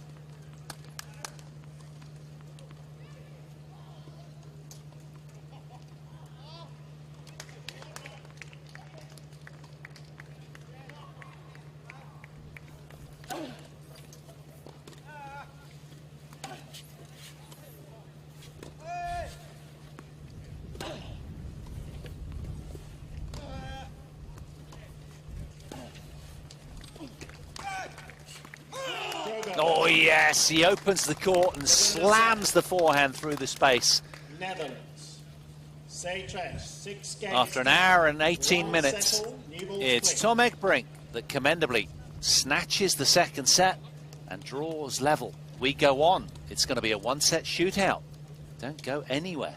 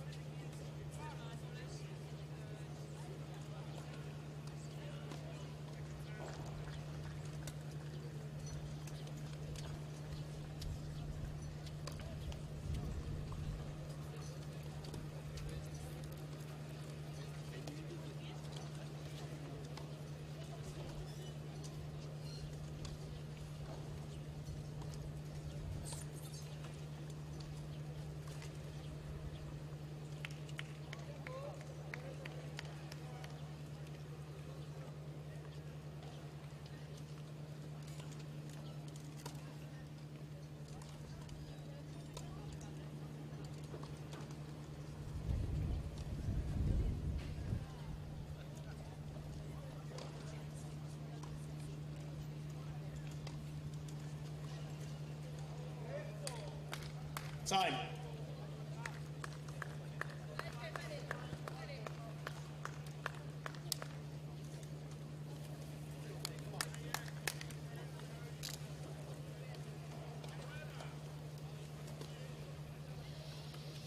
Well, coming in, we thought it might be a really tense, tight tie, and it really is living up to its billing, this one. One set all.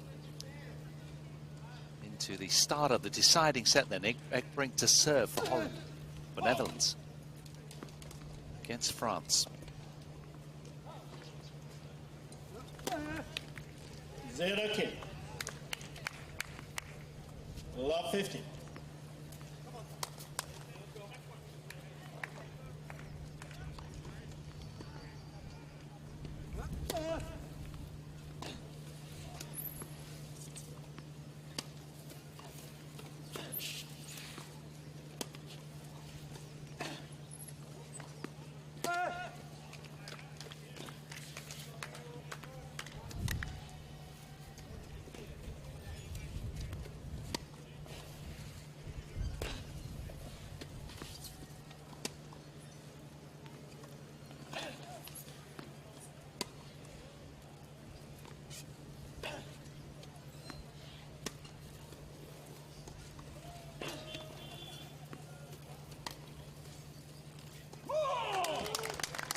France are challenging the call on the left baseline. The ball was called in. Had a lot of challenges in this one.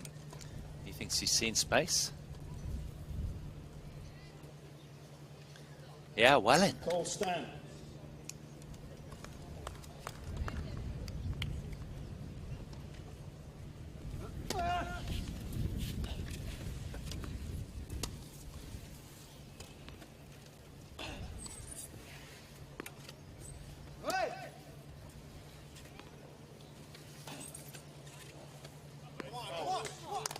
Trim tick-ins, 30-15. France have 2 challenges remaining. Well, these two haven't met since 2021. And I said Egbrink has improved massively. He's always going deep in many of these big wheelchair tournaments of a high level. 30-15 to the good here.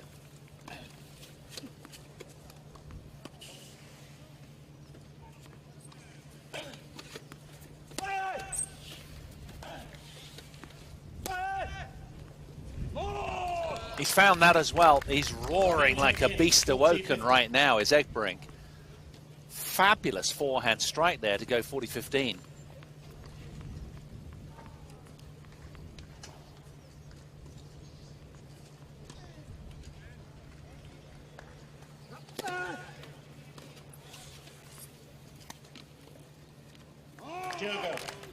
And another clean winner from Egbrink, who's on fire right now.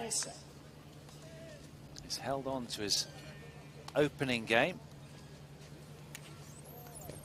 and looks full of intent right now, does Tom Egbrink. And by the seam of things, Houdet is just needing a lot of supplements right now. He's eating on a regular basis. It's, you know, after, I think yesterday did take it out of him. He's 52 years of age, remember, against a 30-year-old, giving away 22 years. But that, of course, is 22 years of extra experience on tour and 13 heady wins against today's opponent. Never lost to Tom Egbrink, but is this the turning of the tide? The Netherlands camp would dearly hope so. Houdet, how will he respond? Set all, love one.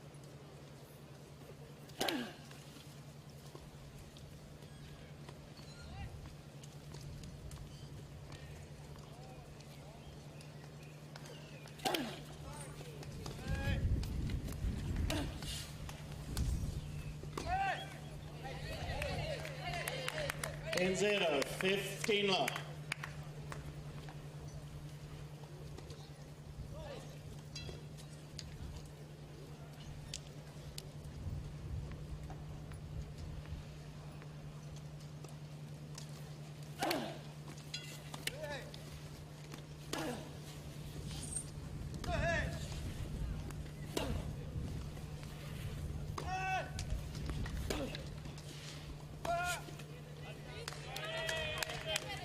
Trent to 0, 30 love.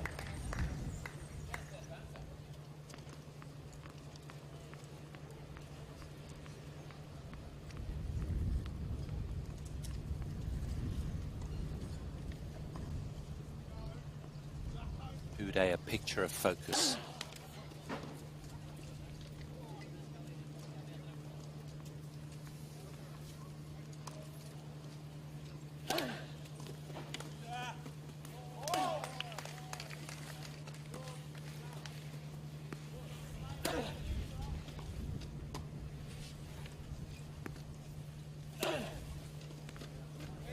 Oh, yes.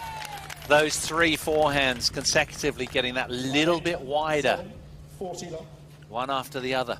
And in the end, just too much from Houdet. Wonderful strike.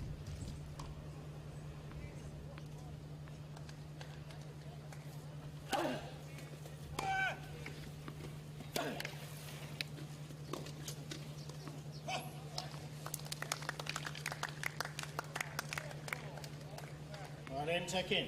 40-50.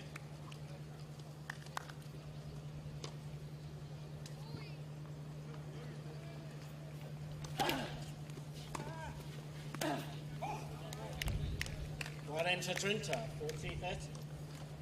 That's been the dangerous side, hasn't it, of Egbrink? When he gets that forehand into play, more often than not, he gets the upper hand in the point. Uday will be mindful of that.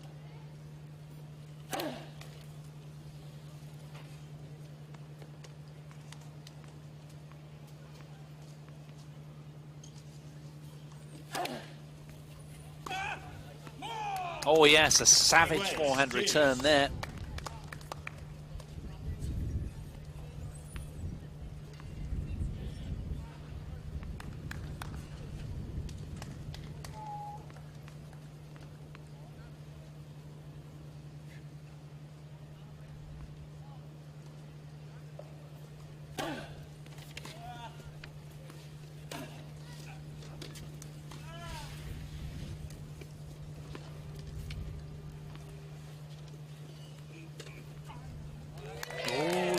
Almost got there, Egbrink.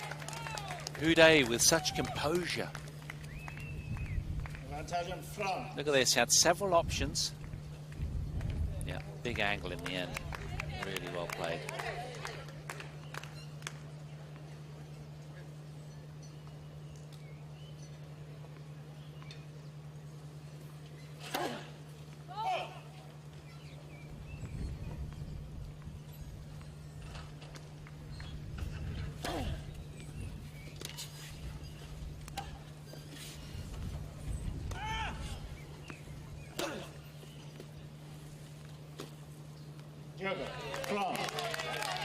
Uday holds on, he draws level. These two fighting hard for their respective nations and, of course, individual pride. Deadlock now on the scoreboard again. Where next in this meandering road?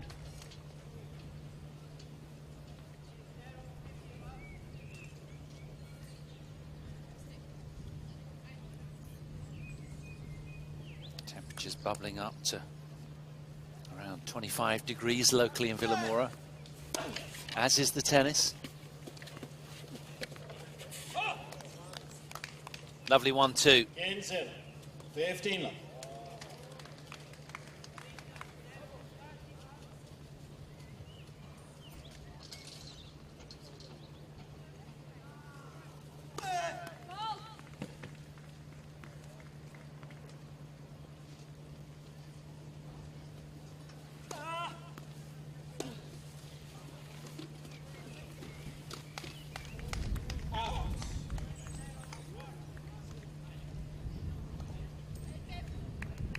Antigua, 15.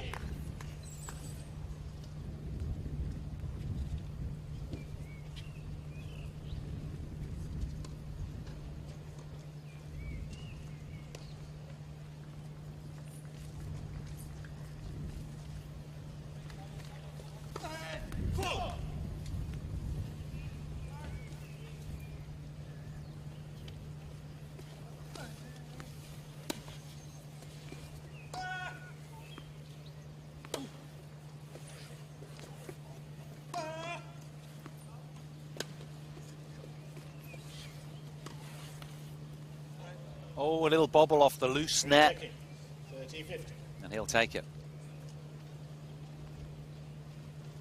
Uday, very aware of where his eyes go, his mind goes. He's keeping them down inside the confines of the court most of the time. Doesn't want to get distracted.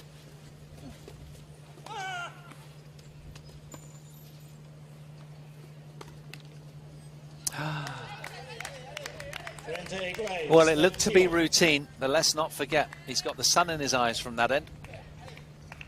And the yellow dazzler might have caused havoc with him there.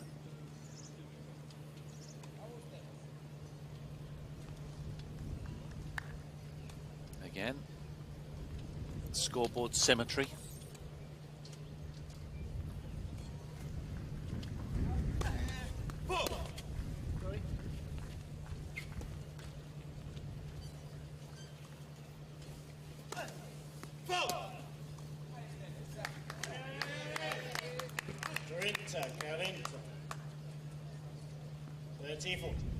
So an untimely double fault from Tom Egberink. Can he redeem himself here? It's a break point. The first of the third set.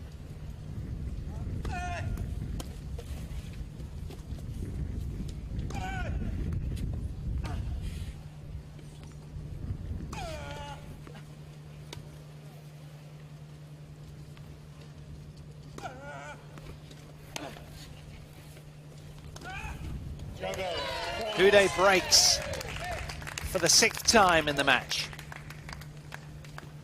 France Gagnon.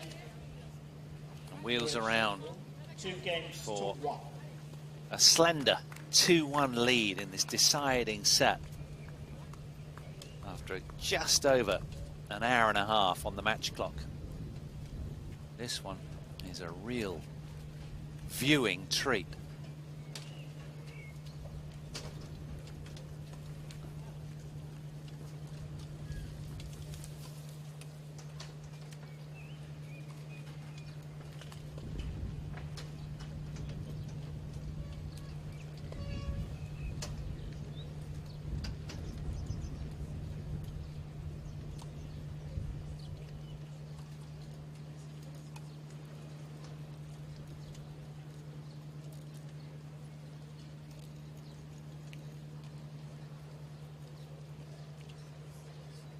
Time.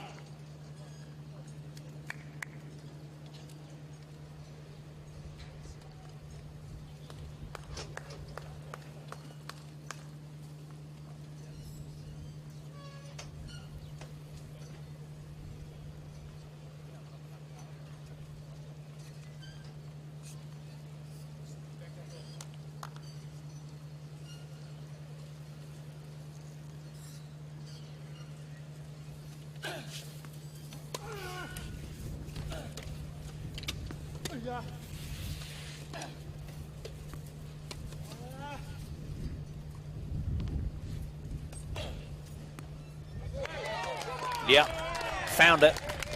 Precise strike from Houdet. 10-0, 15 left.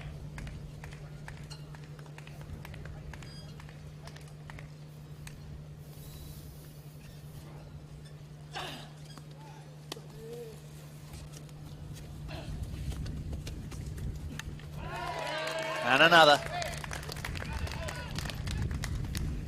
20-0, 30 left.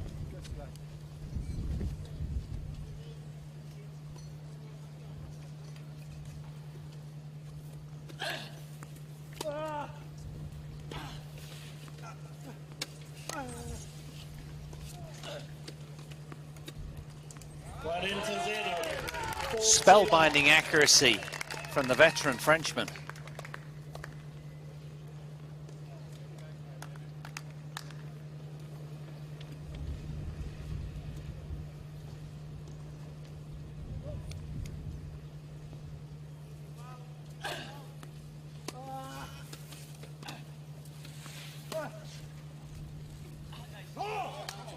Yeah, nicely done. Kept so low, didn't it? Right enter king.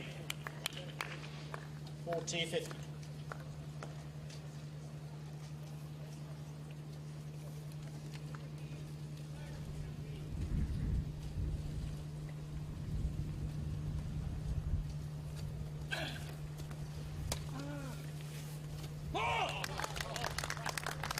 Right enter 20, 40-30.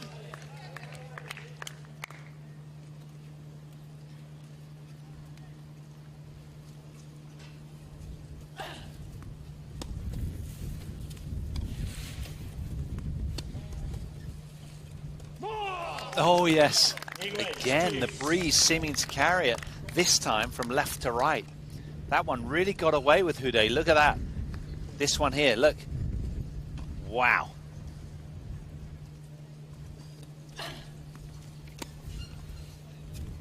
One to Jim Netherlands.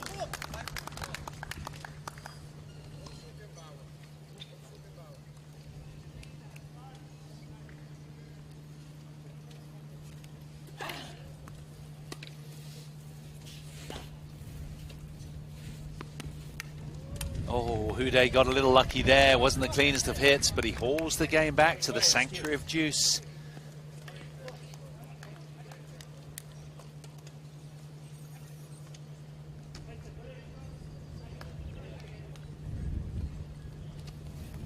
Just checking his ball toss.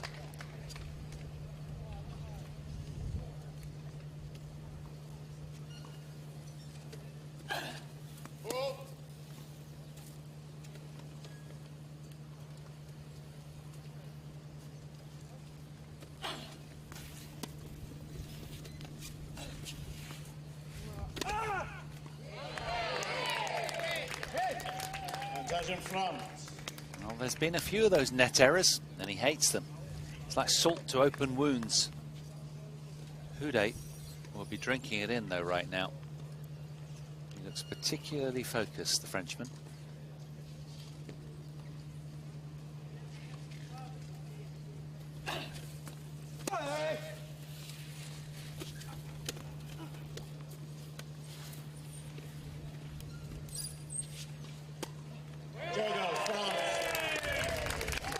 Making that extra ball, asking that extra question. And somehow he finds his way through another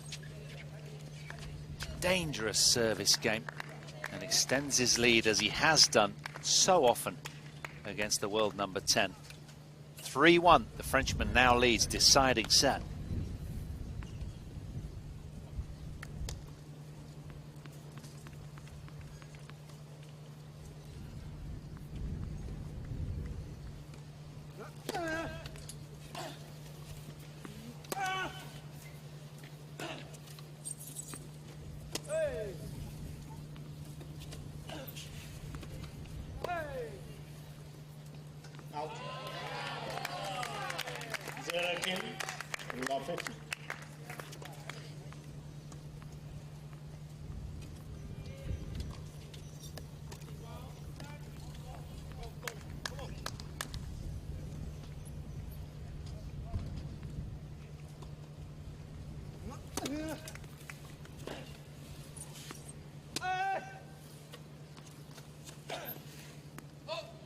Way. 15.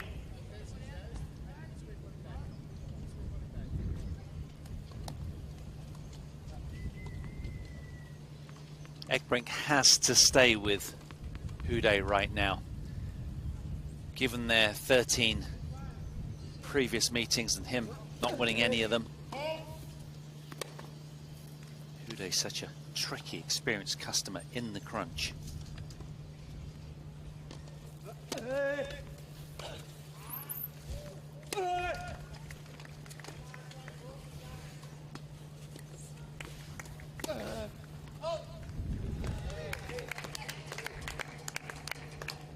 Kins, Trent, 15-30.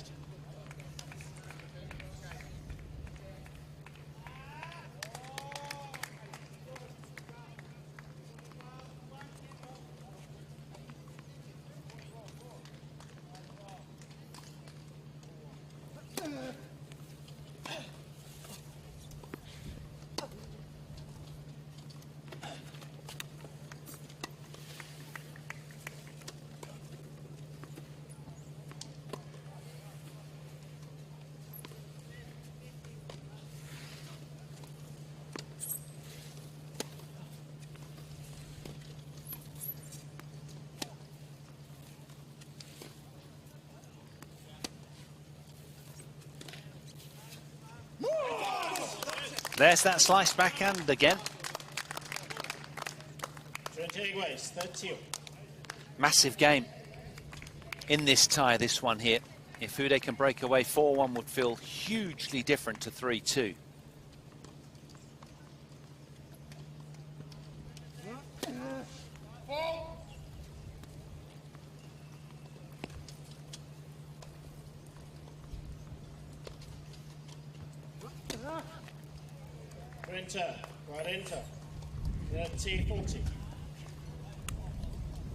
Not what he wanted.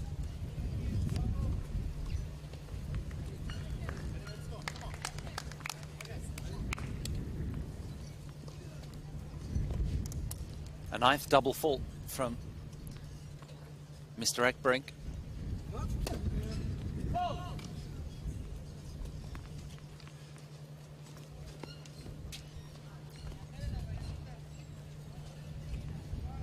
Break point for Houdet and a second serve to look at.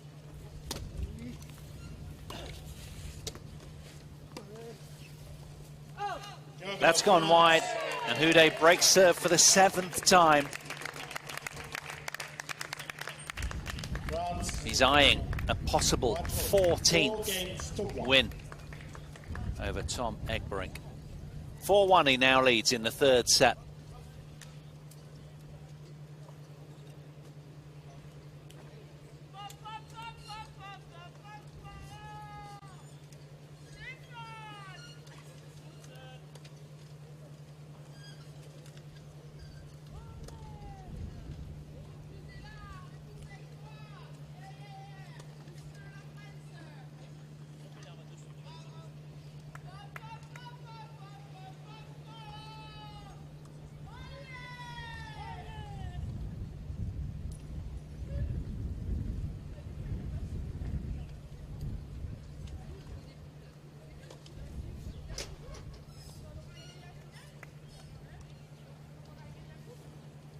Time.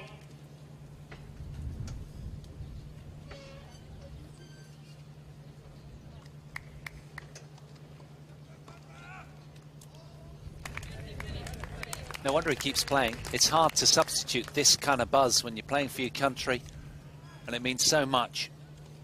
And you're just wrestling with an opponent to try and get to the W before he does. Houdet, who looked a little fallible in set 2, now is back in the driving seat. 4-1 in the 3rd. Serving with the advantage after an hour and 42 minutes.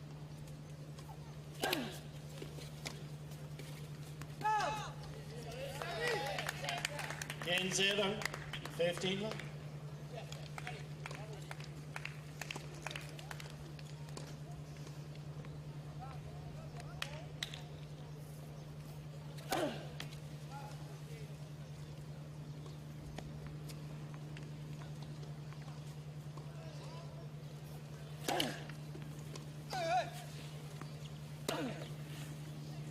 Oh, nicely done.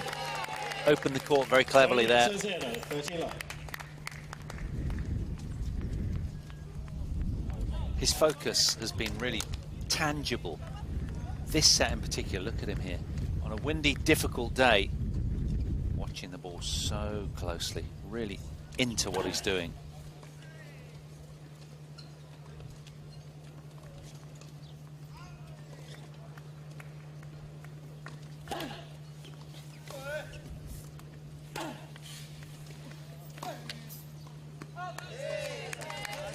Into 0, 40 love. He's in the zone, is Houdet right now, not trying to play above himself, but utterly focused, and you can feel Egberink just squirming around, seeking solutions.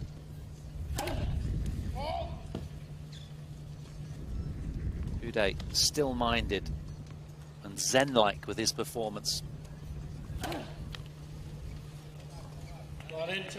Until then. 40, 50. A rare double fault. He's not hit many of them.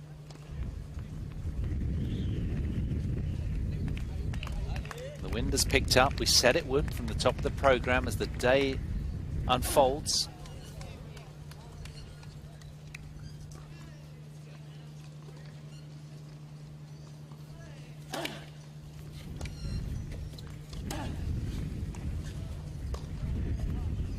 Oh, that's just fabulous strike.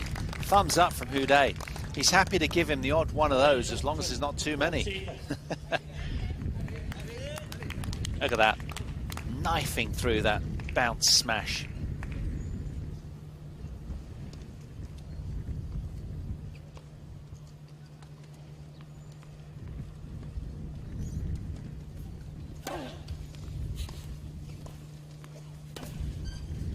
Out. Excuse.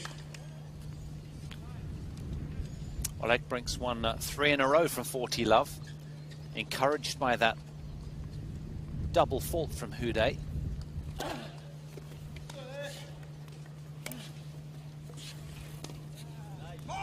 Oh, nice. Advantage of Netherlands. a potential swinging point in the match right here.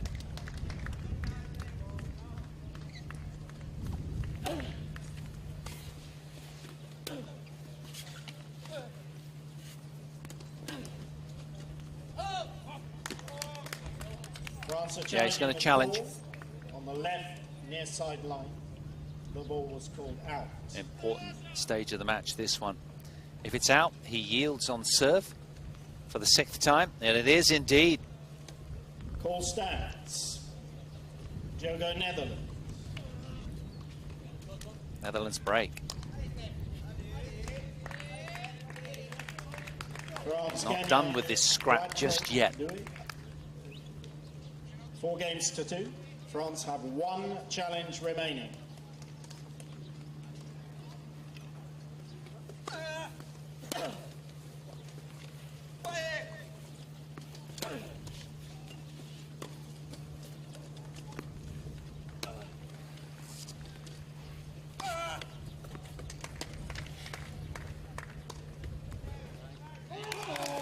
Well taken. Pins 0. 15. It was a brilliant forehand line. This one here just didn't overpress. Gets it deep and firm. Easy pickings.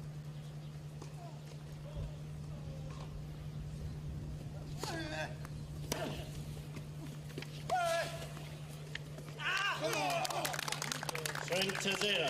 30 love. Well, Houdet will be raging inside if this match does turn around. 4-1 serving 40 love. That's got to sting.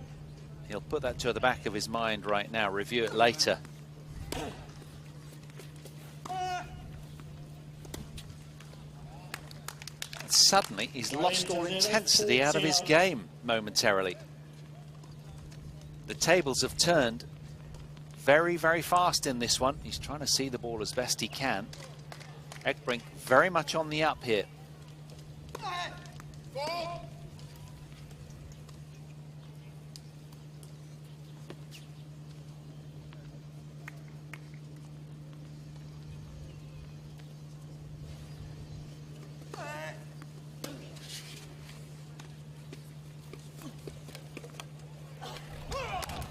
Ekbrink on the charge.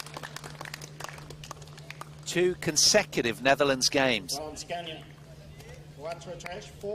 Back into this 3rd set. He's trailing 3-4.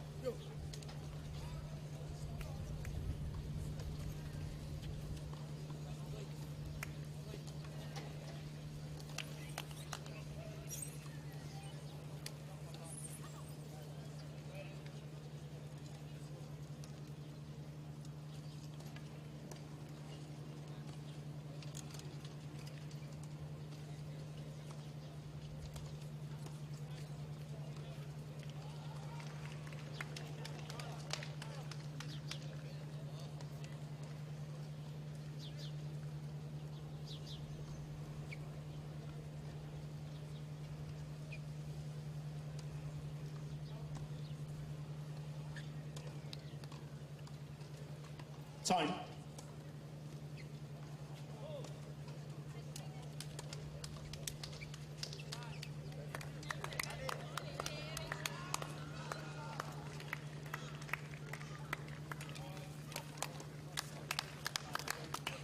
Well, Stéphane Houdet will be furious at the situation now. 4-1, serving 40 love. He'll be feeling he should be in the shower right now, but he's still very much embroiled in this dogfight. These two still go toe-to-toe. 4-3, 3rd set. Houdet still with a break.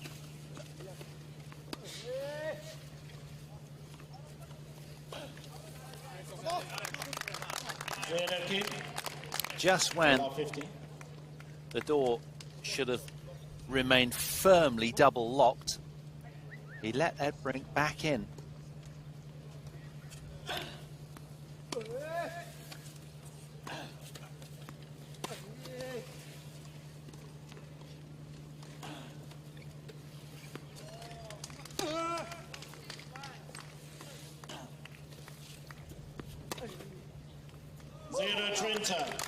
Now, whether it's fatigue, I'm not sure. I mean, that was a mesmerising forehand winner from Ekbrink, but I sense that Houdet just seems to be a little fatigued here. There's not the intensity. The chair pushing is not as furious as it was.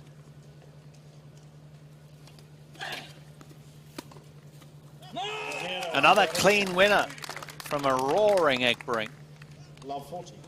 He's really right back in here with the momentum.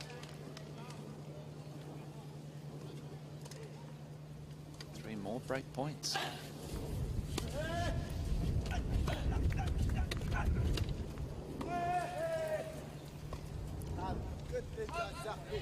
Not so fast, suggests Houdet. Kings 40, 15, 40.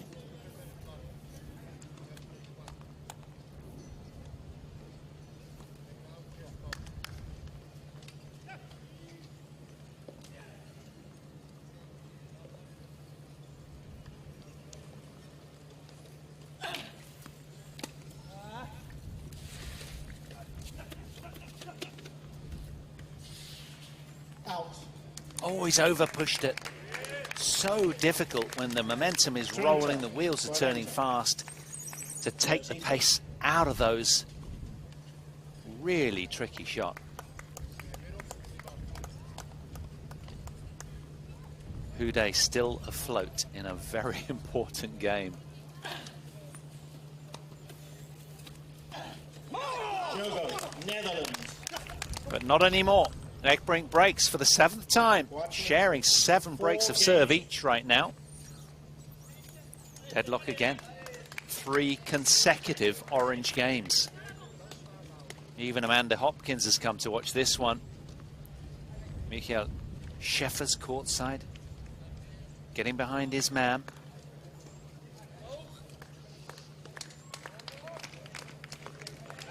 Eight minutes shy of 2 hours on the match clock. This one's been running, and it's ever compelling. Netherlands are challenging the call on the left centre service line. The ball was called out.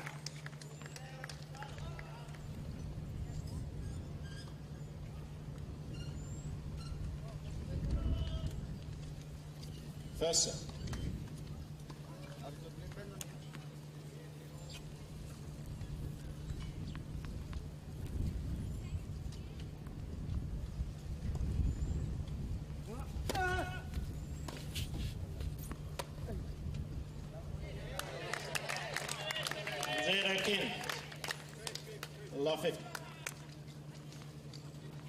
Can Houdet, and is this where he stops the orange onslaught?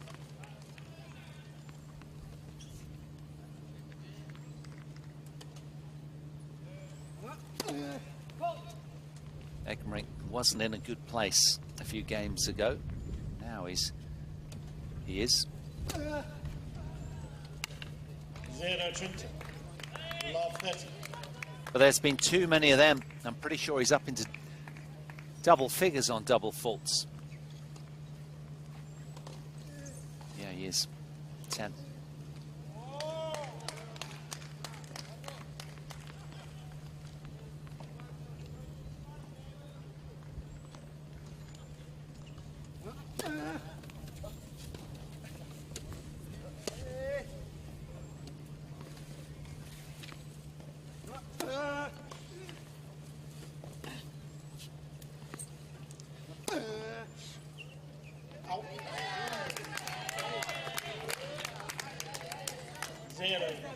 Disbelieving and staring towards his teammates.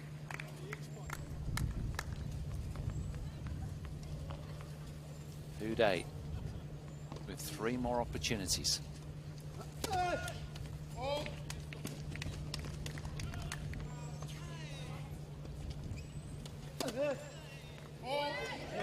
An 11th double fault, and it's Ekbrink who yields for the 8th time. France, Gagnon. Zinco Quattro, 5 games to 4. Houdet breaks to the front again, and he'll have an opportunity to serve out the match at 5-4.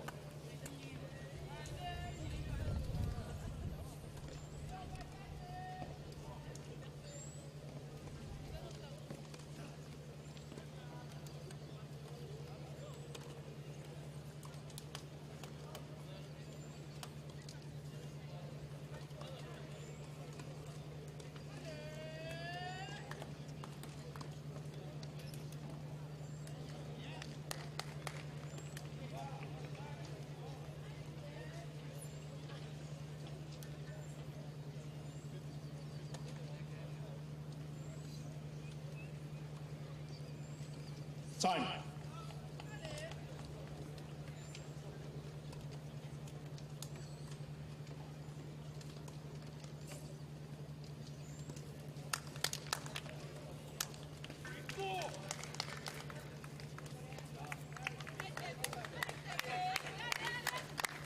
So the moment of truth then. Can the 52-year-old Frenchman get him and his country on the board in this tie? 5 minutes shy of 2 hours on the match clock. He should have got it away probably 15 minutes or so ago. But never mind. That's tennis. That's why we love this scoring system. He served for it at 4-1. 40 love, lost his way, but here he is at 5-4. Just a game away from victory.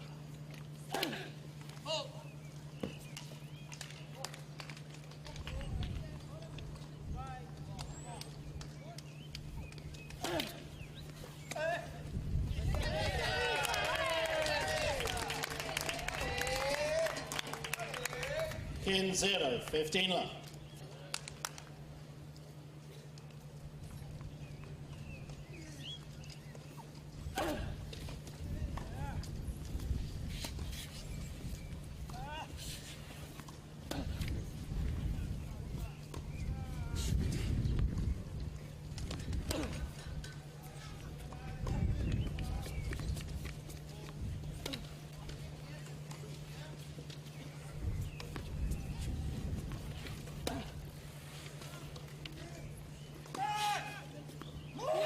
Oh, stunning.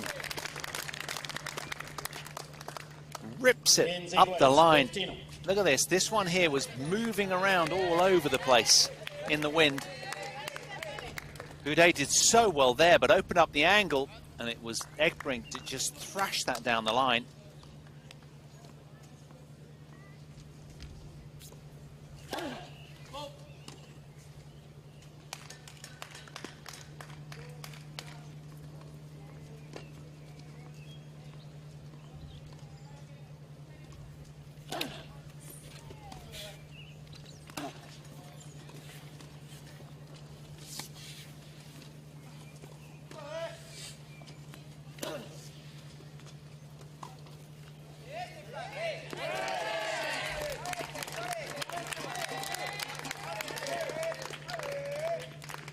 Turn to Kins. Houdet enjoying the moment. 2 points away.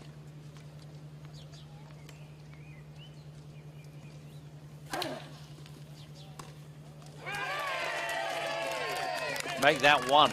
Right into Kins. Well, he obviously 14, went through a 15. little bit of a lull through the middle of that third set physically. Really lost his way, but here he is now on the cusp of victory.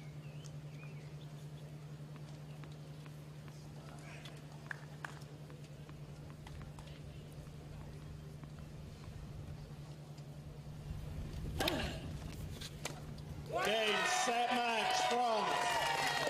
Stéphane Houdet and France. 6-2, 3-6, 6-4. The fifth seeds notch the opening match in this semi-final tie after 2 hours of really going at it, these two. It's Houdet that comes through 6-2, 3-6, 6-4 with 8 breaks of serve. Losing his own serve 7 times. It was a really watchable encounter, one in that I'm sure he'll be frustrated inside, having, you know, been 4-1, 40 love up serving, lost his way, and having given so much in yesterday's win over the top seeds Japan. Well, that was a massive turnaround. And Egbrink, who did so well to get back from 4-1 to 4-all, is just raging right now. That's a 14th consecutive loss to a man that he's probably sick of the sights of, the other side of the net, quite frankly.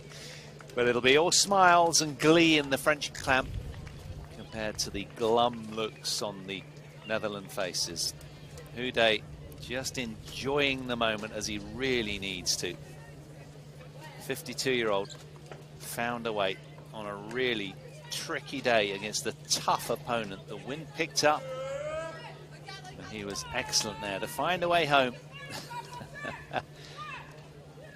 Coach loves it, Pat Labazzi. So France 1 love up in this tie against the Netherlands, seeking a spot in Sunday's final. Next up, we've got Ruben Spargelen, who will take on Gaëtan Mengi of France. That'll be about 5 or 10 minutes away.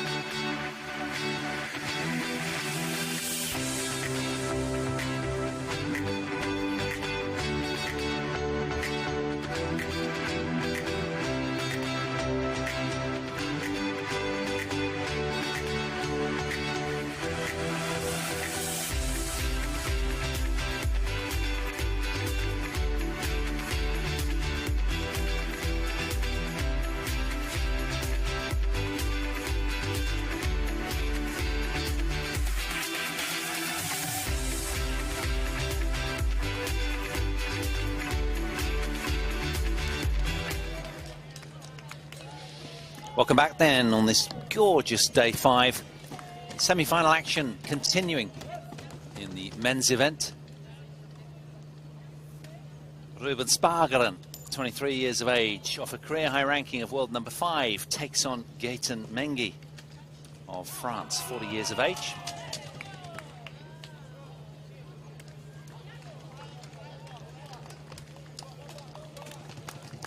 Formalities all done and dusted, and Ruben Spargeren then wheels back at pace to his baseline, keen to get the warm-up going. It's been a difficult day for them so far. It's late in the day, 3 o'clock.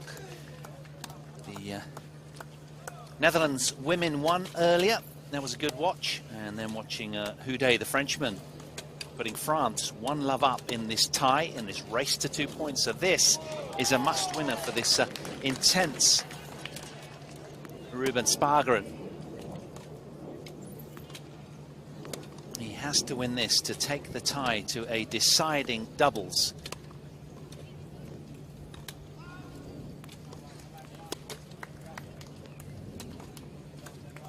And he's playing a man from France, a 40-year-old who he's never played before. It's the first meeting between these two, so we just don't know what we're going to get. And that will leave Ruben a little anxious, you would imagine. I'm sure he'll be aware of maybe practice with his French opponent today along the way. He's 23 years of age, right-handed, off that career-high ranking of 5 in the world. He's played 30 matches and won 23 of them, lost only 7 this year, so he's 77% win rate, which is fabulous. Hence the career high ranking. He's won 20 career titles, the last one of which came in Korea at the Daegu Open recently. And in men's doubles, he's off the same career high ranking as well as 5 in the world there, with 12 wins, just 4 losses. Will it come down to that? Well, if he can win this singles, we might get treated to a men's doubles to decide this tie. But it's down to this man, Gaëtan Mengi. Can he keep Ruben Spargeren at arm's length? That's going to be a difficult ask because he's ranked 20th in the world, again himself off a career high ranking, but he's given away 7 years. Ruben is 7 years junior of Gaëtan at 40. He's played 17 matches this year, won 12, lost 5, and he's got 18 career singles titles to his name. And of course he's only played 1 singles here, has Gaëtan Mengi, and that was against Tokita Oda yesterday, in yesterday afternoon's win over Japan, the top seeds. He lost his singles to Tokita Oda though, 5-7, 3-6, but by all accounts put up a really good showing. Really got stuck in and extended the rampant 16-year-old Japanese player.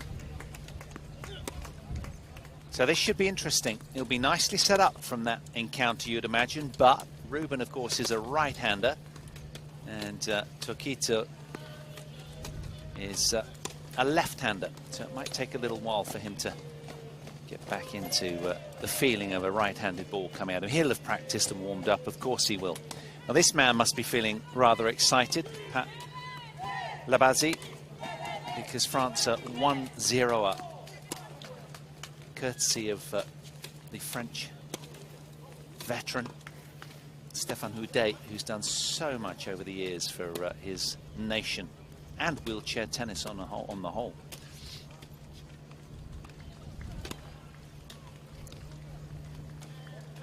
Umpire under Kaplan's shade, sensibly. And for Ruben Spargeren, he's had 3 wins so far. Esta meia-final será disputada a melhor de 3 sets, todos com tie-break. Entre os jogadores de esquerda da cadeira, por França, Gaëtan Mengi. In singles, he's beaten Jean-Paul Melo from Portugal, Love and Love. Suresh Damasina from Sri Lanka, 2-1. And Casey Ratzlaff as well, 5-1 from the States. So he has had a faultless run, Ruben Spargeren, and seemingly do no wrong. Yet to drop a single set here. But of course he's played a lot of match play. And will there be some sort of fatigue along the way? Who knows? But then he's only 23 years of age. You don't feel it at that age, do you? Not like Stefan, who's probably being fed grapes and having a massage right now somewhere. Or, no, I doubt it. He'll be getting ready for his doubles, possibly, because it's likely that Spargaren will come through this encounter, given that he's the world number 5 against the world number 20. That said, nothing for Gates and Menge to lose.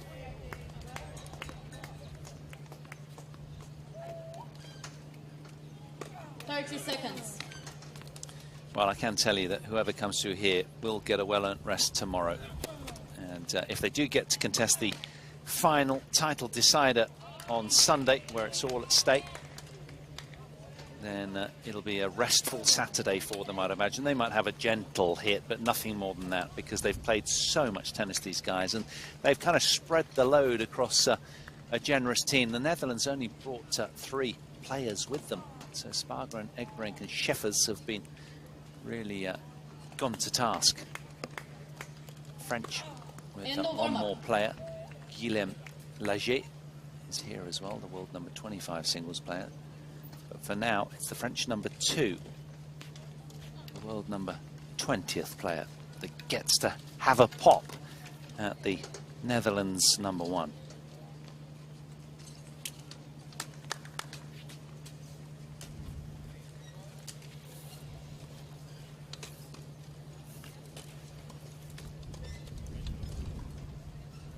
Ruben Spargaren is ready and poised, keen to get on with proceedings. Temperature 26 degrees right now. It's absolutely beautiful. A bit of wind around, but here we go then.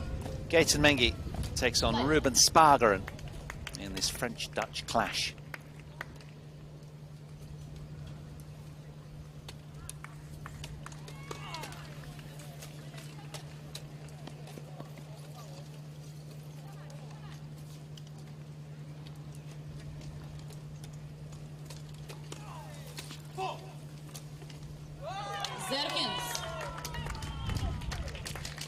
Love 15.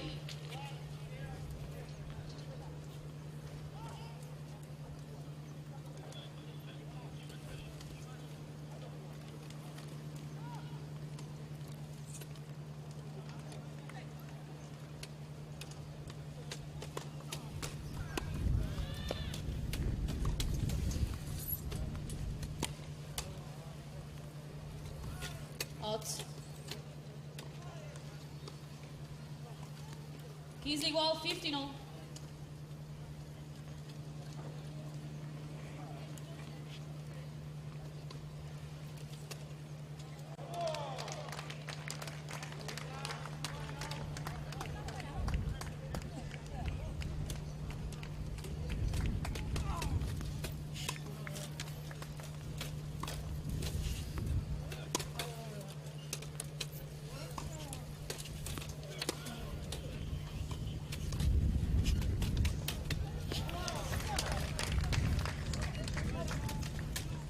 That's beautifully taken. You feel the intensity of the chair pushing there from Ruben Spargaren. He was all over that, leaving nothing to chance.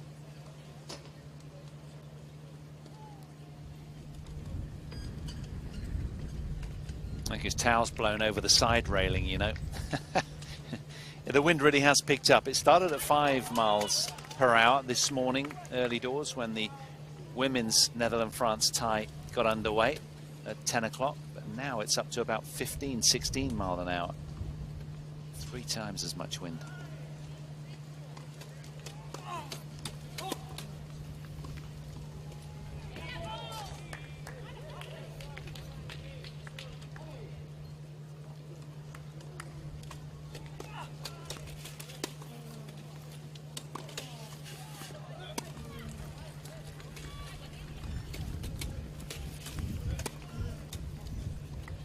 Yeah, that's wonderful. Clever back behind. 15-40.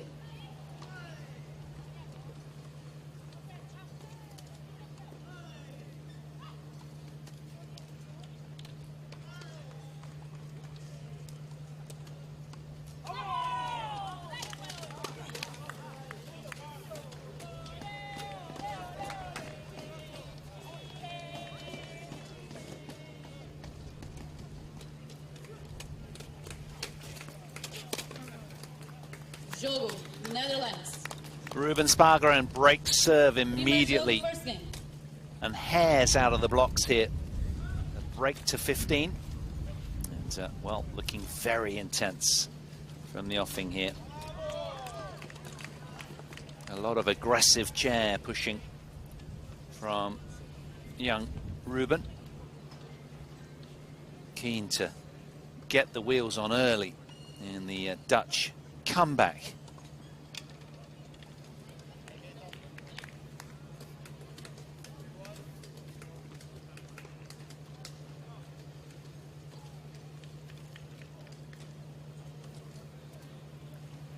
A servir por Netherlands, Ruben Spargaren.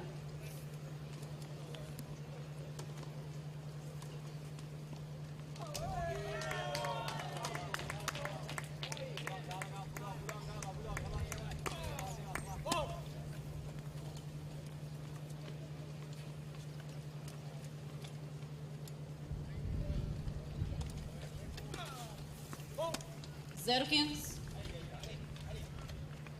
Love 15. Well, we saw that in the French opening service game, didn't we? It just takes a little while just to get used to that end when you roll down there and the dazzling sun's just right in your eyes. Got to adjust your ball toss a little bit. Not always easy as it sounds.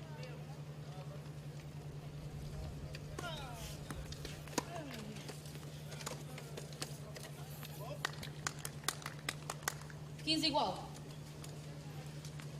15 all. 1-2.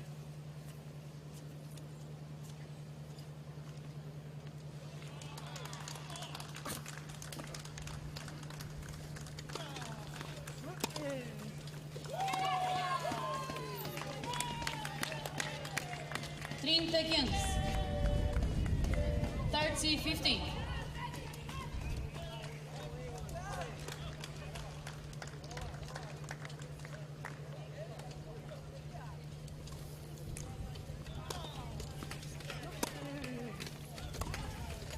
Out. 30 igual. 30.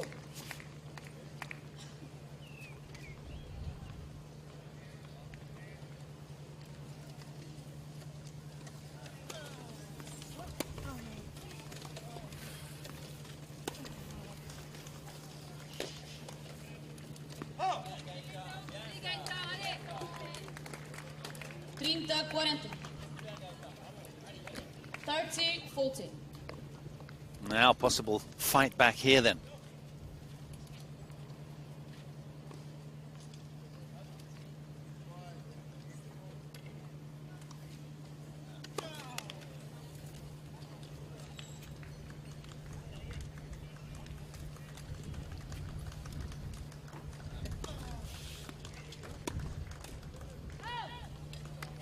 Iguais. Deuce.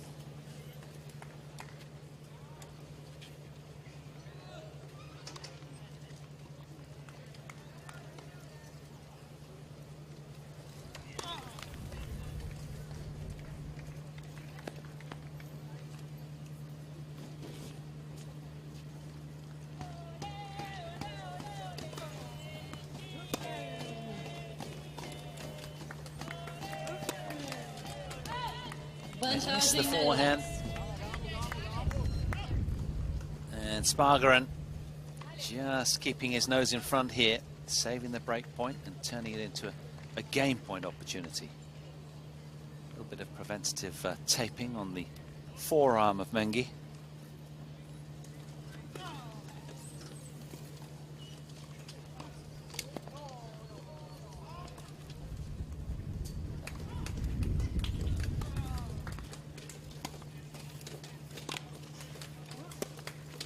Jogo, Netherlands. Well, Spargeren seemingly settling a little bit better in Netherlands the windy conditions. Two And games the man to in orange romps out to a 2-love lead. Didn't have all his own way in that game.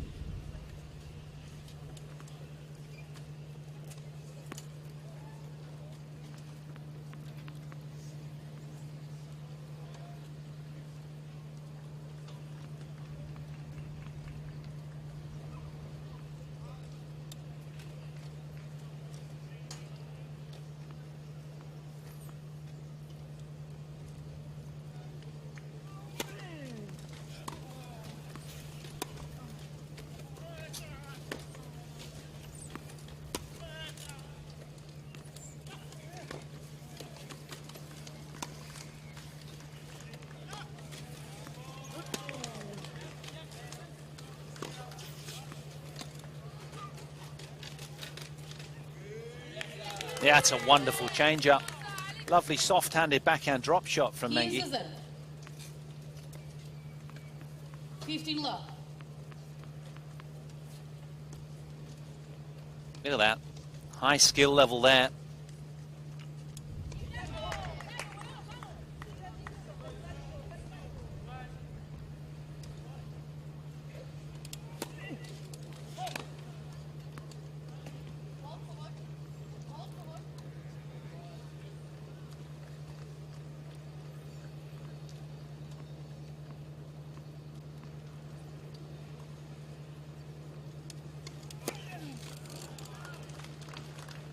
Igual. 15 all.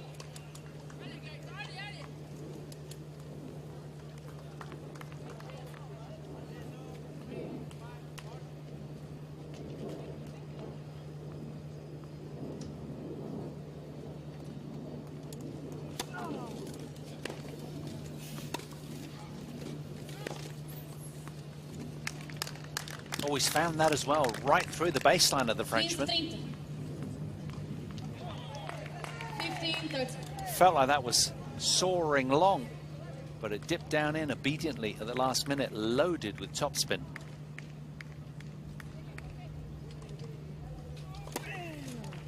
Bolts.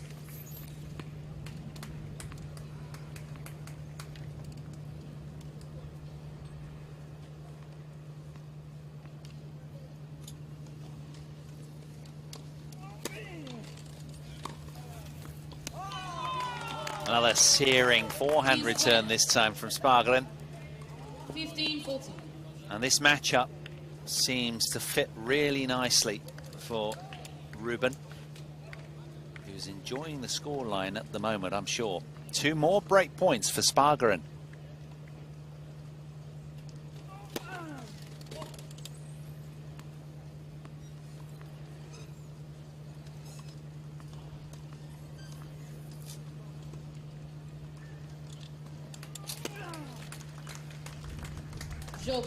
Netherlands. Well, a trio of double faults from Mengi, and he won't be enjoying that. And with that, Ruben Spargren wheels out to a very fast 3-love lead in just 10 minutes of action out here on centre.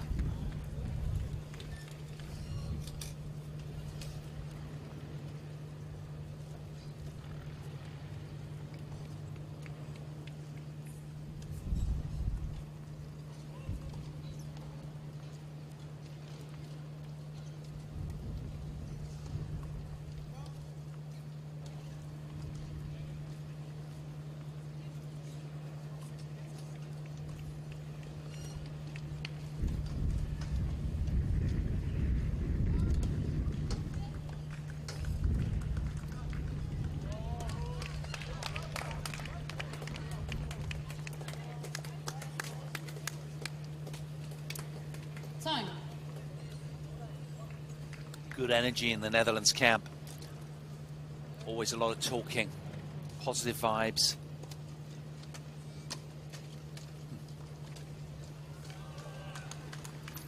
Here we go then, game 4 upcoming. Can Spargren hold on here, or will there be a fight back from the Frenchman?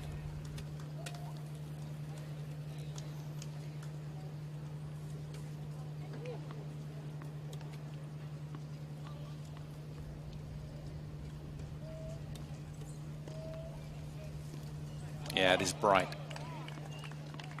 The sun dazzling into his eyes.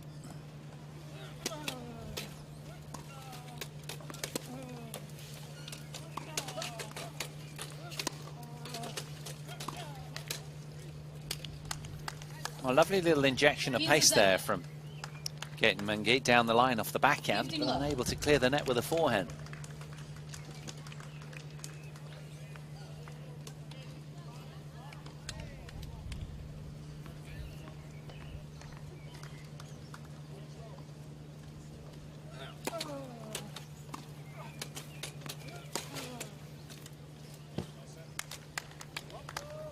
What he wants to challenge. Yeah, that's what you've got to do. Not you throw your arms out, point your finger up and shout challenge as loud as you can. Yeah, It was indeed just wide. Crisp strike, though, from Spargren. 15 igual, 15-0.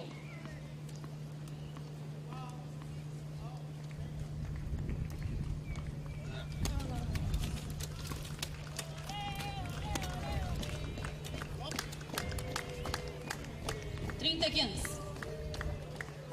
30-15.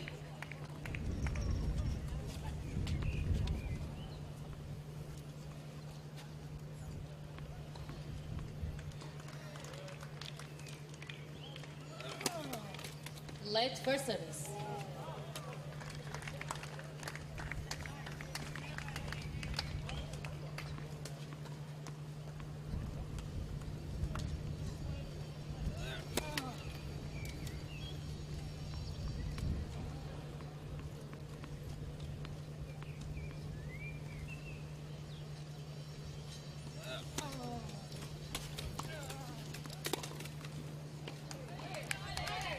Plenty of pop through that backhand for Mengi. He enjoyed that one. And he levels up in this return game, but he had that opportunity in the opening Spargren service game and unable to take it further. In fact, he did have a break point and didn't manage to convert it. Now, what of this one?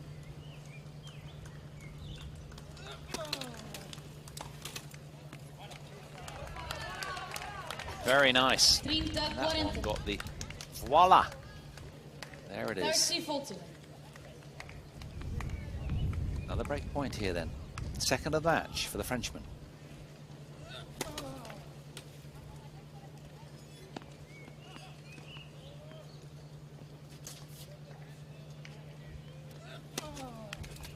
Jogo, friends. Mengi breaks, and he's off the mark, finally. 3 jogos 3 games to 1. He breaks the Spargren serve. And will be keen to keep the momentum.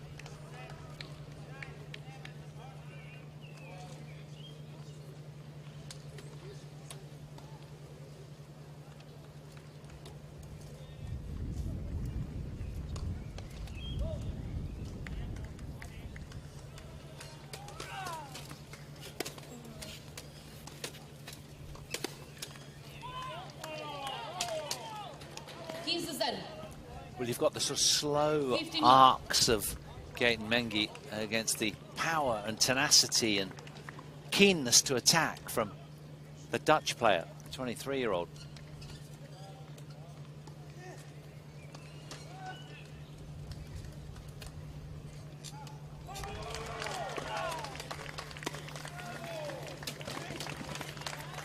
Out.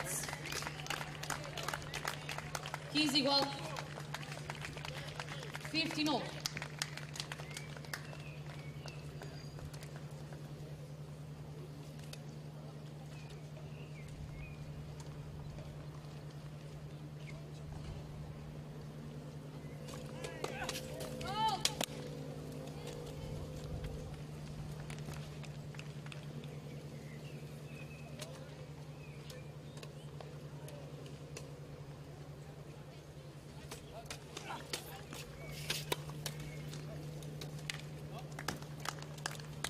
He's 30. 15-30. Having to really get into full stretch there, unable to make a play on that backhand. Such was the power from the Netherlands.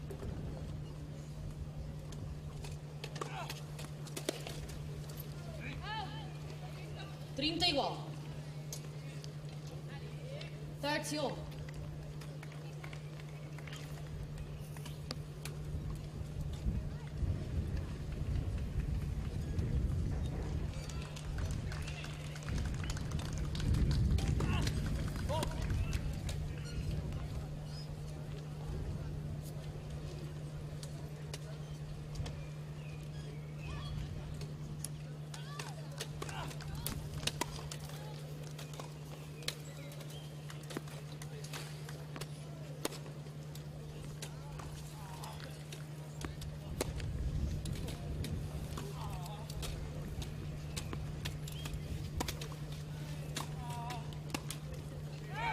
He's over-pressed on the volley, has Spargren. And they say the wind is a great leveler, and this is a good example here. The ball is sort of swirling around all over the place, making it a little bit more difficult for the higher ranked player to put these points away.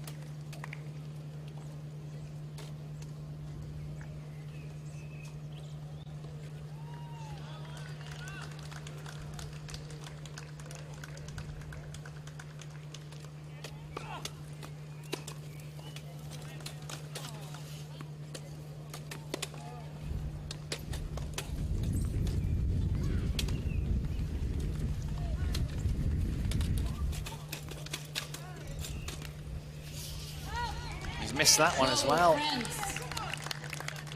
Good hold from Mengi, mixing it up nicely, showing a lot of calm. 3 games to 2. Coach loves it as well. But it's Netherlands that lead 3-2 first set.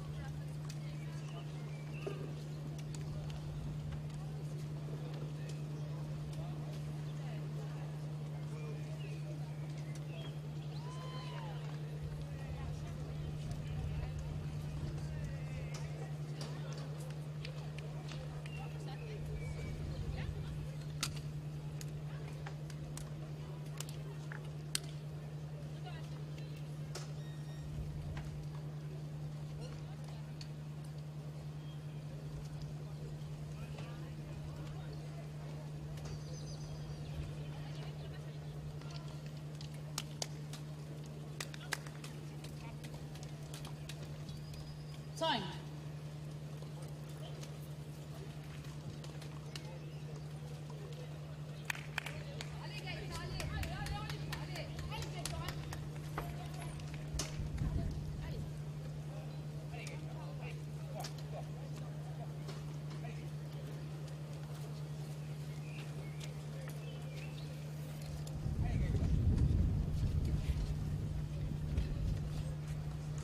So, he won the first 3 games of the match, and now he's lost the next 2. How will he respond here?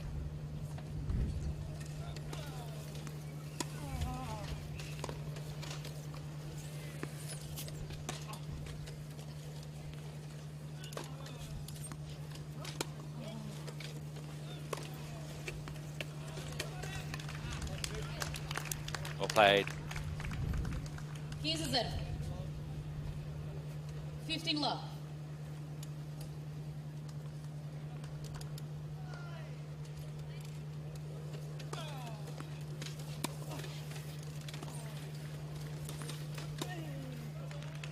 Found it. Just inside the line. 15 igual. Perfect strike. He's settling nicely right now.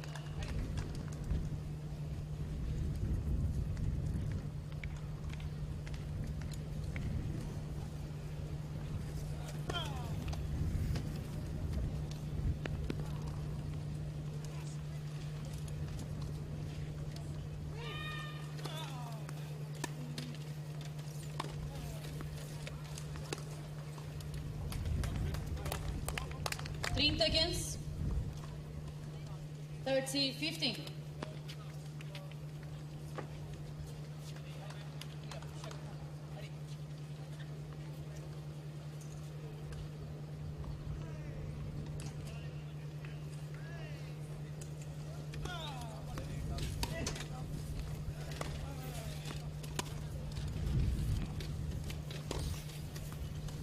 Oh, just a little genius there from Spargren.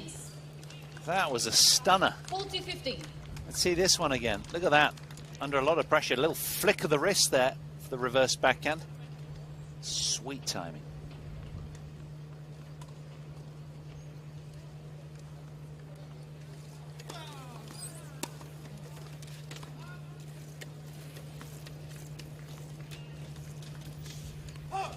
Nice, overpushed it. Netherlands. Netherlands holds on. Spargren extends his lead. Por 4 jogos a 2. 4 games to 2.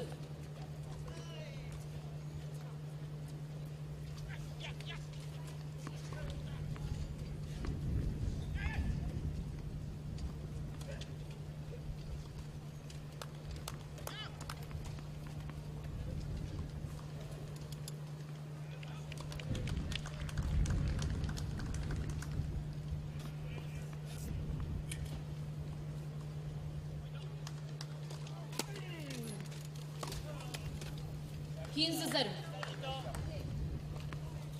15 love.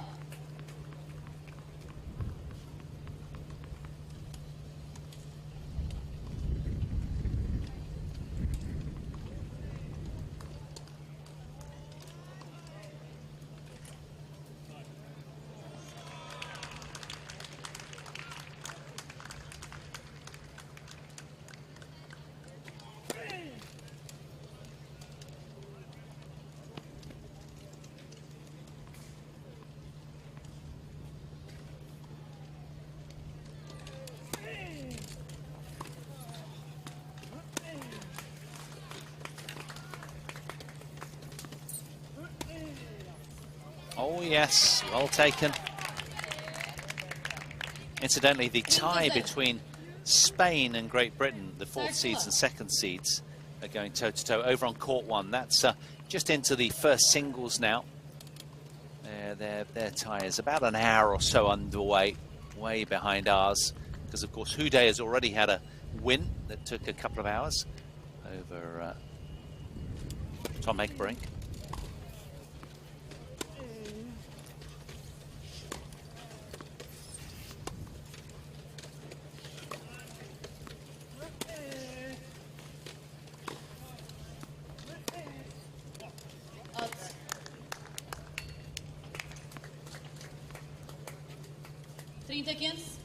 Two very contrasting energies, these two, aren't they?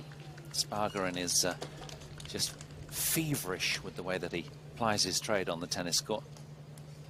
Gaëtan Mengi, just that little bit slower, calmer. Likes to work his way into the point, build the point a little more. Likes to play higher, slightly slower racket head speed than Spargarin.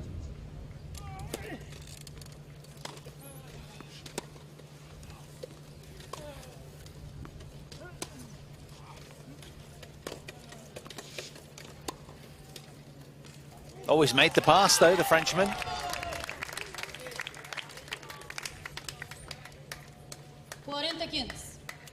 That wasn't easy, the high backhand, and then to go to the wide forehand after that. Great work with the chair from the Frenchman. Look at that. Terrific. Enjoyed that one.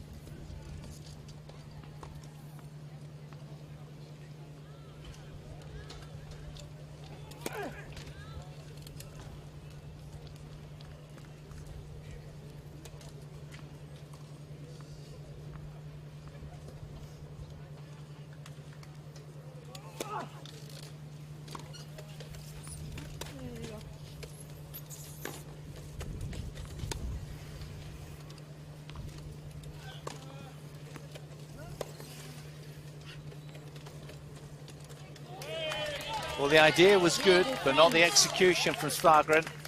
So Mengi holds on to his own serve and just stays in touch. But it's the Dutchman, Ruben Spargarin, who goes a break ahead, 4-3.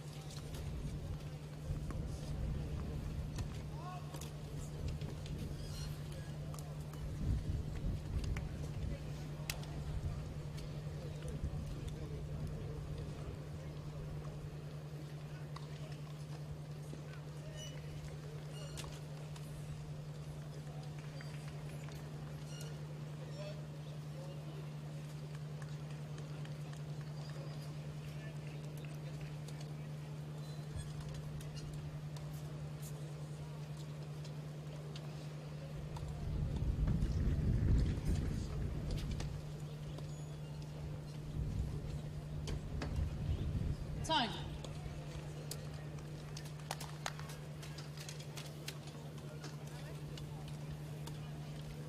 So can he hold on to that single game lead, Ruben Spargarin?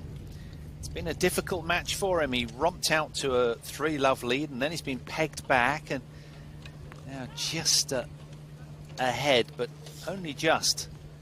After 27 minutes, it's a tightly contested opening set.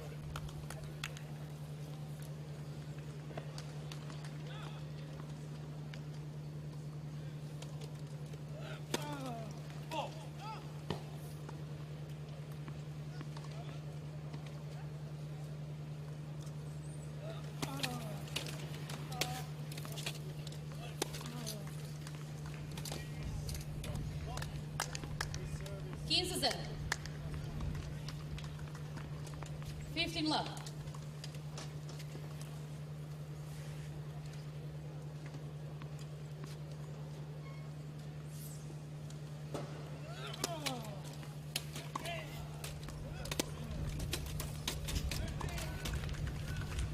Zero.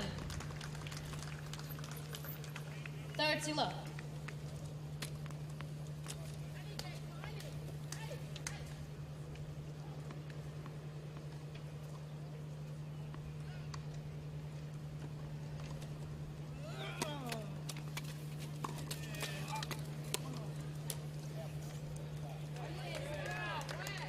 Against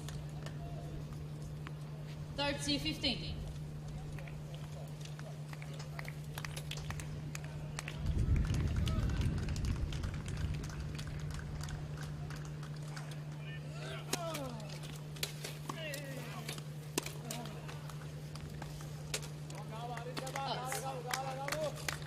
Good solid game that Ruben Spargeren is knitting together here, and he's fast. He's keen to proceed with things quickly, wheeling to the line in furious tempo between points.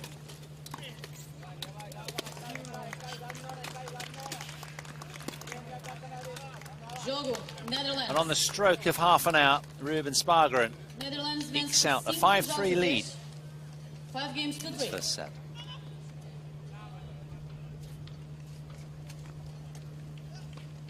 He's a bundle of energy and intensity, is Ruben.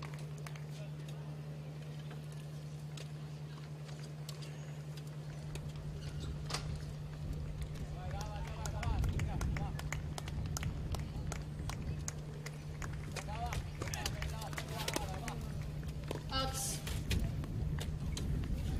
15-0. 15 love.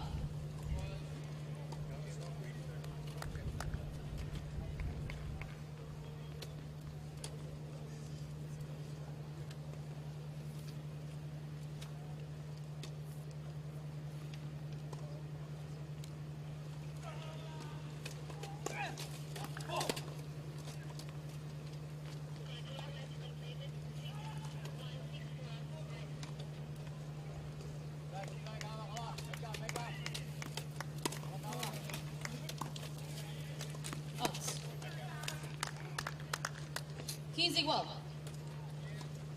15 all.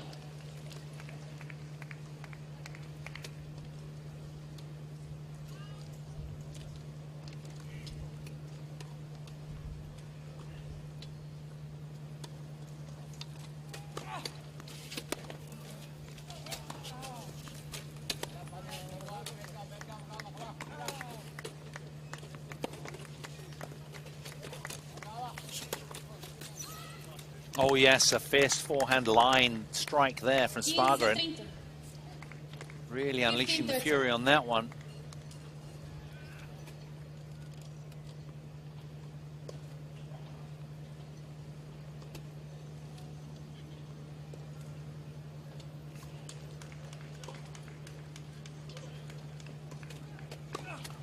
Let first service.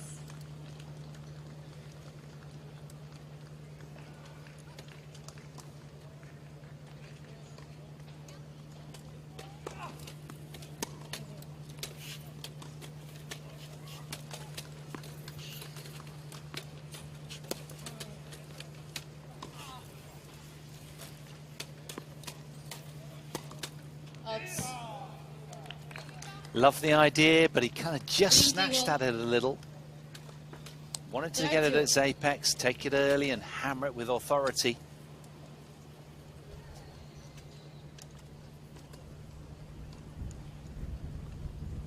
No, he's just wheeled off stage momentarily to almost flush that bounce smash error away in his mind, Ruben Spargeren.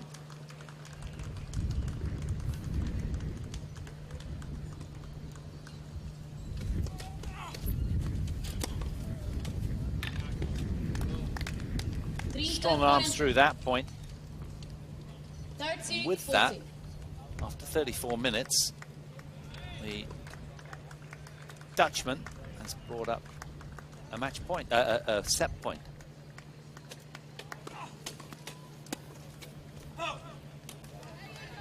Iguais.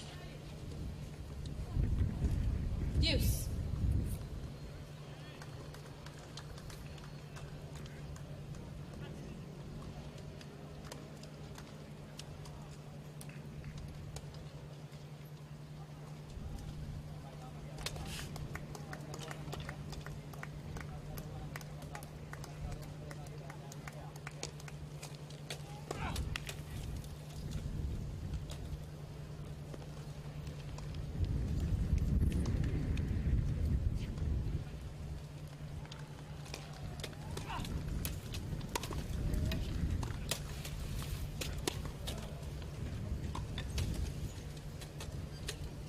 Out.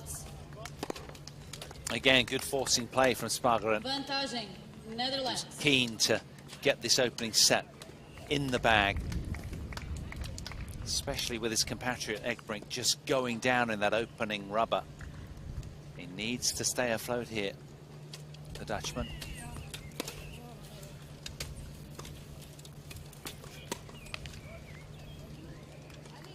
And he's getting a little anxious on those set points.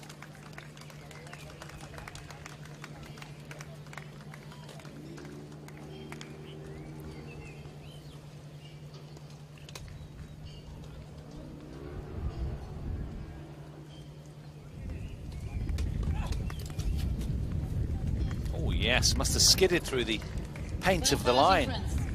That'll do it. Swing and a miss. Don't see that too often from the world number 5. Opening the ace tally then is Mengi.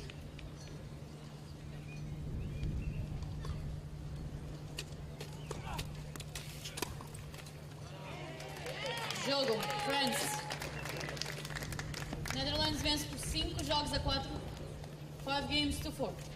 Gaten Mengi holds on commendably. The 40-year-old is still afloat in this opening set, and that's all that matters. But it's Spargeren that'll serve for it at 5-4.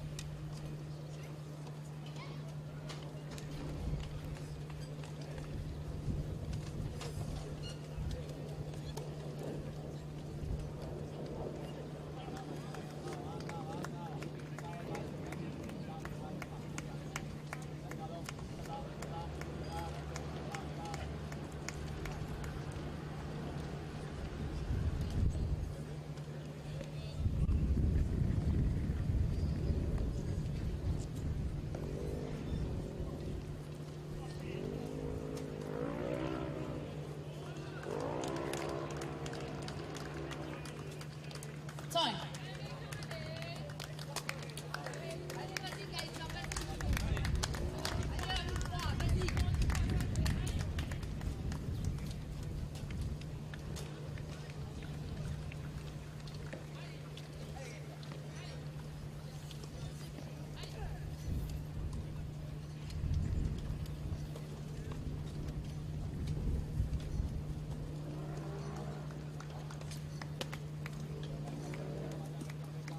Here we go then, staring into the Portuguese sun as he attempts to put this set to bed on his own serve. 5-4, Spargeren.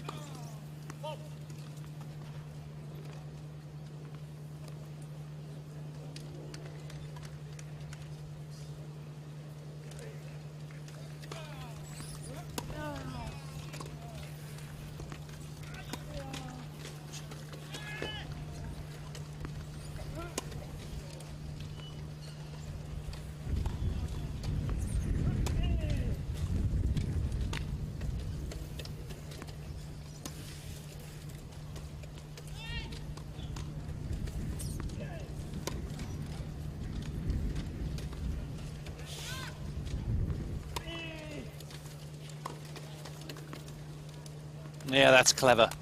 Just using the breeze as well to carry that one from left to right, Spargeren. Very well managed point.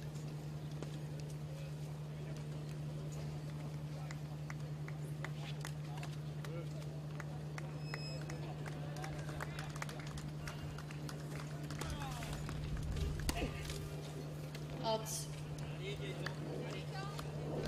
30-0.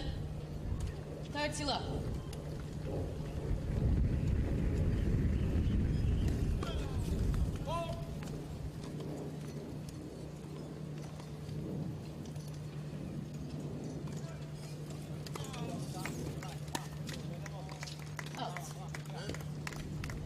40-0, full zero. Couple of untimely unforced errors from Mengi, and Spargeren here looks like he might be handed the opening set on a plate. The Frenchman prides himself in consistency, but not of late.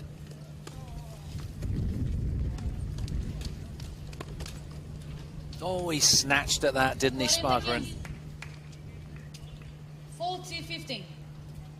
You can only assume that the wind got hold of that a little and blew it out of his sweet spot, his strike zone. He's still got set points here.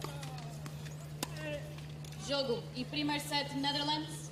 After 40 minutes, Ruben Spargeren of the Netherlands takes the opening set by 6 games to 4 with a hold to 15 on his own delivery. He'll be delighted. He's halfway home to victory, and that would level the tie if he can get there.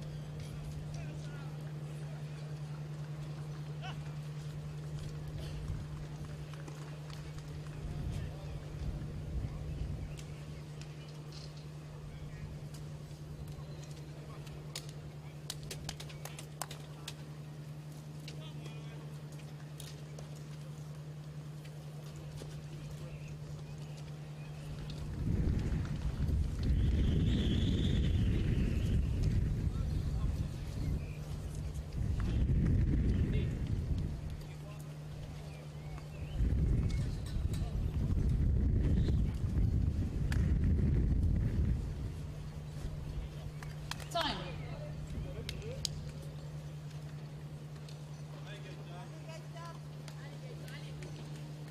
So Spargeren keenly out and wants to get this second set underway. Gaten Munge just taking his time. Ao serviço, France.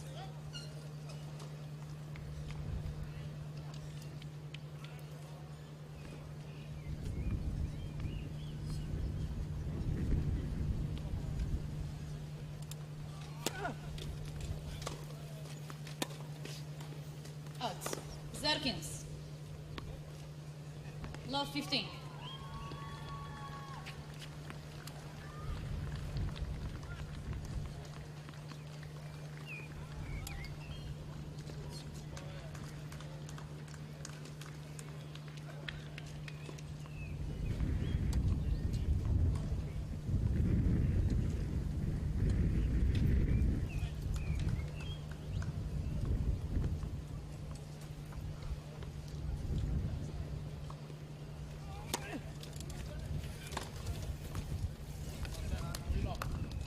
Zero 30.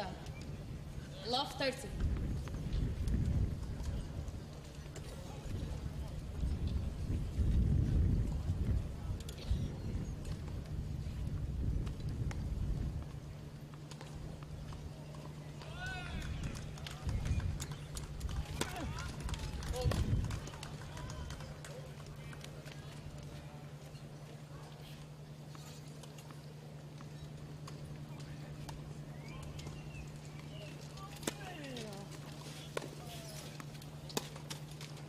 Out.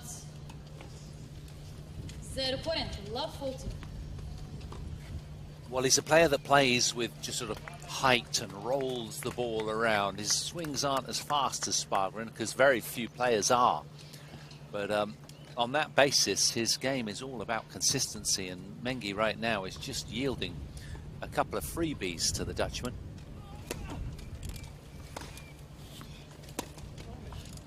Out. Jogo Netherlands. And there's a third unforced error in a Primeiro row. jogo, segundo set. First Gaten game, Mengi. second set. Just yielding again. Well, it's Spargeren that's going to be wheeling round, feeling really good about his plight right now. A set and a break to the good after 44 minutes. He is in the box seat here. Hasn't been easy conditions. The wind has picked up. he's coming in for a little bit of verbal assistance from Pat Labazet.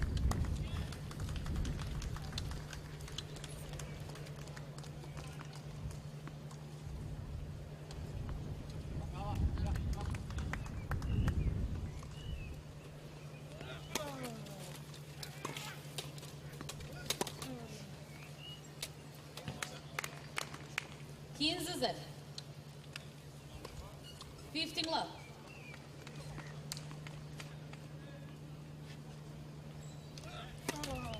Late first service.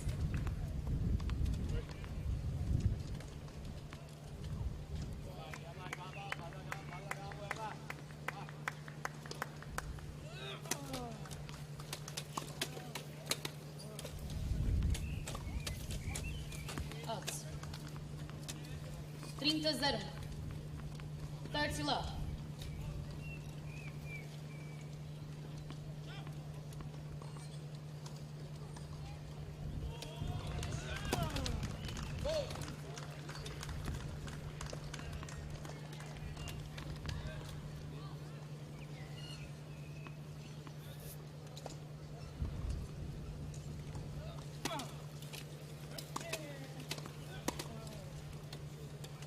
$40-0. 40 love.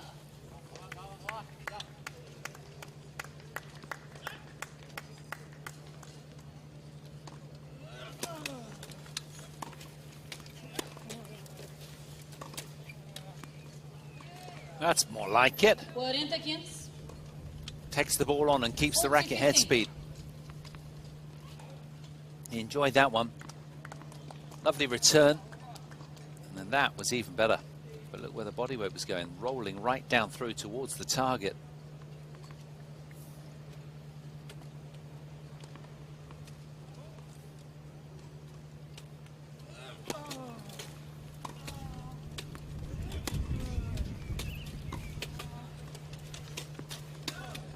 Oh yeah, it's tricky, isn't it, under the heat and the breeze to get those right. That one just vaulted right over the top of Spargeren here. Good move to come forwards. Wanted to take advantage of anything short, but just absolutely kicked like a mule off the court surface there. That one from Mengi. Still with a game point though, Spargeren.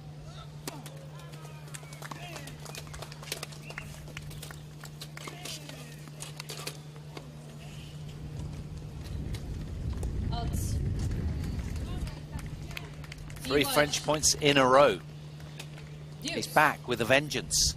Can he make something of this game?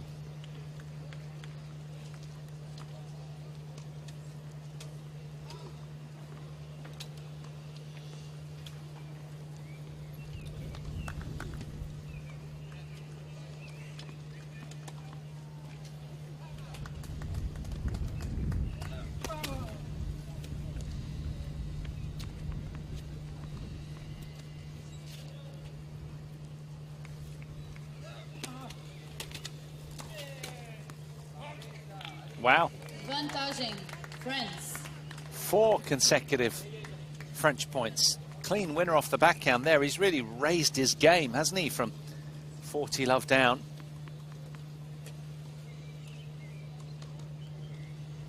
Now, will there be a backlash from the world number 5?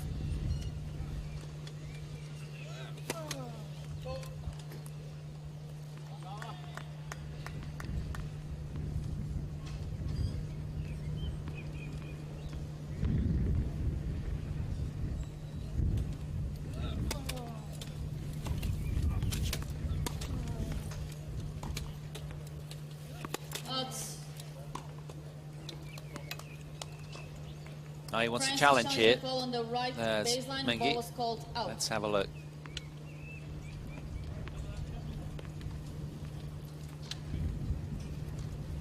Only just.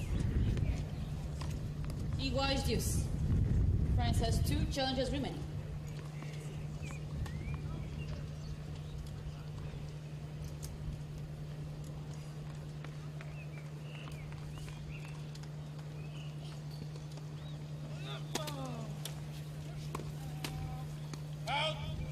Vantagem, Netherlands.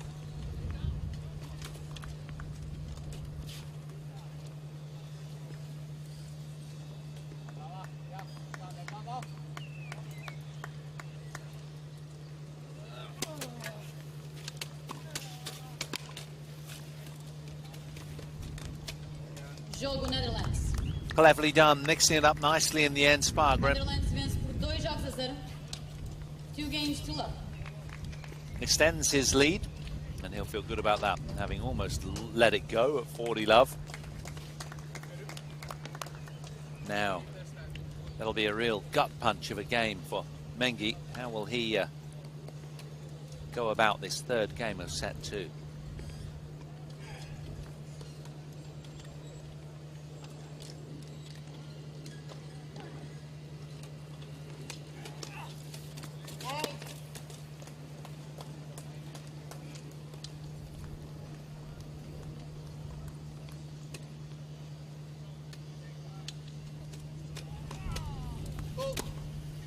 Zerkins. Love 15.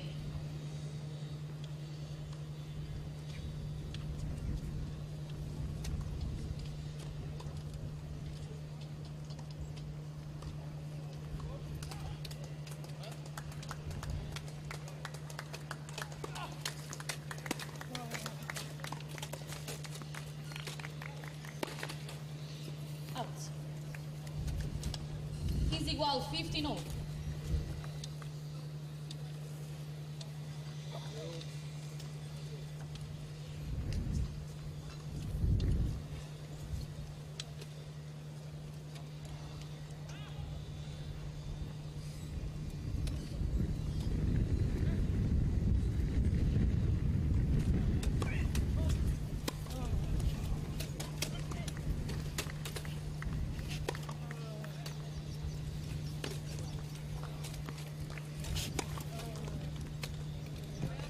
That's more like it. That's what we're familiar with seeing from Ruben Spargeren. 15-30. But not today. He's been way off his best. And that's what the wind does. It's a great leveler, the breeze, and it can really help underranked players get an upset. Hard to strike with as much authority. You can't go as near to the lines in the wind either. You've got to play higher percentages. And given that, Spargeren has managed this match really very well.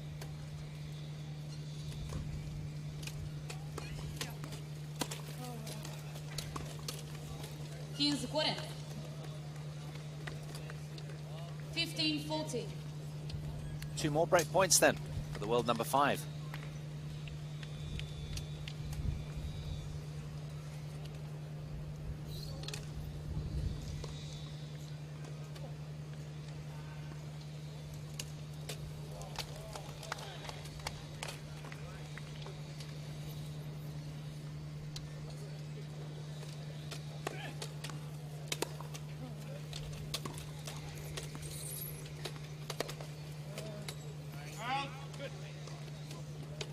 Trinta 40. 30-40. Plenty of sunscreen on, which is sensible. Just wheeling into the slither of shade at the back of the court.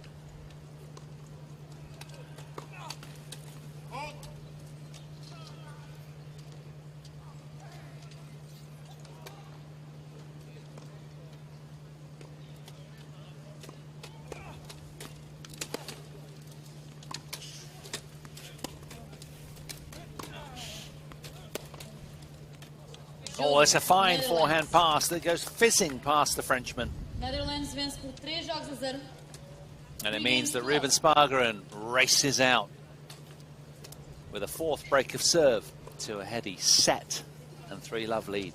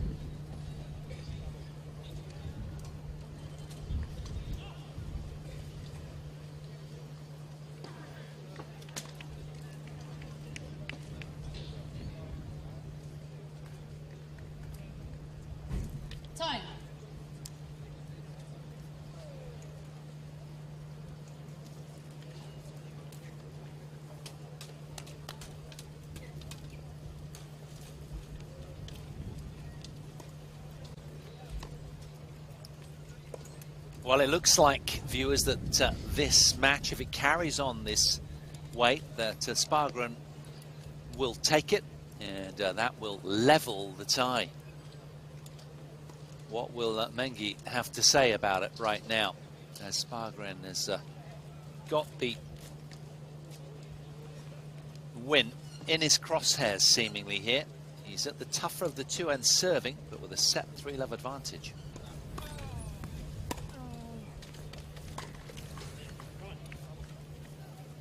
Zero 15. Love 15.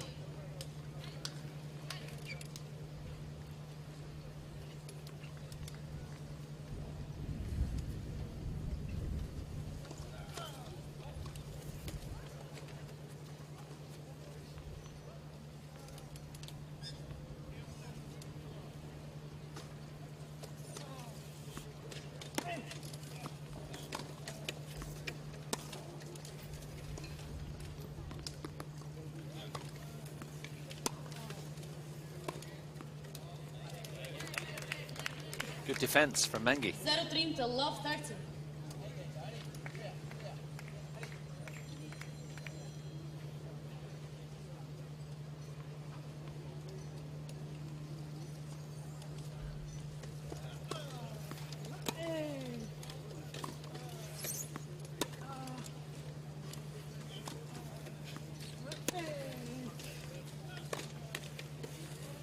Oh, wow. 15-30. Hammered at that forehand line and just 15, nibbled over the 30. net.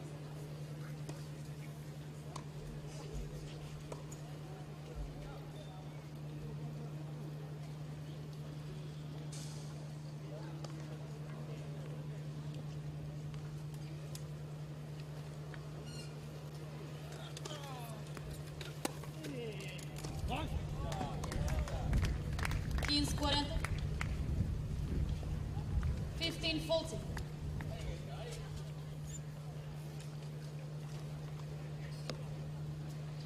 Two break back points here then for Team France.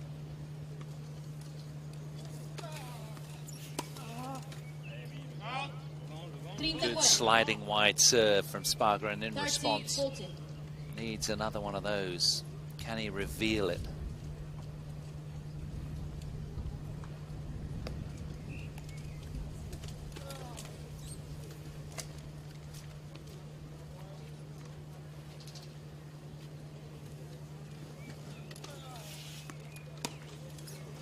Yeah, good length on that one.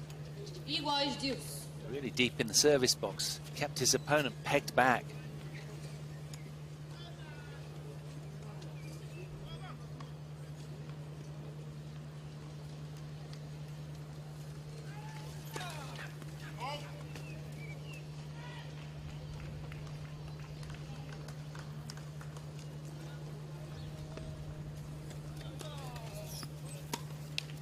Vantagem Netherlands.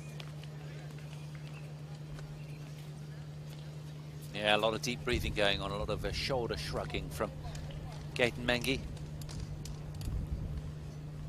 who's struggling to get any traction here. Spargren with another game point. Jogo Netherlands. And as we approach the hour mark, it's the world number 5 Netherlands vence por 4 jogos a 0. that has this match just where he wants it. Setting 4-love now. Totally orchestrating affairs out here.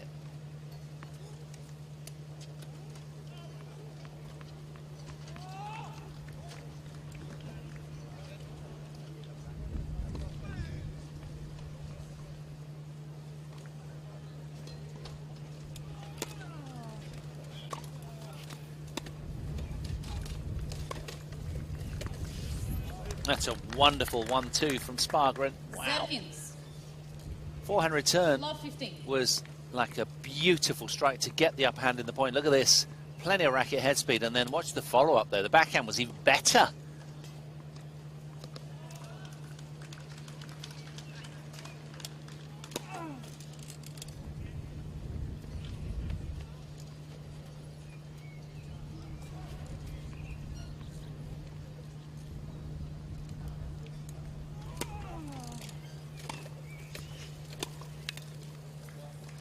done it again with that reverse backhand spike down the line this time. He's got a lot of versatility to his game, has Ruben Spargarin. And it's proved a real handful for Gaëtan Mengi.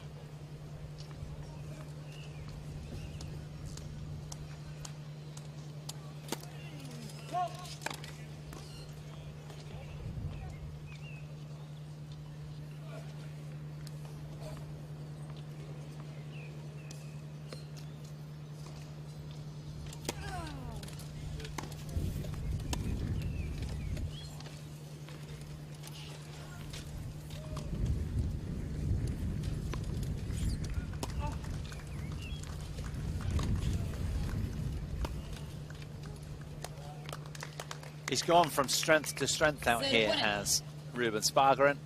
Love Fulton. Now this, you feel, would be terminal if Spargarin can cross the line in this game, as far as the Frenchman's concerned.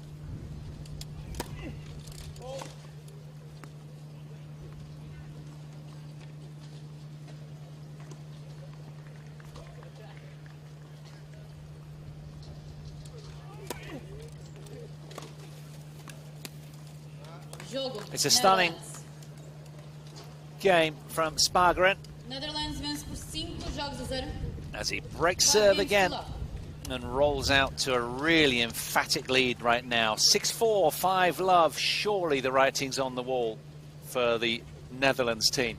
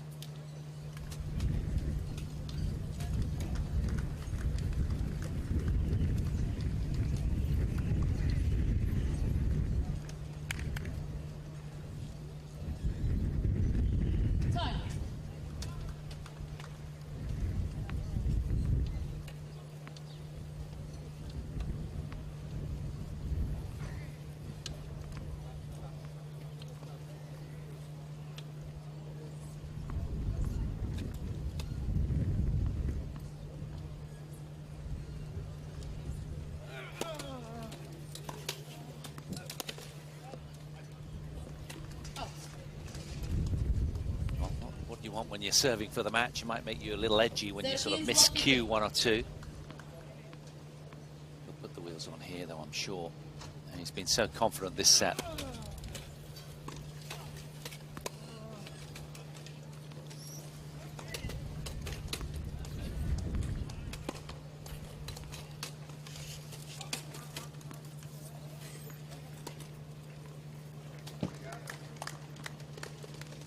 Igual. 15-all.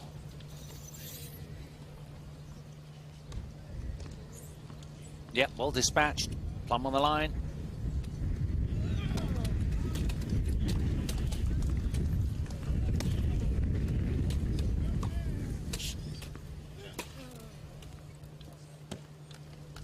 Well, he's demonstrated granite mental strength out here, has Spargarin. He really has. It's been a windy, tough afternoon. But he's bossed his way through with consistency after a tight opening set. And here he is after an hour and 4 minutes at 2 match points.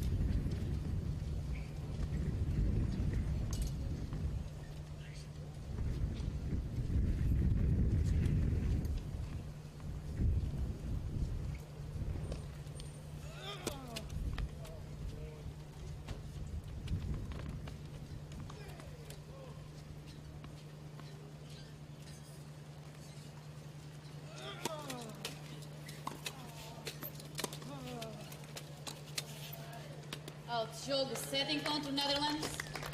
2-0, 6-4, 6-0. Solid performance from the Dutch number one, and he hauls this tie back to 1-all.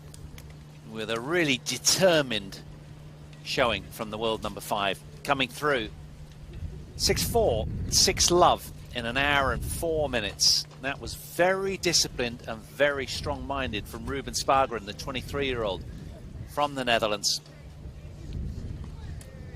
So all eyes pointing to a fantastic finish then. And so looking forward to the upcoming men's doubles that'll be in around 30 minutes or so after this.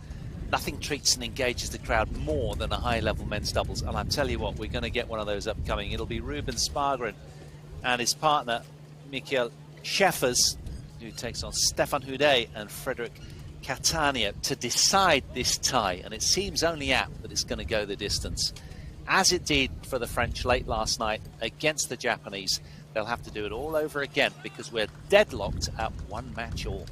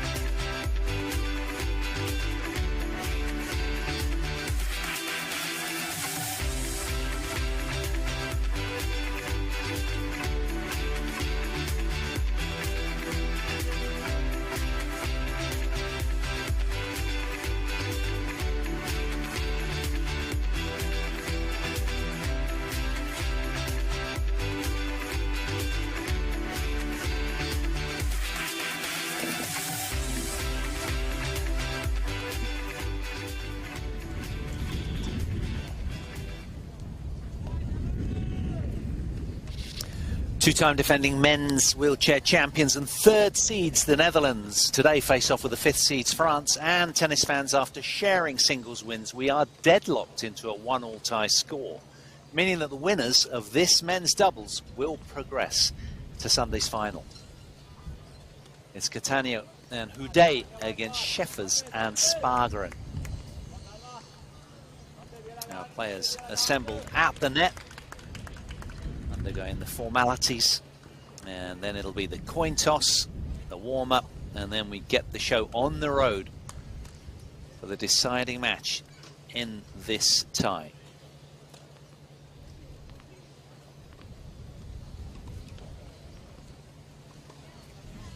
Netherlands pairing in place. Michael Scheffers and Ruben Spargeren.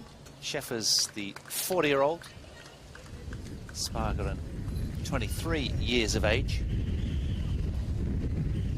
And remember, both teams have won 8 times this event, the World Team Cup. But they've been outdone by the US of A, who have 9 times been champions. So the winners today have a chance on Sunday to equal that American tally of 9. So lots to play for on this breezy afternoon in Vilamora. Beautiful playing conditions, but a little bit blowy, and that could prove challenging. We're just waiting for Stefan Houdet by the scheme of things, former world #1 in singles and doubles. Here he is.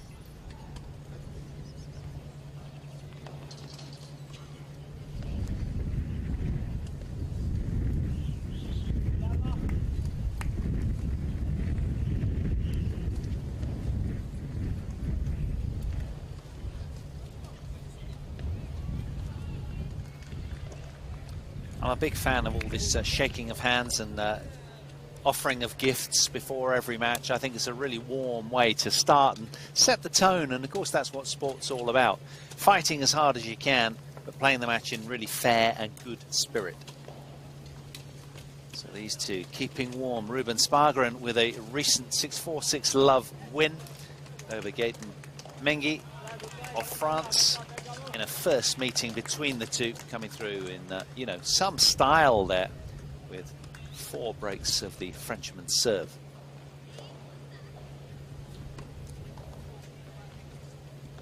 Michael Scheffers, his partner, 17 years older, men's doubles #6.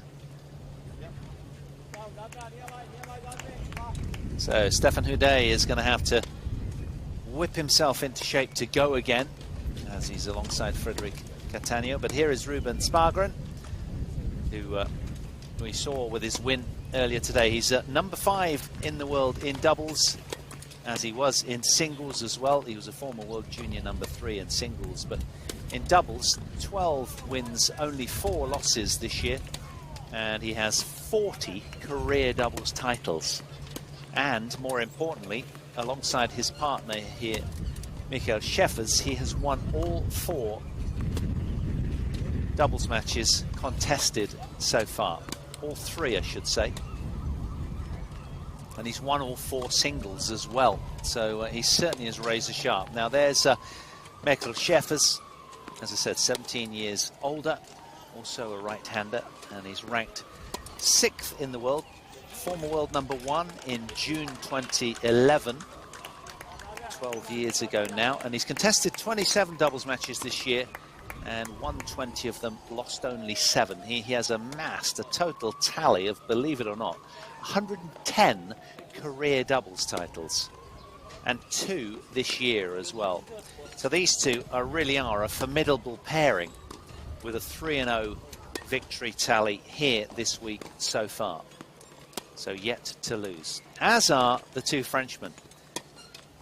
Frederic Cattaneo, 44 years of age, fellow right-hander as well, ranked at 20th in the doubles rankings, and he has 83 career titles. He has been as high as 4 in the world, but that was 10 years ago now, back in April 2013, and he's 8 wins, 3 matches generally this year prior to this event.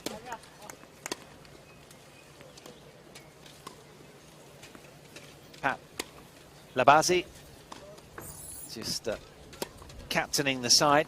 Busy long day for him. And Stefan Houdet, of course, former world #1 in doubles, ranked 37th at the moment. He was won back in January 2009, and he himself, again, rather like Michael Schäffers, has 127 career doubles titles. So there's some very decorated talent on this court today.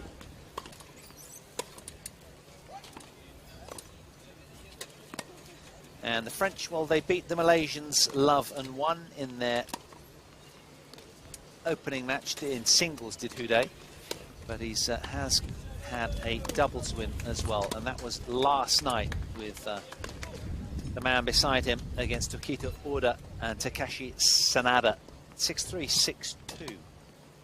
So a little fresher in that regard. They've not been, you know, so exposed in doubles, whereas the Dutch team have had 3 wins. They've just had the 1 win, but it was a very significant win last night against the top seeds to unceremoniously eject Tokito Oda, the 16-year-old, and his top-seeded peers as Japan were exited at that round-robin stage. Para menos, jogada a melhor 2 tie-break sets, com vantagem. O último set será disputada match tie-break até 10 pontos. Para decidir o encontro, à esquerda. It's going to be a match tie-break as the third set, as it has been all week. À direita da cadeira, France, Frederic Cattaneo, Stefan Houdet.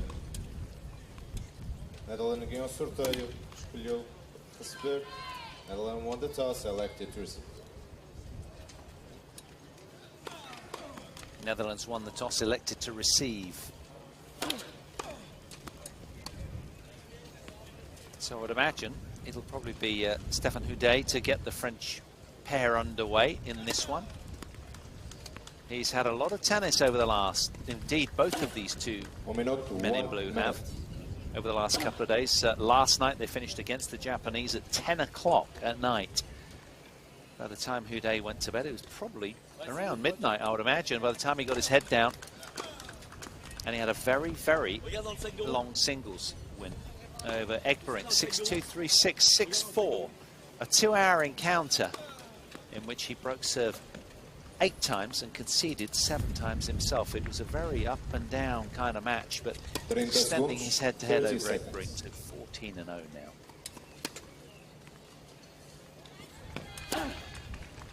Which team will it be then that can push their way in, make one last push here, and head towards Sunday's finals? They'll get a lovely day of rest tomorrow, probably a gentle hit, I would imagine, and that'll be it for them. Just replenish the muscles and go again in Sunday's title decider.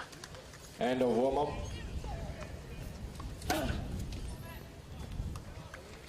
So it'll be the 5th seeds from France that get this started imminently against the 3rd seeds.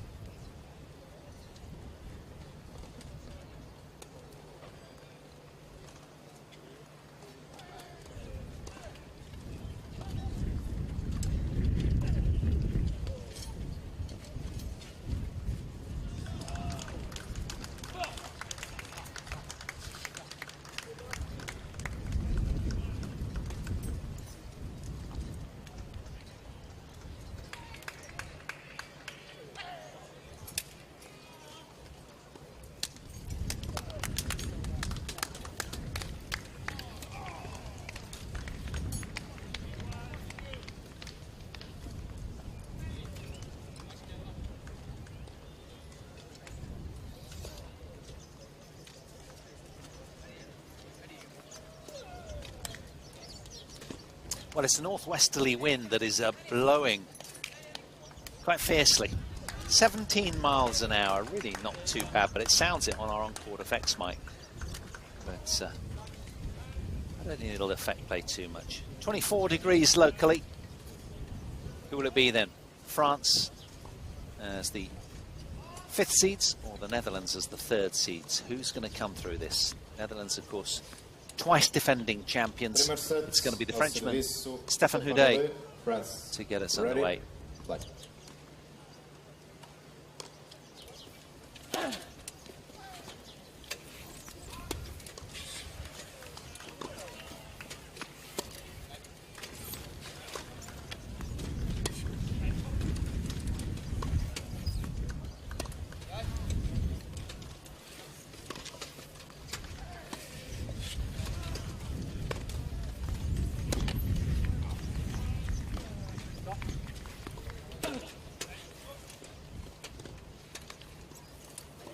In 0,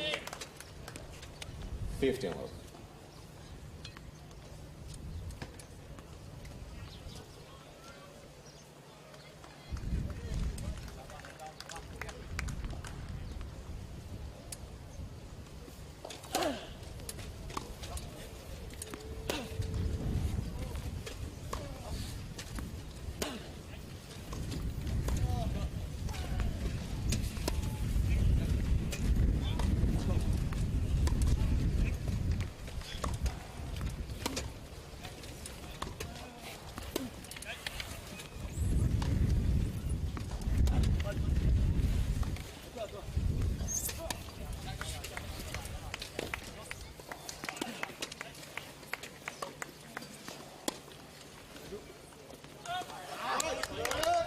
Super rally. French yielding on that one in the end.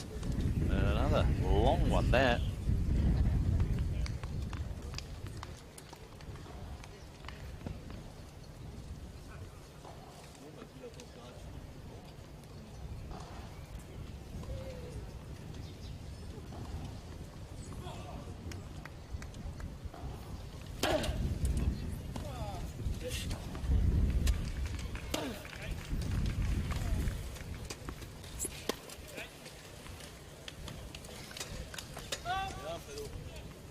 Against 30-15. Cheap points seemingly hard to come by in this doubles. And of course the wind means that you really can't go that near to the lines as you do on a windless day, where everything can be just that little bit more precise. How much does he have left in the tank at 52 years of age? Remarkable.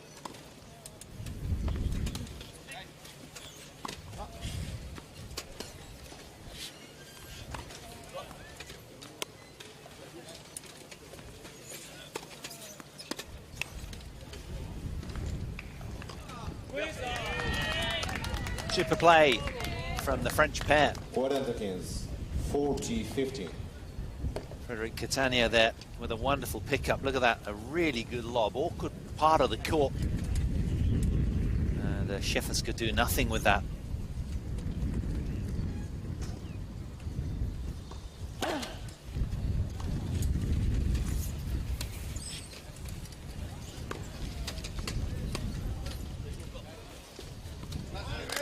Yeah, powerful forehand from Sparger, and again, we saw a lot of that in the singles. He's dangerous on that wing as well as Stéphane Houdet. Holds a good intensity around the court, does Sparger, and the world number 5. Much needed in doubles.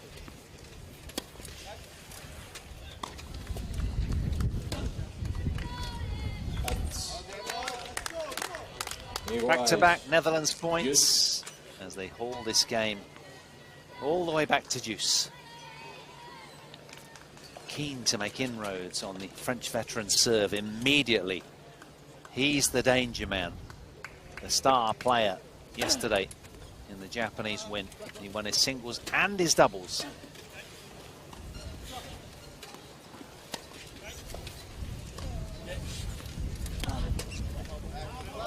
Well, his forehand's very good, but you sense he was a little greedy there, Houdet, because the wind was blowing from right to left, left to right rather, and it's pulling away from him there.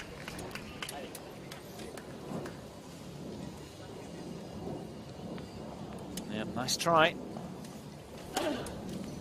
Break point for the Dutch. Good leave. Iguais. Juice.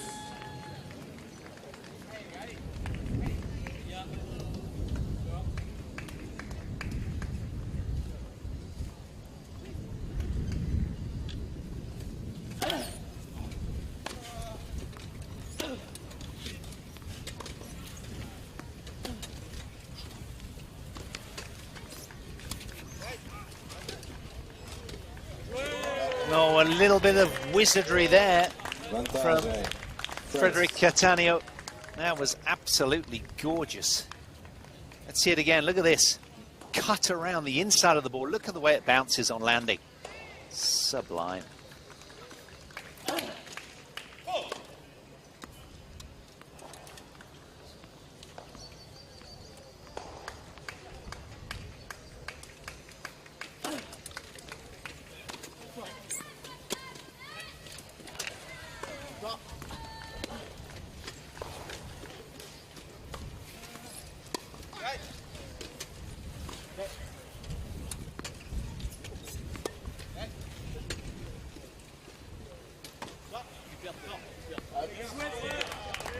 Jogo France. Superb ça, says Houdet to his partner. He really liked that one. Well, what a long opening game that was. If that's anything to go by, we're in for an absolute treat here, as we were late last night with the France-Japan clash. That one really coming not down to the wire because it was a straight sets win, but it was very tight straight sets win. And Stefan Houdet doesn't play much with Frederic Cattaneo. He plays mainly with, well, all sorts of different people, but of late he's been playing in Japan with, in Izuka with Takashi Sanada. They lost in the quarterfinals together. And also in Korea, in Seoul, he played with Takuya Miki, as he did in Daegu. So he's mixing it up. His choice of partner, he can play with pretty much whoever he wants because he's such an experienced veteran. Houdet still very, very good. Let's have a look at Spargren then in the first rotation of these four servers. Spargren up next. Beg your pardon. Mikkel Scheffers. 15-0, 51.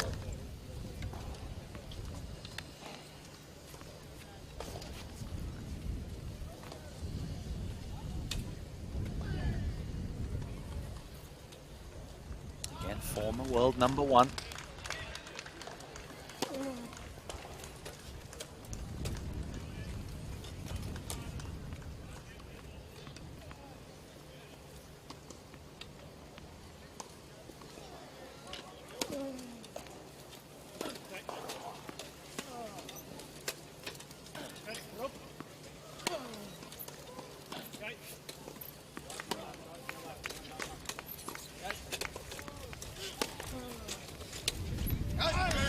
That is one vicious, stinging cross-court forehand winner from Spargren. 30 love. He's pretty big on his grip. It's kind of like almost a Western grip, and he rips this apart. Look at that. Wonderful. A multi-segmented forehand.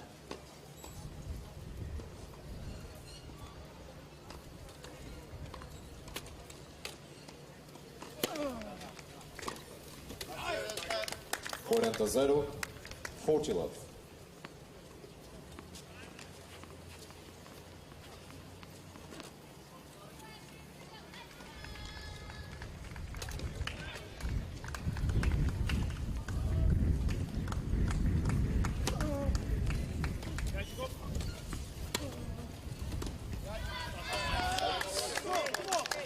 Scheffers with a deep pummeling forehand of his own. He's come to the forehand party as Mikkel Scheffers, as he holds on.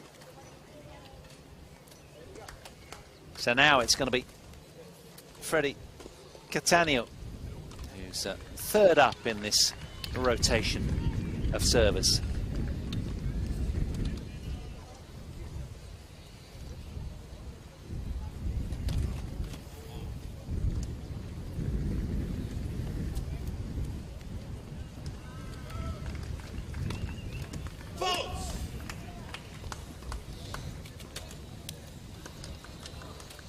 0-15, love 15.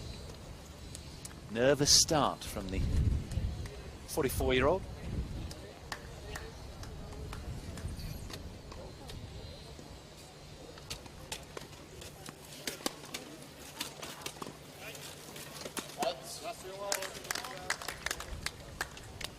Zero-30, love 30. Well, just to keep you abreast of what's happening on the other tie out on court one.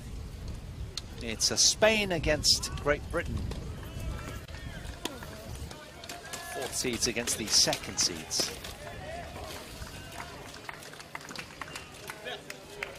And I can tell you that Gordon Reid won his opening singles. 30-15.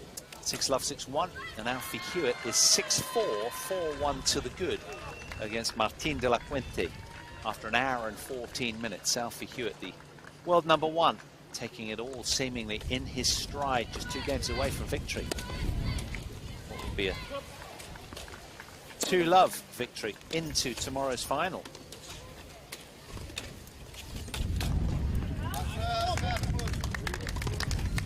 Quarenta-15, 40-15.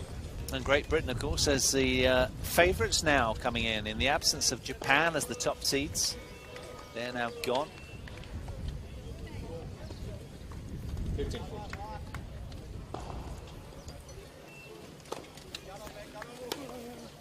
At 30-40. So one of the 2 breakpoints saved then. Catania.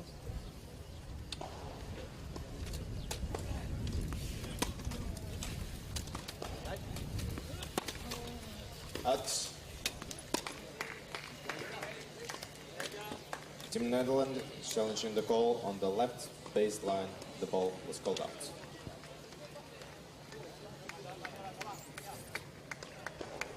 First challenge of this game. Ah, it was a really good challenge. So we will have to replay the point.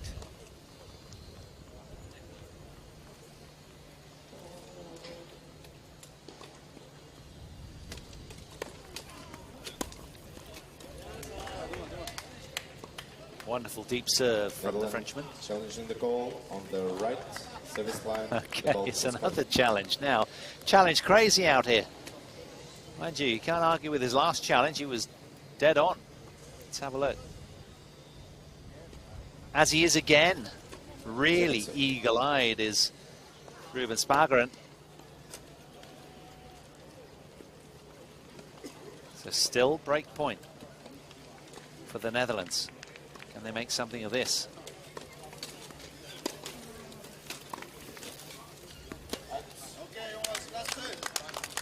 Yeah, that's gone long, and a little frustration from Frederick Catania. It's the first break in this doubles, and it goes the way of the Dutch. They head out to a 2-1 lead after just 12 minutes.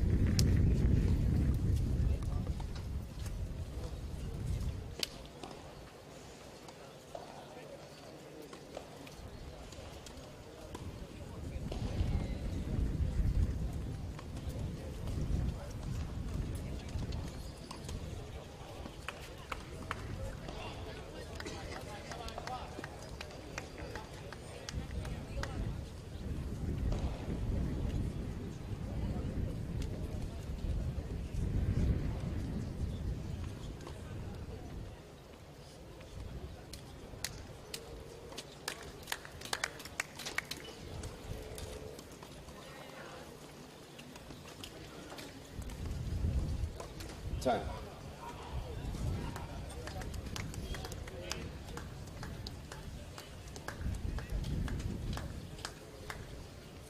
Always tricky when you are in the wind. As I say, it's tough to find your targets. It's tough to be as aggressive. Basically, today's going to come down to who can cope best with the breeze and eradicate some of what we often see, which is a few unforced errors in the breeze. Here we go then. Spargeren armed with a break.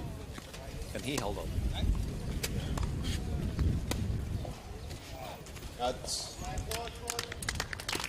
Ruben Spargeren, of course, the very last player in the first serving rotation in this men's doubles.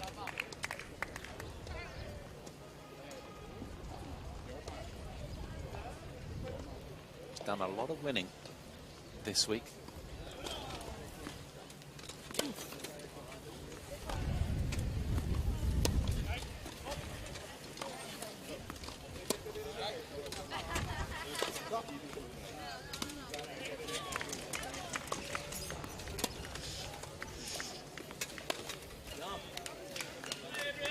Yeah, that was hard. Given the bounce so close to his chair, very difficult to get that one away. A little too greedy. It was a wonderful approach shot, but this one just tangled him up, got behind him a little. Uday delighted.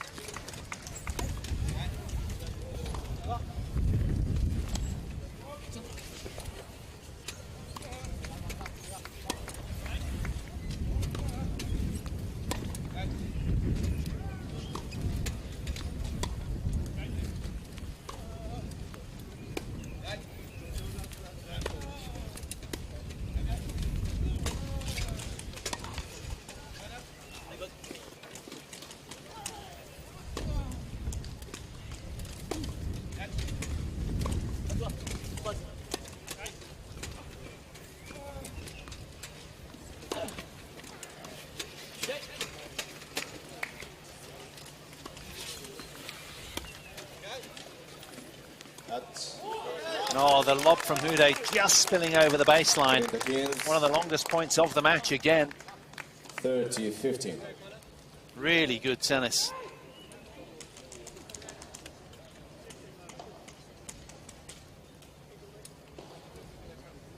It's a good strike, just sailing long. It's one of the things in the wind, you've got to keep your racket head speed up, but nowhere near lines. Can't afford to. So you've got to hit the ball with authority, but be guarded. Big targets.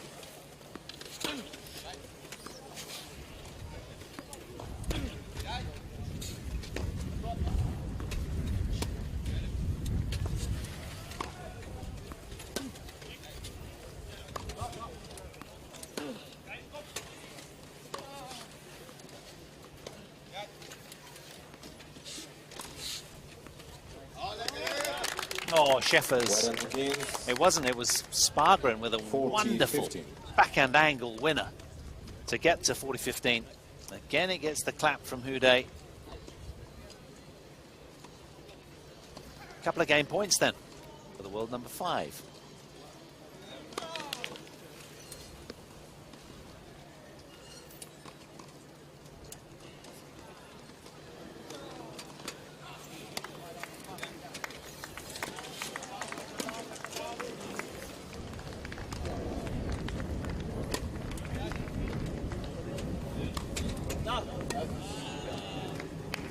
Quarenta 30, 40-30.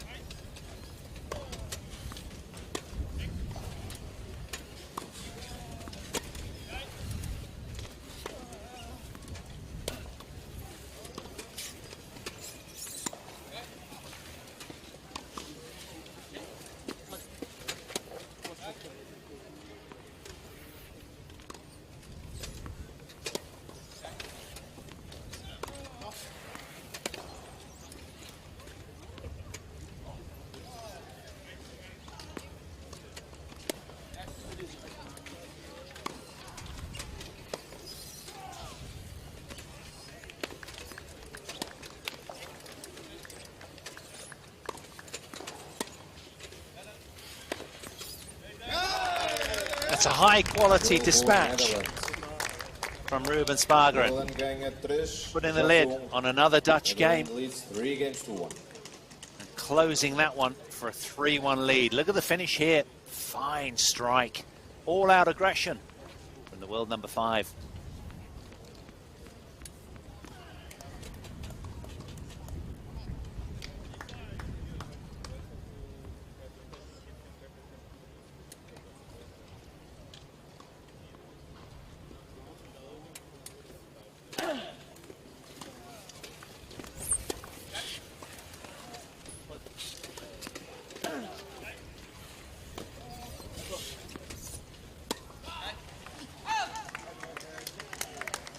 Zerkins,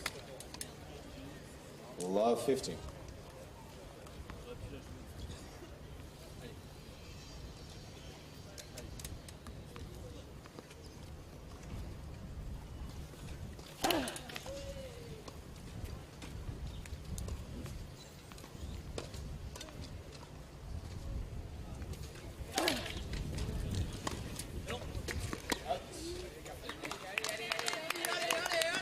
Iguais, 15-all. Well, so hard to smash out quick-fire points in a chat. It often makes for longer, more absorbing rallies. It certainly is very sort of mesmerizing and spellbinding.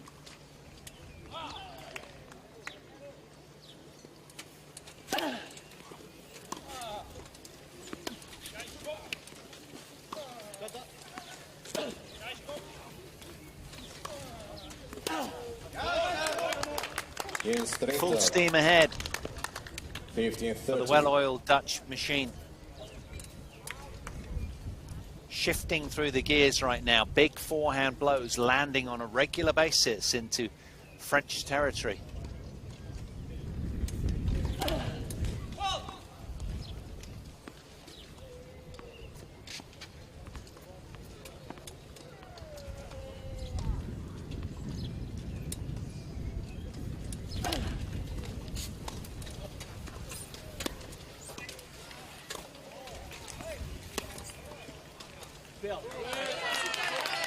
Iguais,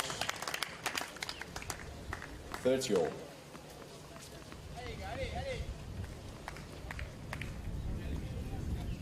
Superb. Finding his spots, Catania.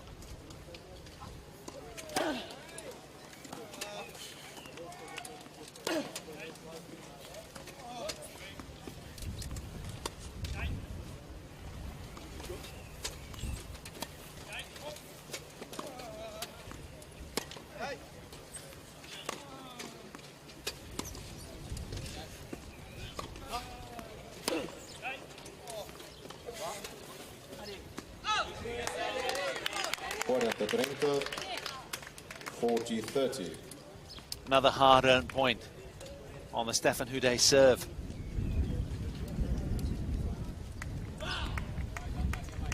Barrel-chested Michael Schäffers just with a slight error.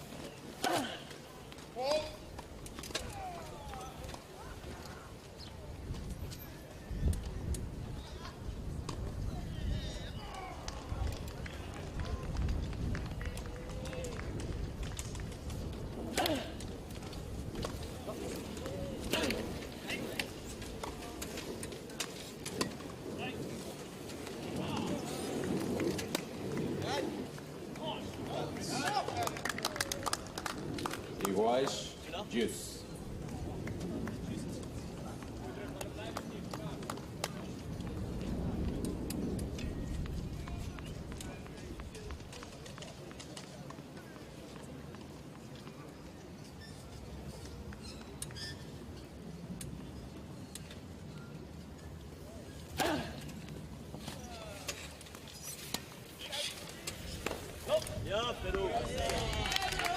Vantagem, France.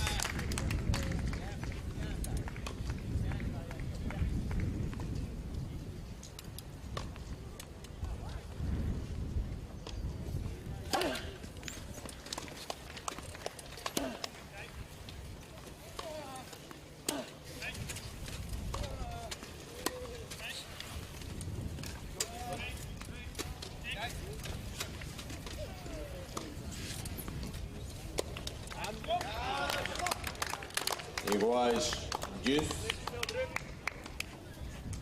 Another very long game. This time it's Houdet under the pump. He held on at this stage in his opening service game. But he's been asked a lot of questions here in this one.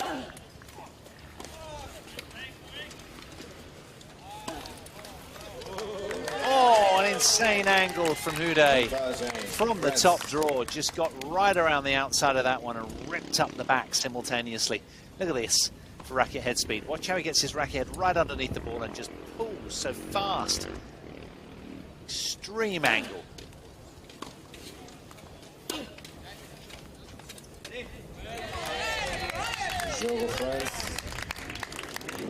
Well, he's got his tail up again, Stefan Houdet, and well, all compliments to him because he earned that game, particularly at that from Deuce. Kicked on really, really well from there, didn't he? So he stays in touch, does Houdet and Catania, with the Dutch pairing.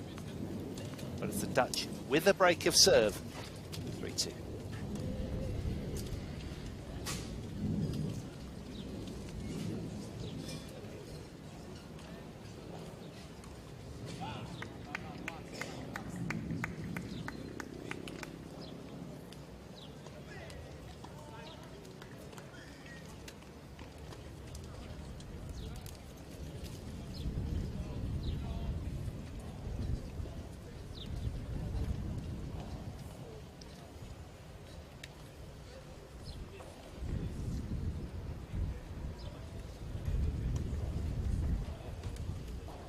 Time.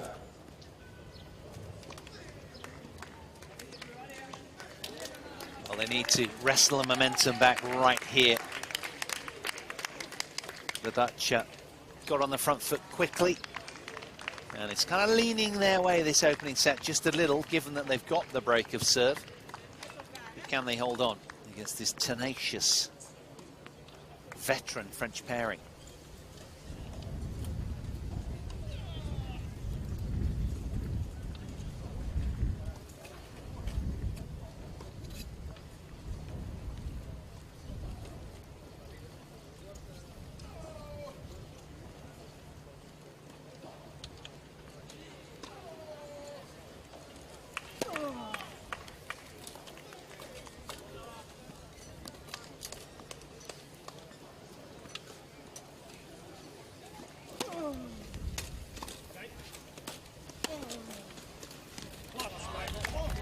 Heavy forehand from Mirko Schäffers. They're putting together a really clean set of tennis so far, the Dutch. His partner alongside is effervescent with energy, just fizzing all around the court. And they certainly have the firepower, these two.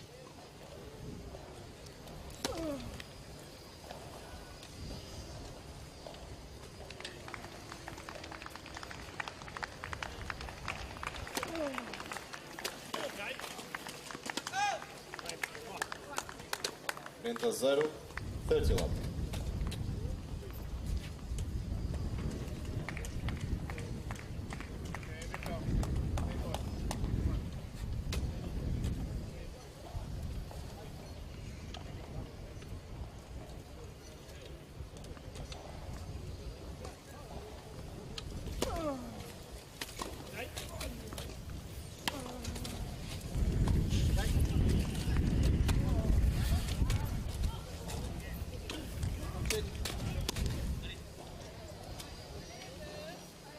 Stops a nice little surge from the Netherlands pairing. 30-15. Incidentally, I hope I'm not jinxed Alfie Hewitt out on court 1. He was 4-1 up when we last checked out the score, a set 4-1 against Martin de la Puente, but the Spaniard now has fought back to 4 games all. After an hour and 33 minutes, they've deadlocked over there on adjacent court. Hewitt just 2 games away from a sweet win that would get them into the final.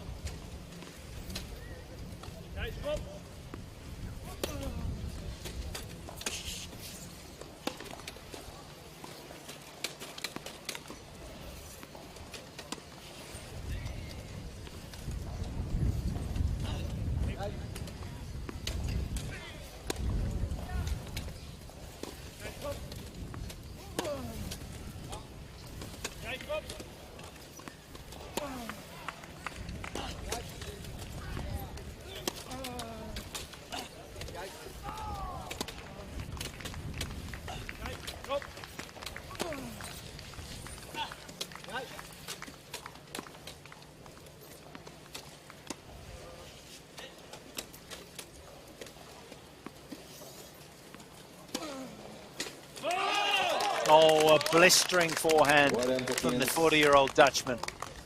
Mirko Scheffer's really unleashing the fury here. He had enough of this long, grueling rally. Gets the big gun out and bisects the two Frenchmen. This was hit at some pace.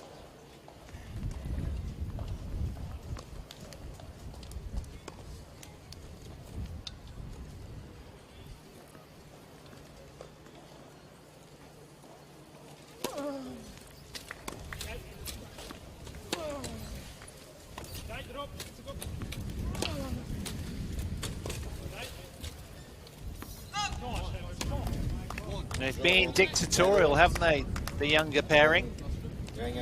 Really going after this positively. Playing at their pace. They extend their lead and hold on to that early break. 4-2 they now lead.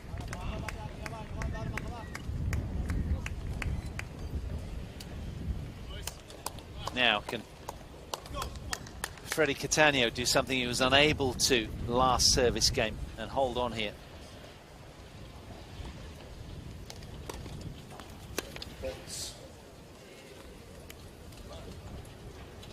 France challenging the goal on the right service line. The ball was called out.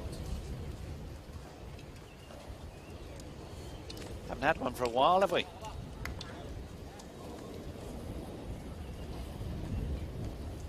Goal sense.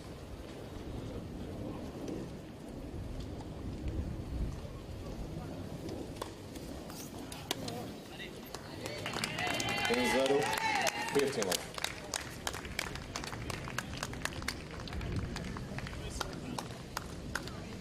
France has 2 challenge remaining.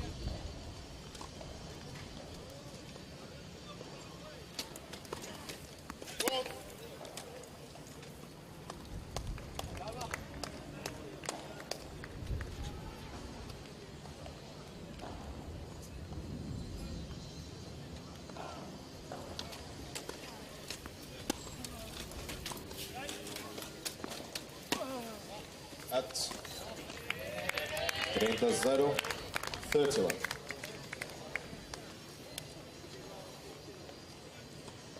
Treading such a fine line in this blustery conditions to be aggressive but yet consistent.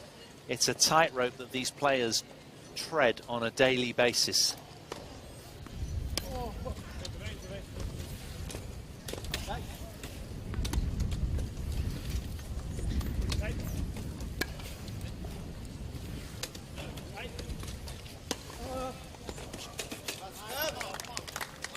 Stunning from Scheffers. Managed to get that ball down low and fast.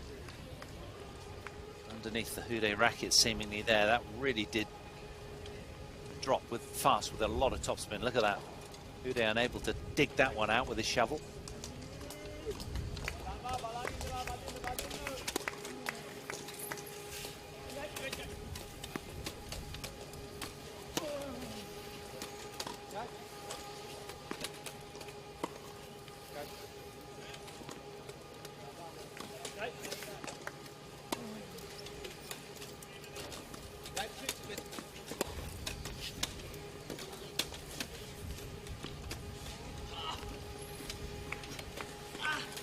Oh, he's got it.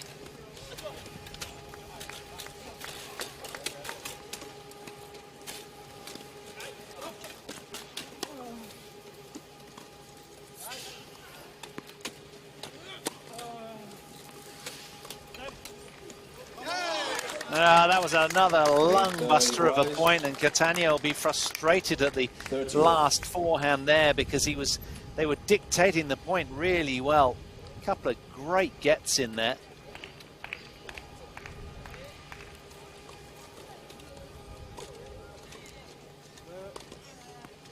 Please. Person.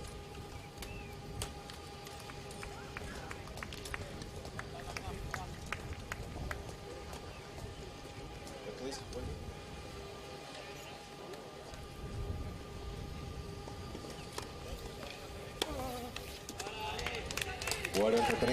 40-30. Well, they all understand the joy and fun of the team format and really do relish it when it comes along. It can be a solitary, lonely world when you're out there on your own, but in doubles, in the team format, well, it makes for a compelling watch. They'll have a lot of fun off the court, both teams, driven by the powerful characters within.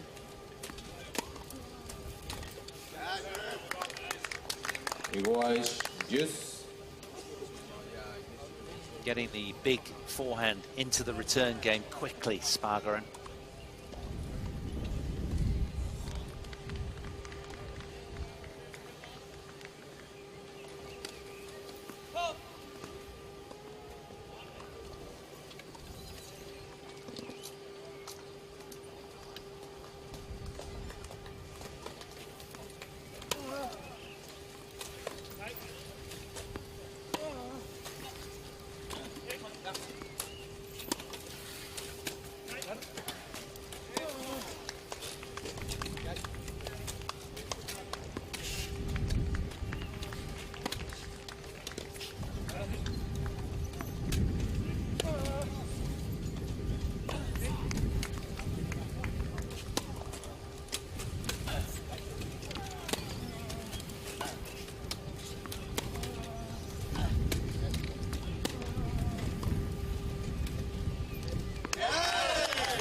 Bold and insistent is Ruben Spargeren, going right after the ball there on a regular basis, taking it on the rise, and that is gallant tennis from the Dutch.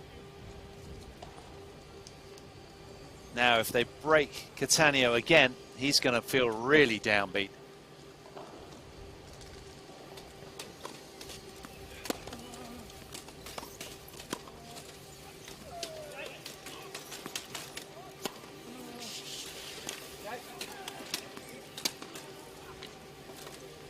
It's an absolute ripper, and this time from Spargeren's forehand again. That has really come to the party today. What intensity from the Netherlands here. Look at this, a blur of orange at the bottom of your picture, and what a fine finish. Ripping up the back of the ball. Super power angle from Spargeren. 5-2, they lead.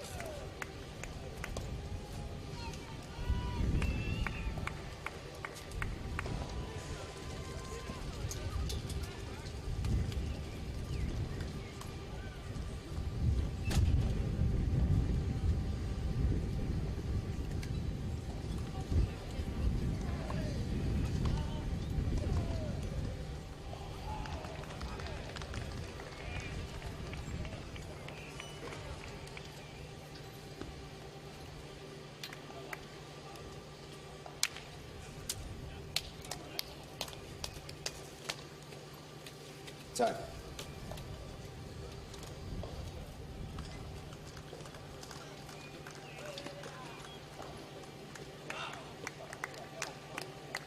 Double Dutch with the double break.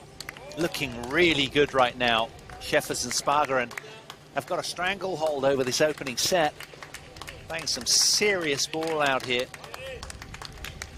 They've really taken it to the veteran French pairing, who are deep in thought as they wheel back to their baseline. And it's going to be the young 23-year-old world number 5 who's going to attempt to serve out this set.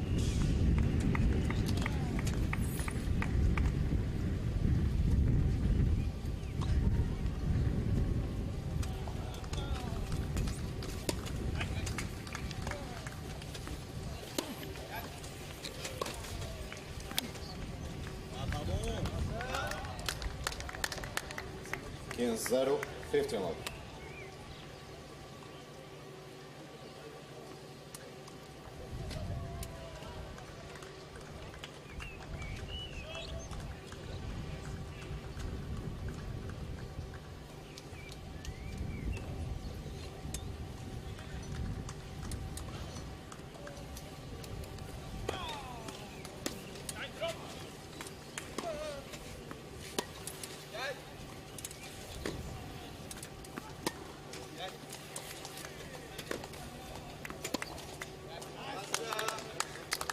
30-0.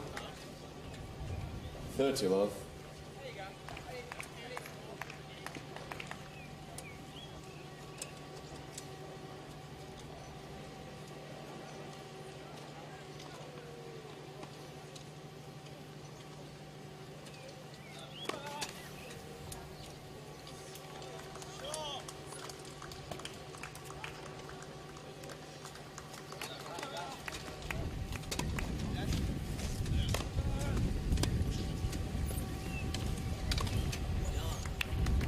Begins 30-15.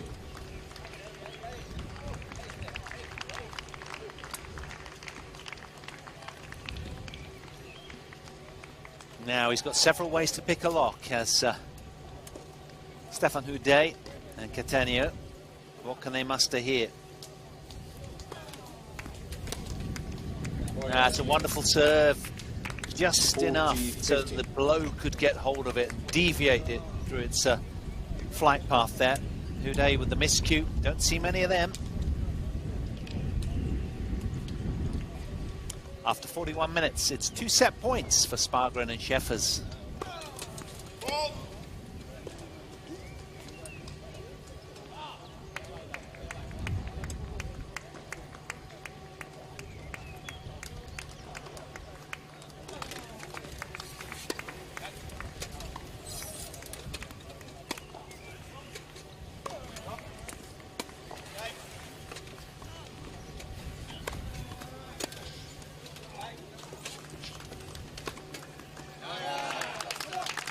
Buoyed by that earlier singles win just moments ago. Ruben Spargren and Michael Scheffers batter their way through the opening set. A sublime, clean set of tennis from the Dutch. They take it by 6-2 after 42 minutes.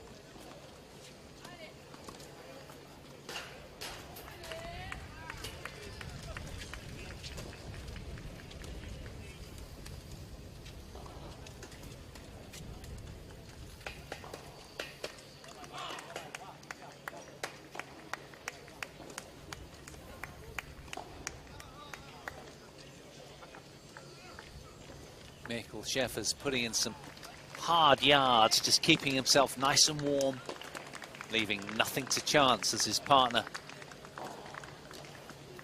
Ruben has just taken leave of the court for a toilet break, bathroom break. I'm sure he'll be back. He's obviously taken on a lot of fluids after the previous win earlier against Gaetan Mengi.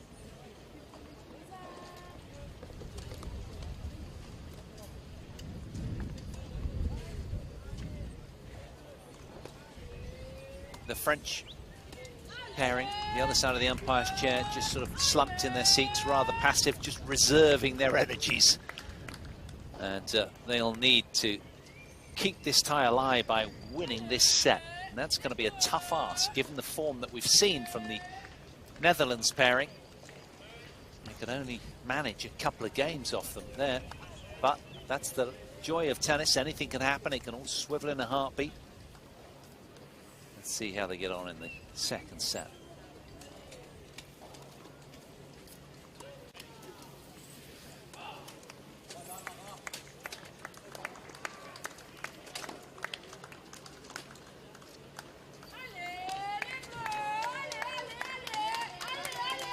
Ruben's back, changing from his day chair into his sports chair, just getting braced into position. And we will resume with second set action for you imminently. Some long shadows get cast from the floodlights over the court. It's been a great week of wall-to-wall wheelchair tennis. And we've still got the weekend ahead, the finals for you. Tomorrow, it's going to be the women's at the quads team finals. And on Sunday, finals of the men's and the junior event as well. You'll be in the company of Mark Valady tomorrow for the women's and quads, and myself, Paul Hand, for the men's final on Sunday. It's been a terrific week, hasn't it? Really, really good. Houdet and Catania, can they get some traction here early in this second set? It's a must-win set for the French. France.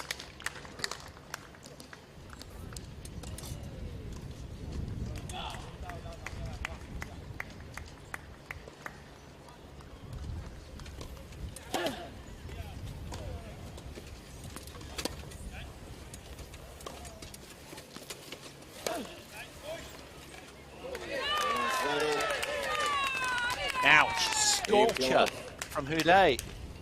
Really went after that.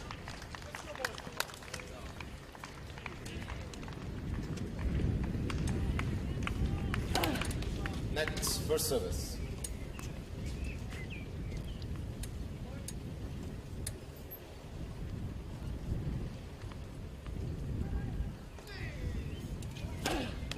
Next, first service.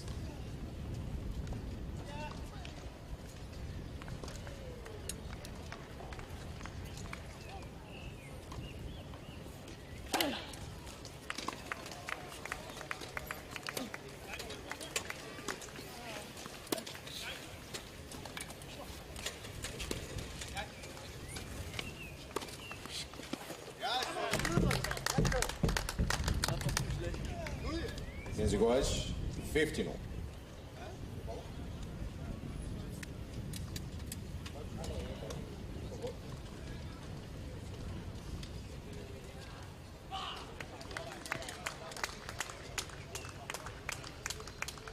Well, that came at breakneck speed, didn't it, that one?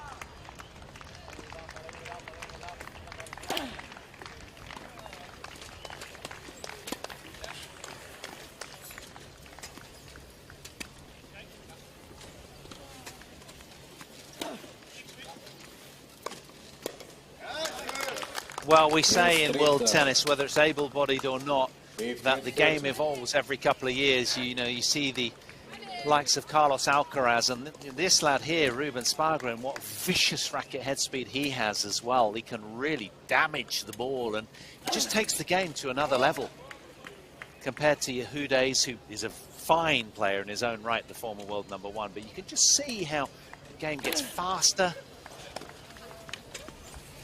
spinnier.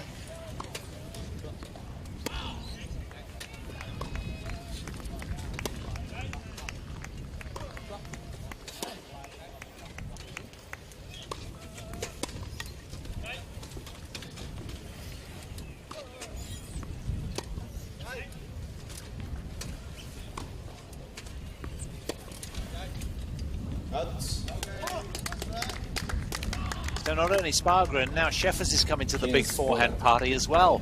And he's brought his bottle of wine, and they're both just free swinging with abandon. An orange blur of intensity.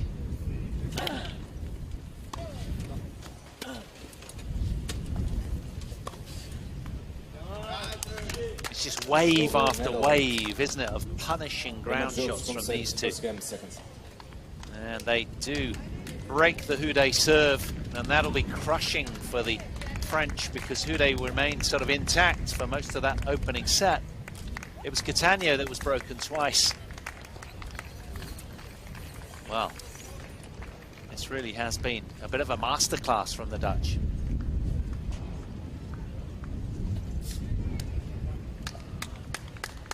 Yeah, this time the towels are getting wedged in under the wire because of the swirl here in Villamoura. It's still beautiful playing conditions. It's only a breeze. It's nothing too forceful, but it just sounds it. Otherwise, lovely conditions, lovely and warm, without being too oppressive. Here we go then. Setting a break to the good. Can Sheffers hold on?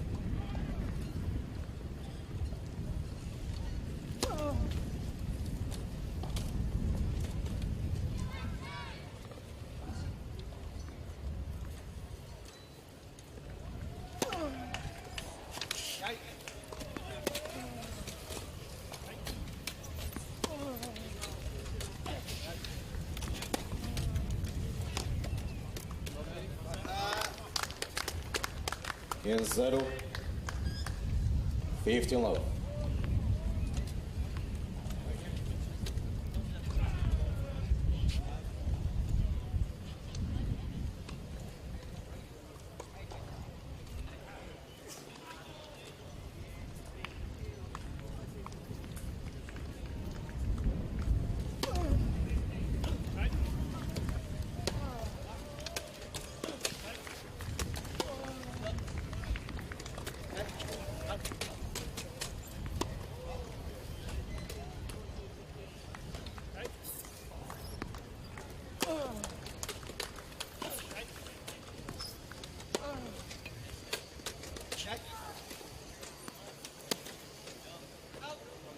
Nice idea. Just ran out of court.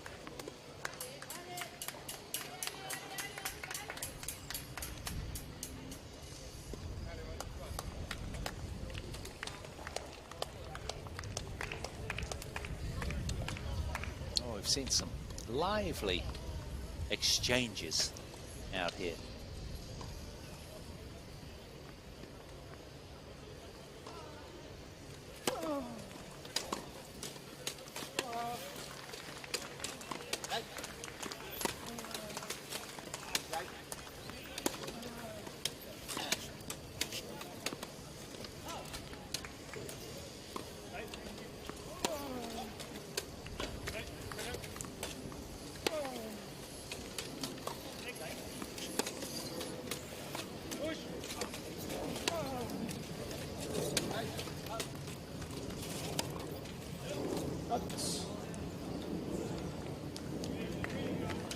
That one went long marginally, but the 6-2 scoreline in the opening set really does do justice to just how dominant the Dutch were. Whether they can hold on is another matter, but it was eye-catching, scintillating tennis from them in that opener. Long way to go when you're playing a Stefan Houdet and a Catania the other side of the net.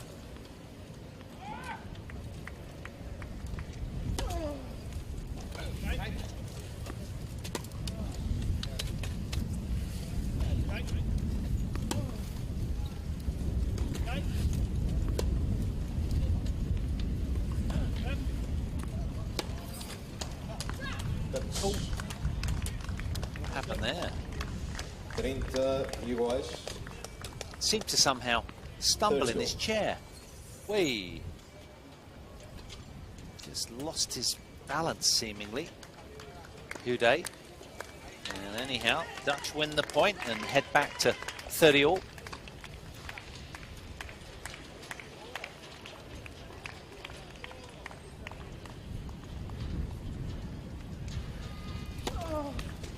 Net, first service.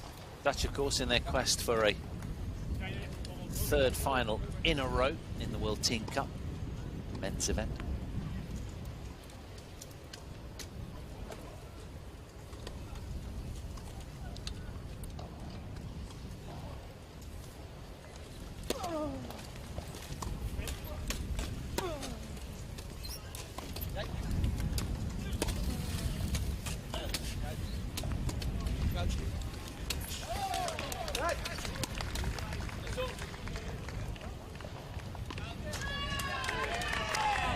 Trenta, 40, 30, 40.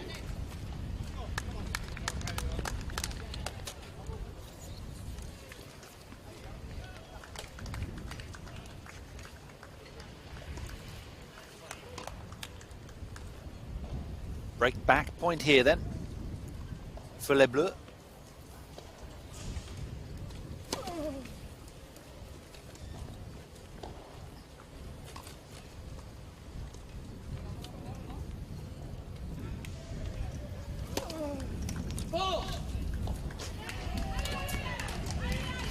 Jogo France. Jogo igual, 1 game all, second set. Michael Scheffers yields with a soft double full. The French back in. Now, Catania has been broken twice. Can he hold on here and self-generate a little confidence?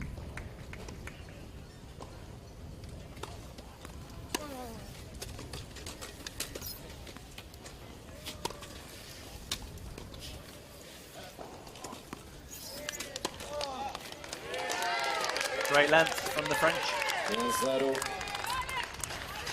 15 love.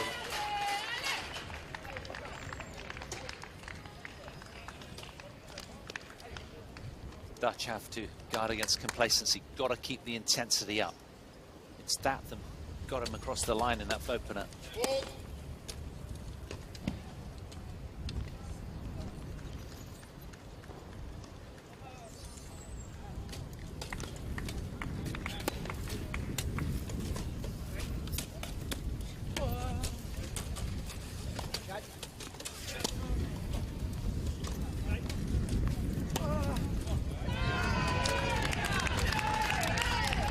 Zero. 30 love.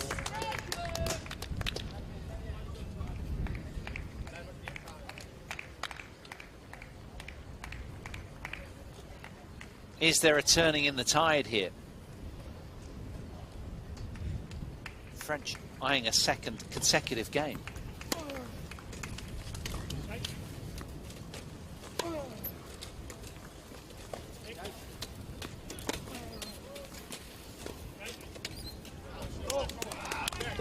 First unforced error for a while from Catania.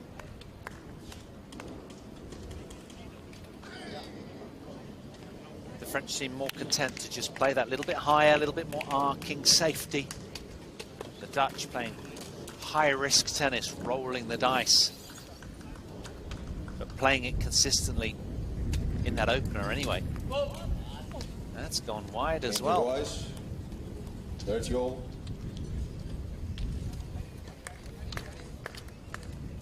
44-year-old Freddie Catania looking a little brittle again right here. Can he hold on and find a first serve?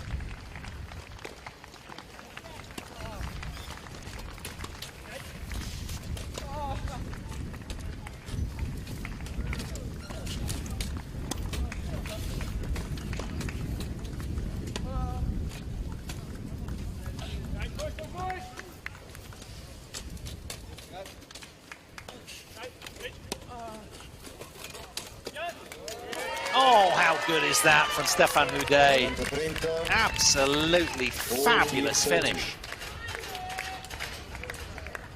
An amazing point there. All over the court like a blur, and lovely silky hand skills around the net.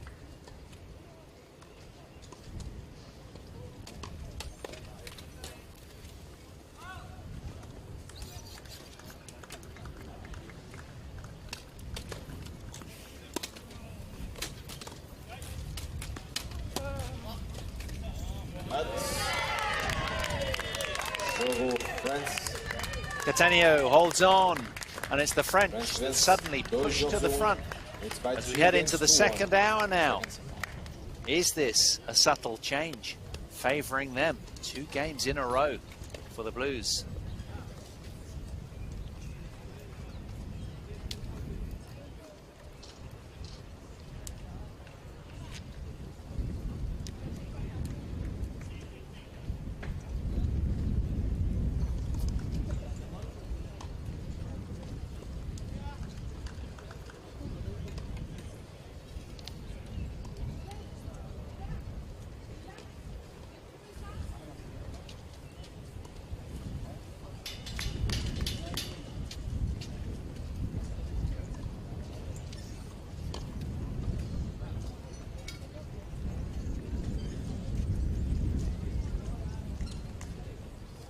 Time.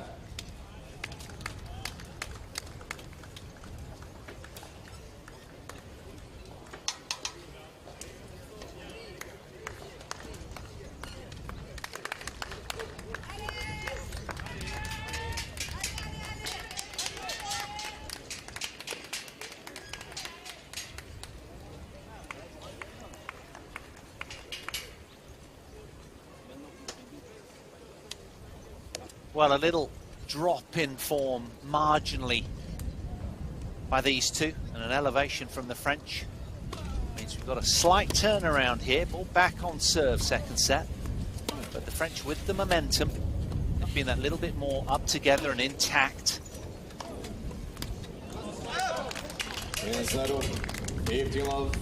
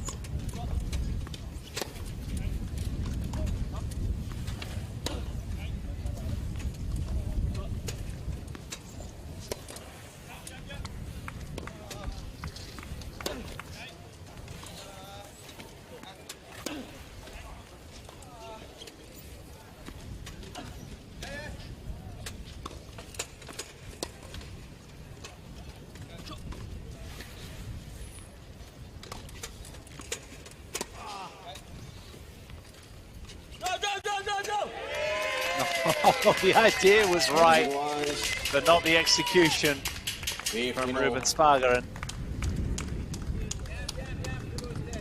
Had the upper hand in the point, went for the little dropper, but on those high balls it's tough because they're always going to bounce up when you play them from so high. Normally play them from a lower kind of ball.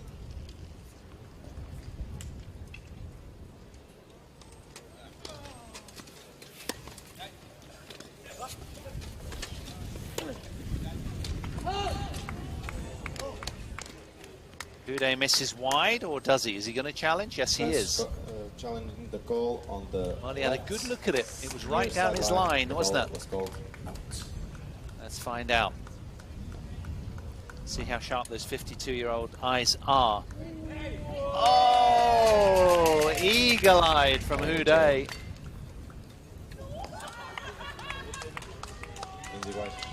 15.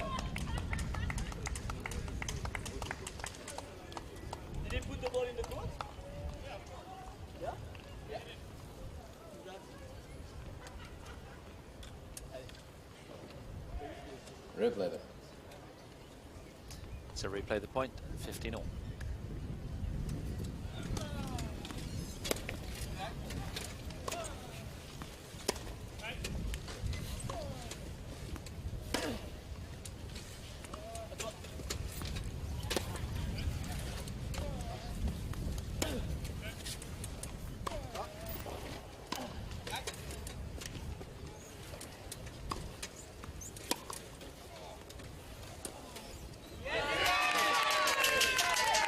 Is 15-30. A little bit of a soft error there from Mirko Schäffers.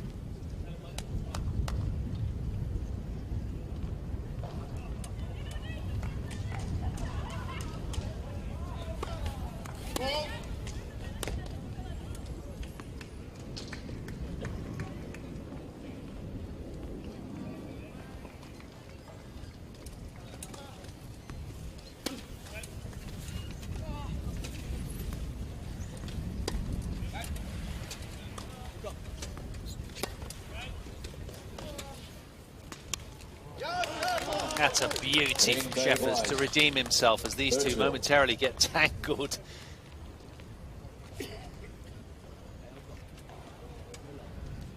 Back to the comfort of 30-all.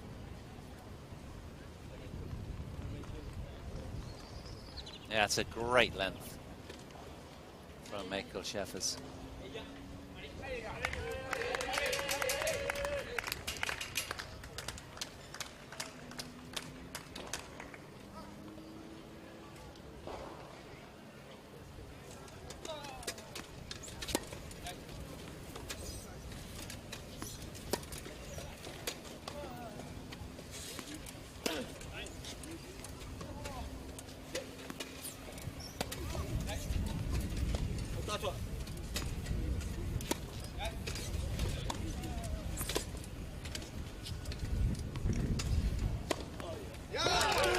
Rifled away from Spargeren. 40-30, 40-30.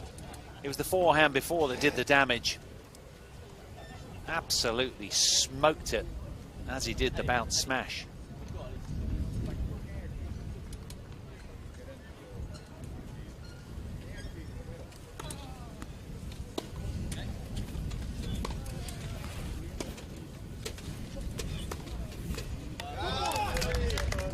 And another. He's owning the court right now, is Spargeren. Holds the game his way and draws level in the set with another furious forehand winner. Look at the racket head speed here. Vicious strike.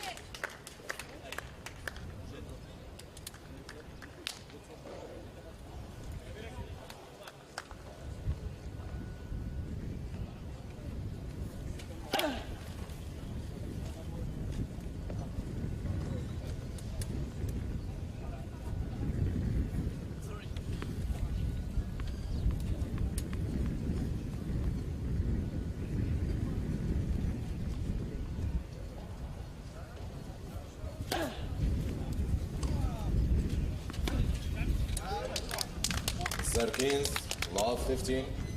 Well, we must tell you, his forehand against Japan late last night was brilliant. It's been a little in and out today. He has conceded once on his own serve already, Houdet. Leaves him a little vulnerable here. Love 15, second serve opportunity for the Dutch, who are wheeling around keenly, intent on an ambush. Easy guys, 15.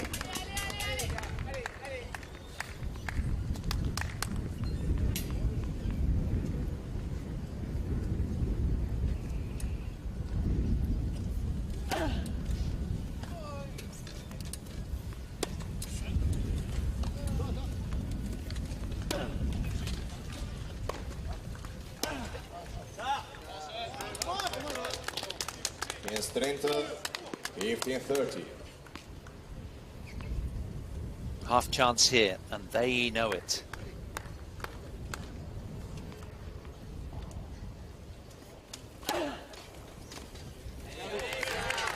Big serve from Houdet. That was much needed.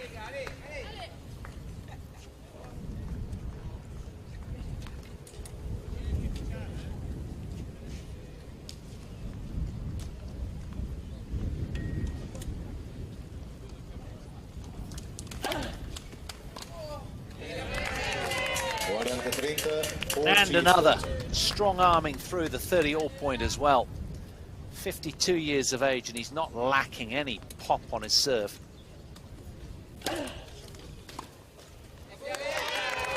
Netherlands is challenging the call on the left service line. The ball is called it.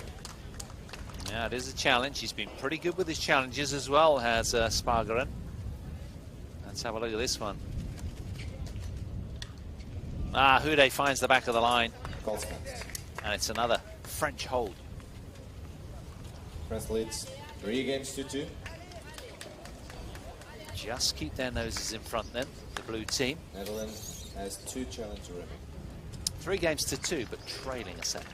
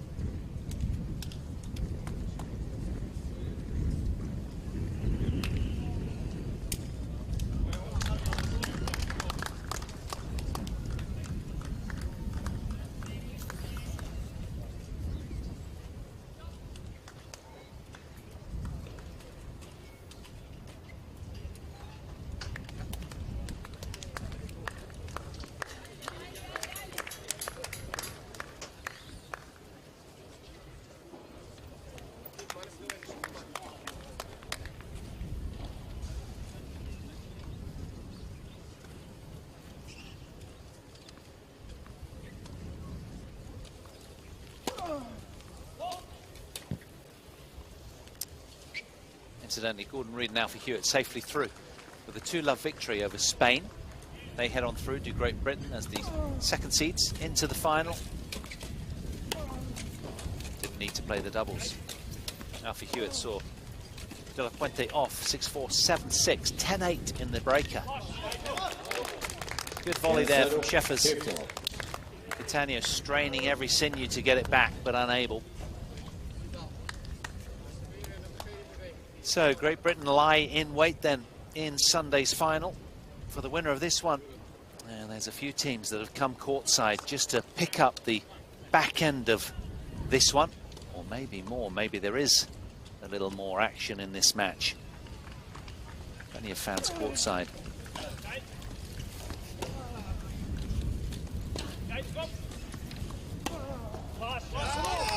Oh, wonderful, spreading the attack lines.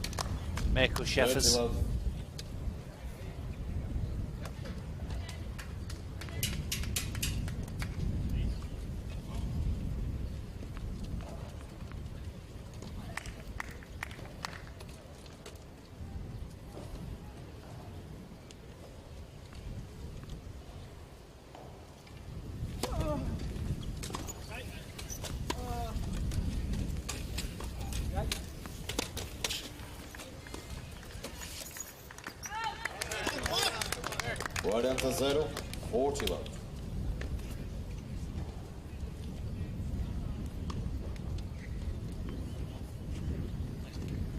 Now he yielded last time, didn't he, on his serve, Mirko Sheffers.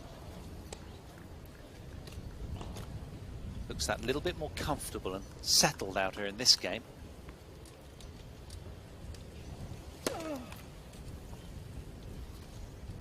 Wind momentarily blowing itself out.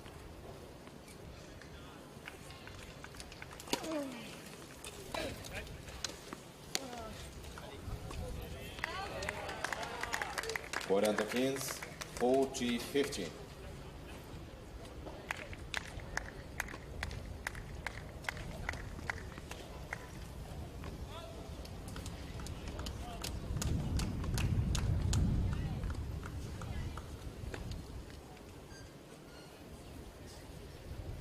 Still with the game point then, Sheffers here.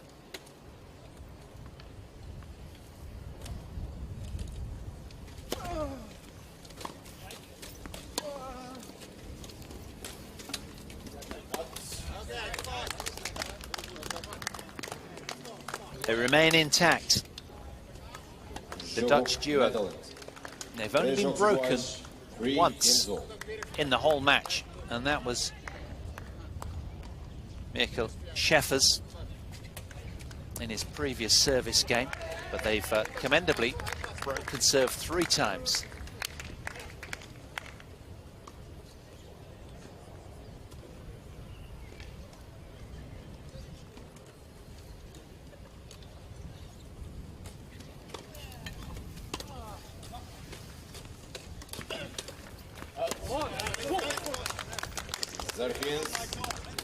Love 15.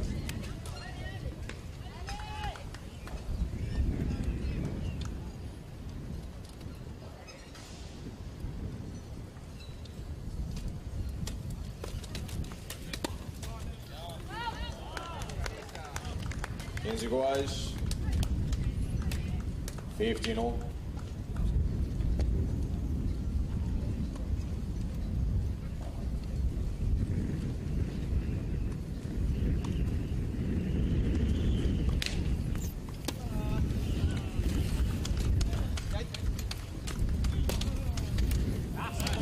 Yep. Ruben pummels through with another forehand. 15-13.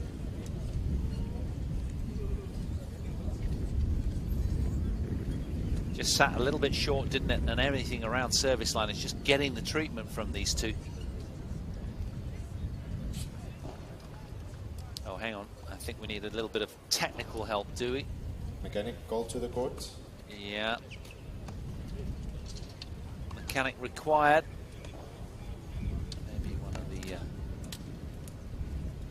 joints has loosened a little, needs tightening up.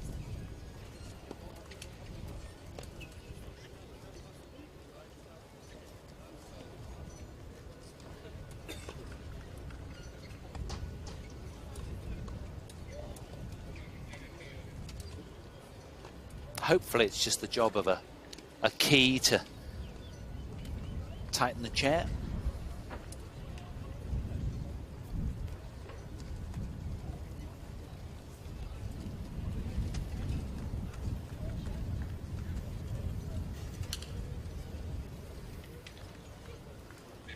So deadlock on the scoreboard then, second set in this very tight decider. 1-1 in the overall tie score, and the Dutch so close yet so far. You feel with all of the experience that Houdet and Catania bring, that it's going to be tricky to pass them. So he's out of his chair, just examining what's happened to it.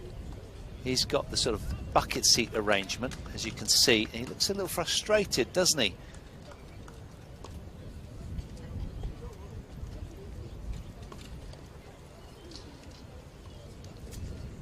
Let's hope the technician can help here.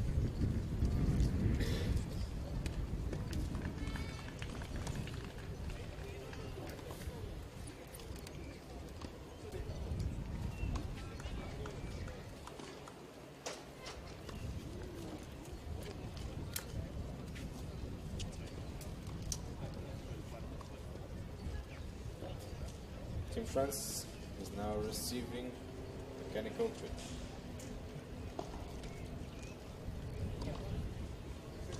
Well, normally it's medical timeout, chair timeout.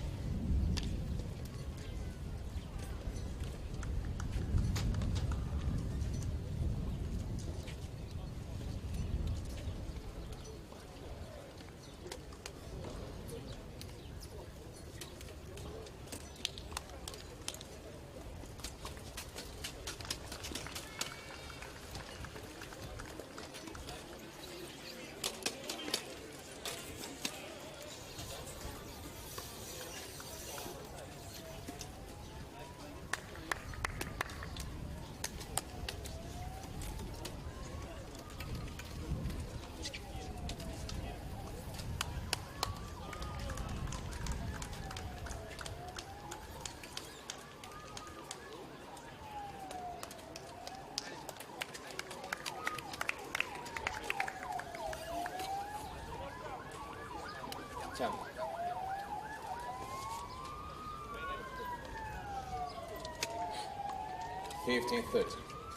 So the chair repaired. We resume 15:30, 3-all, second set.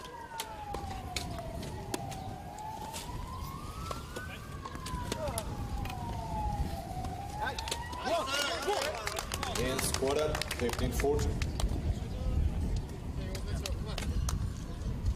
Dutch doing really well to keep the energy. Always tough after a little bit of a sort of 5-minute interval or so.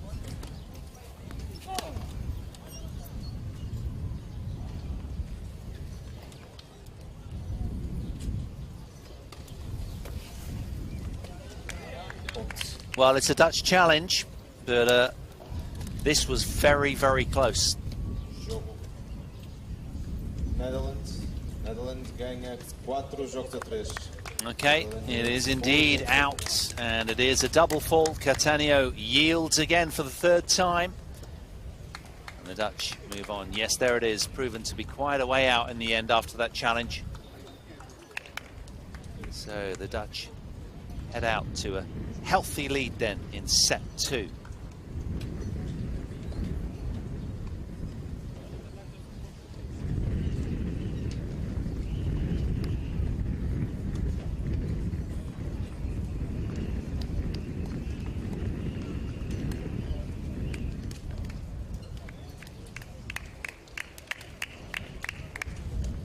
Is there any retrieving this from here for Cattaneo and Houdet? The Dutch up a set now and a break of serve with Ruben Spargren, the world number 5, the highest currently ranked doubles player, about to serve.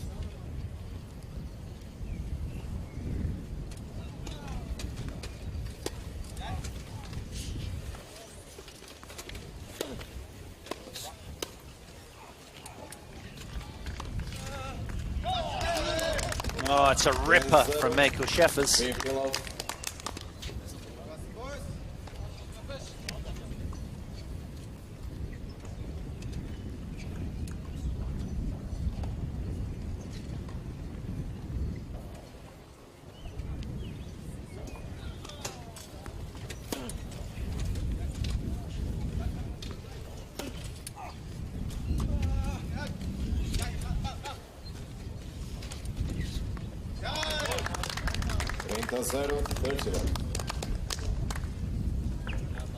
French challenge waning seemingly right now.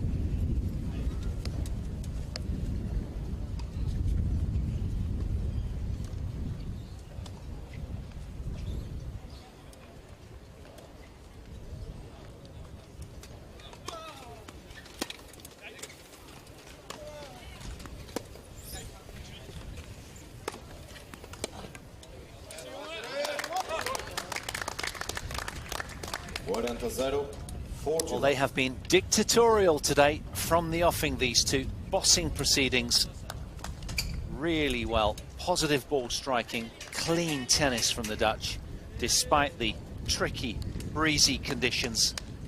Here they are on the cusp of a set 5-3.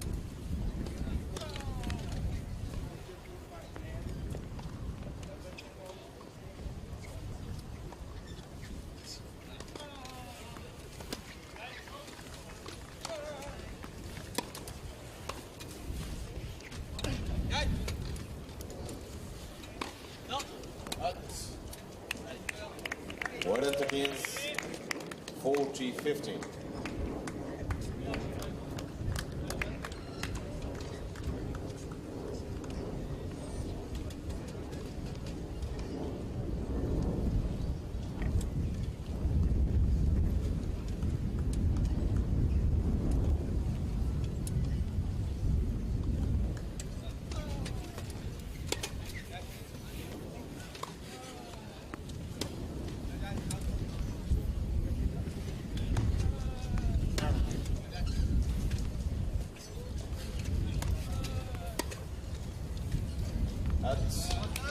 Another overpowering forehand from Spargren.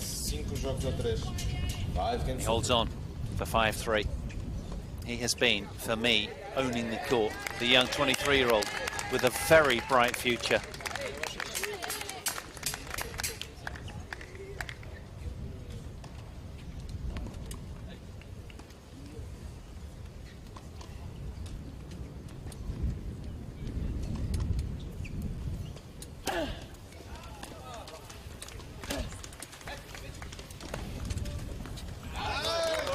Serbians, love 15.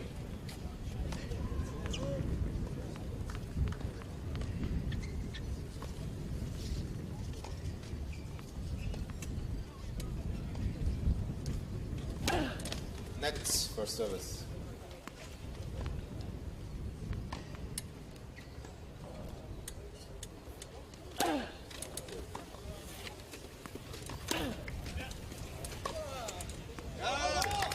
Well, he bludgeoned his way through his previous service game, did Stefan Houdet. But this time, that strike was just not quite enough. They left the gate open.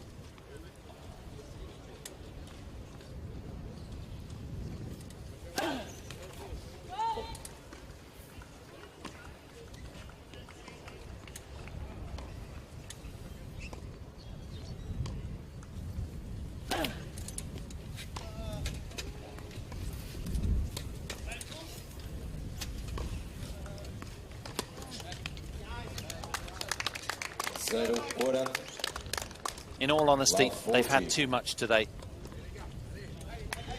for the veteran French pair. Spargeren in particular, just with that vicious forehand. 3 match points.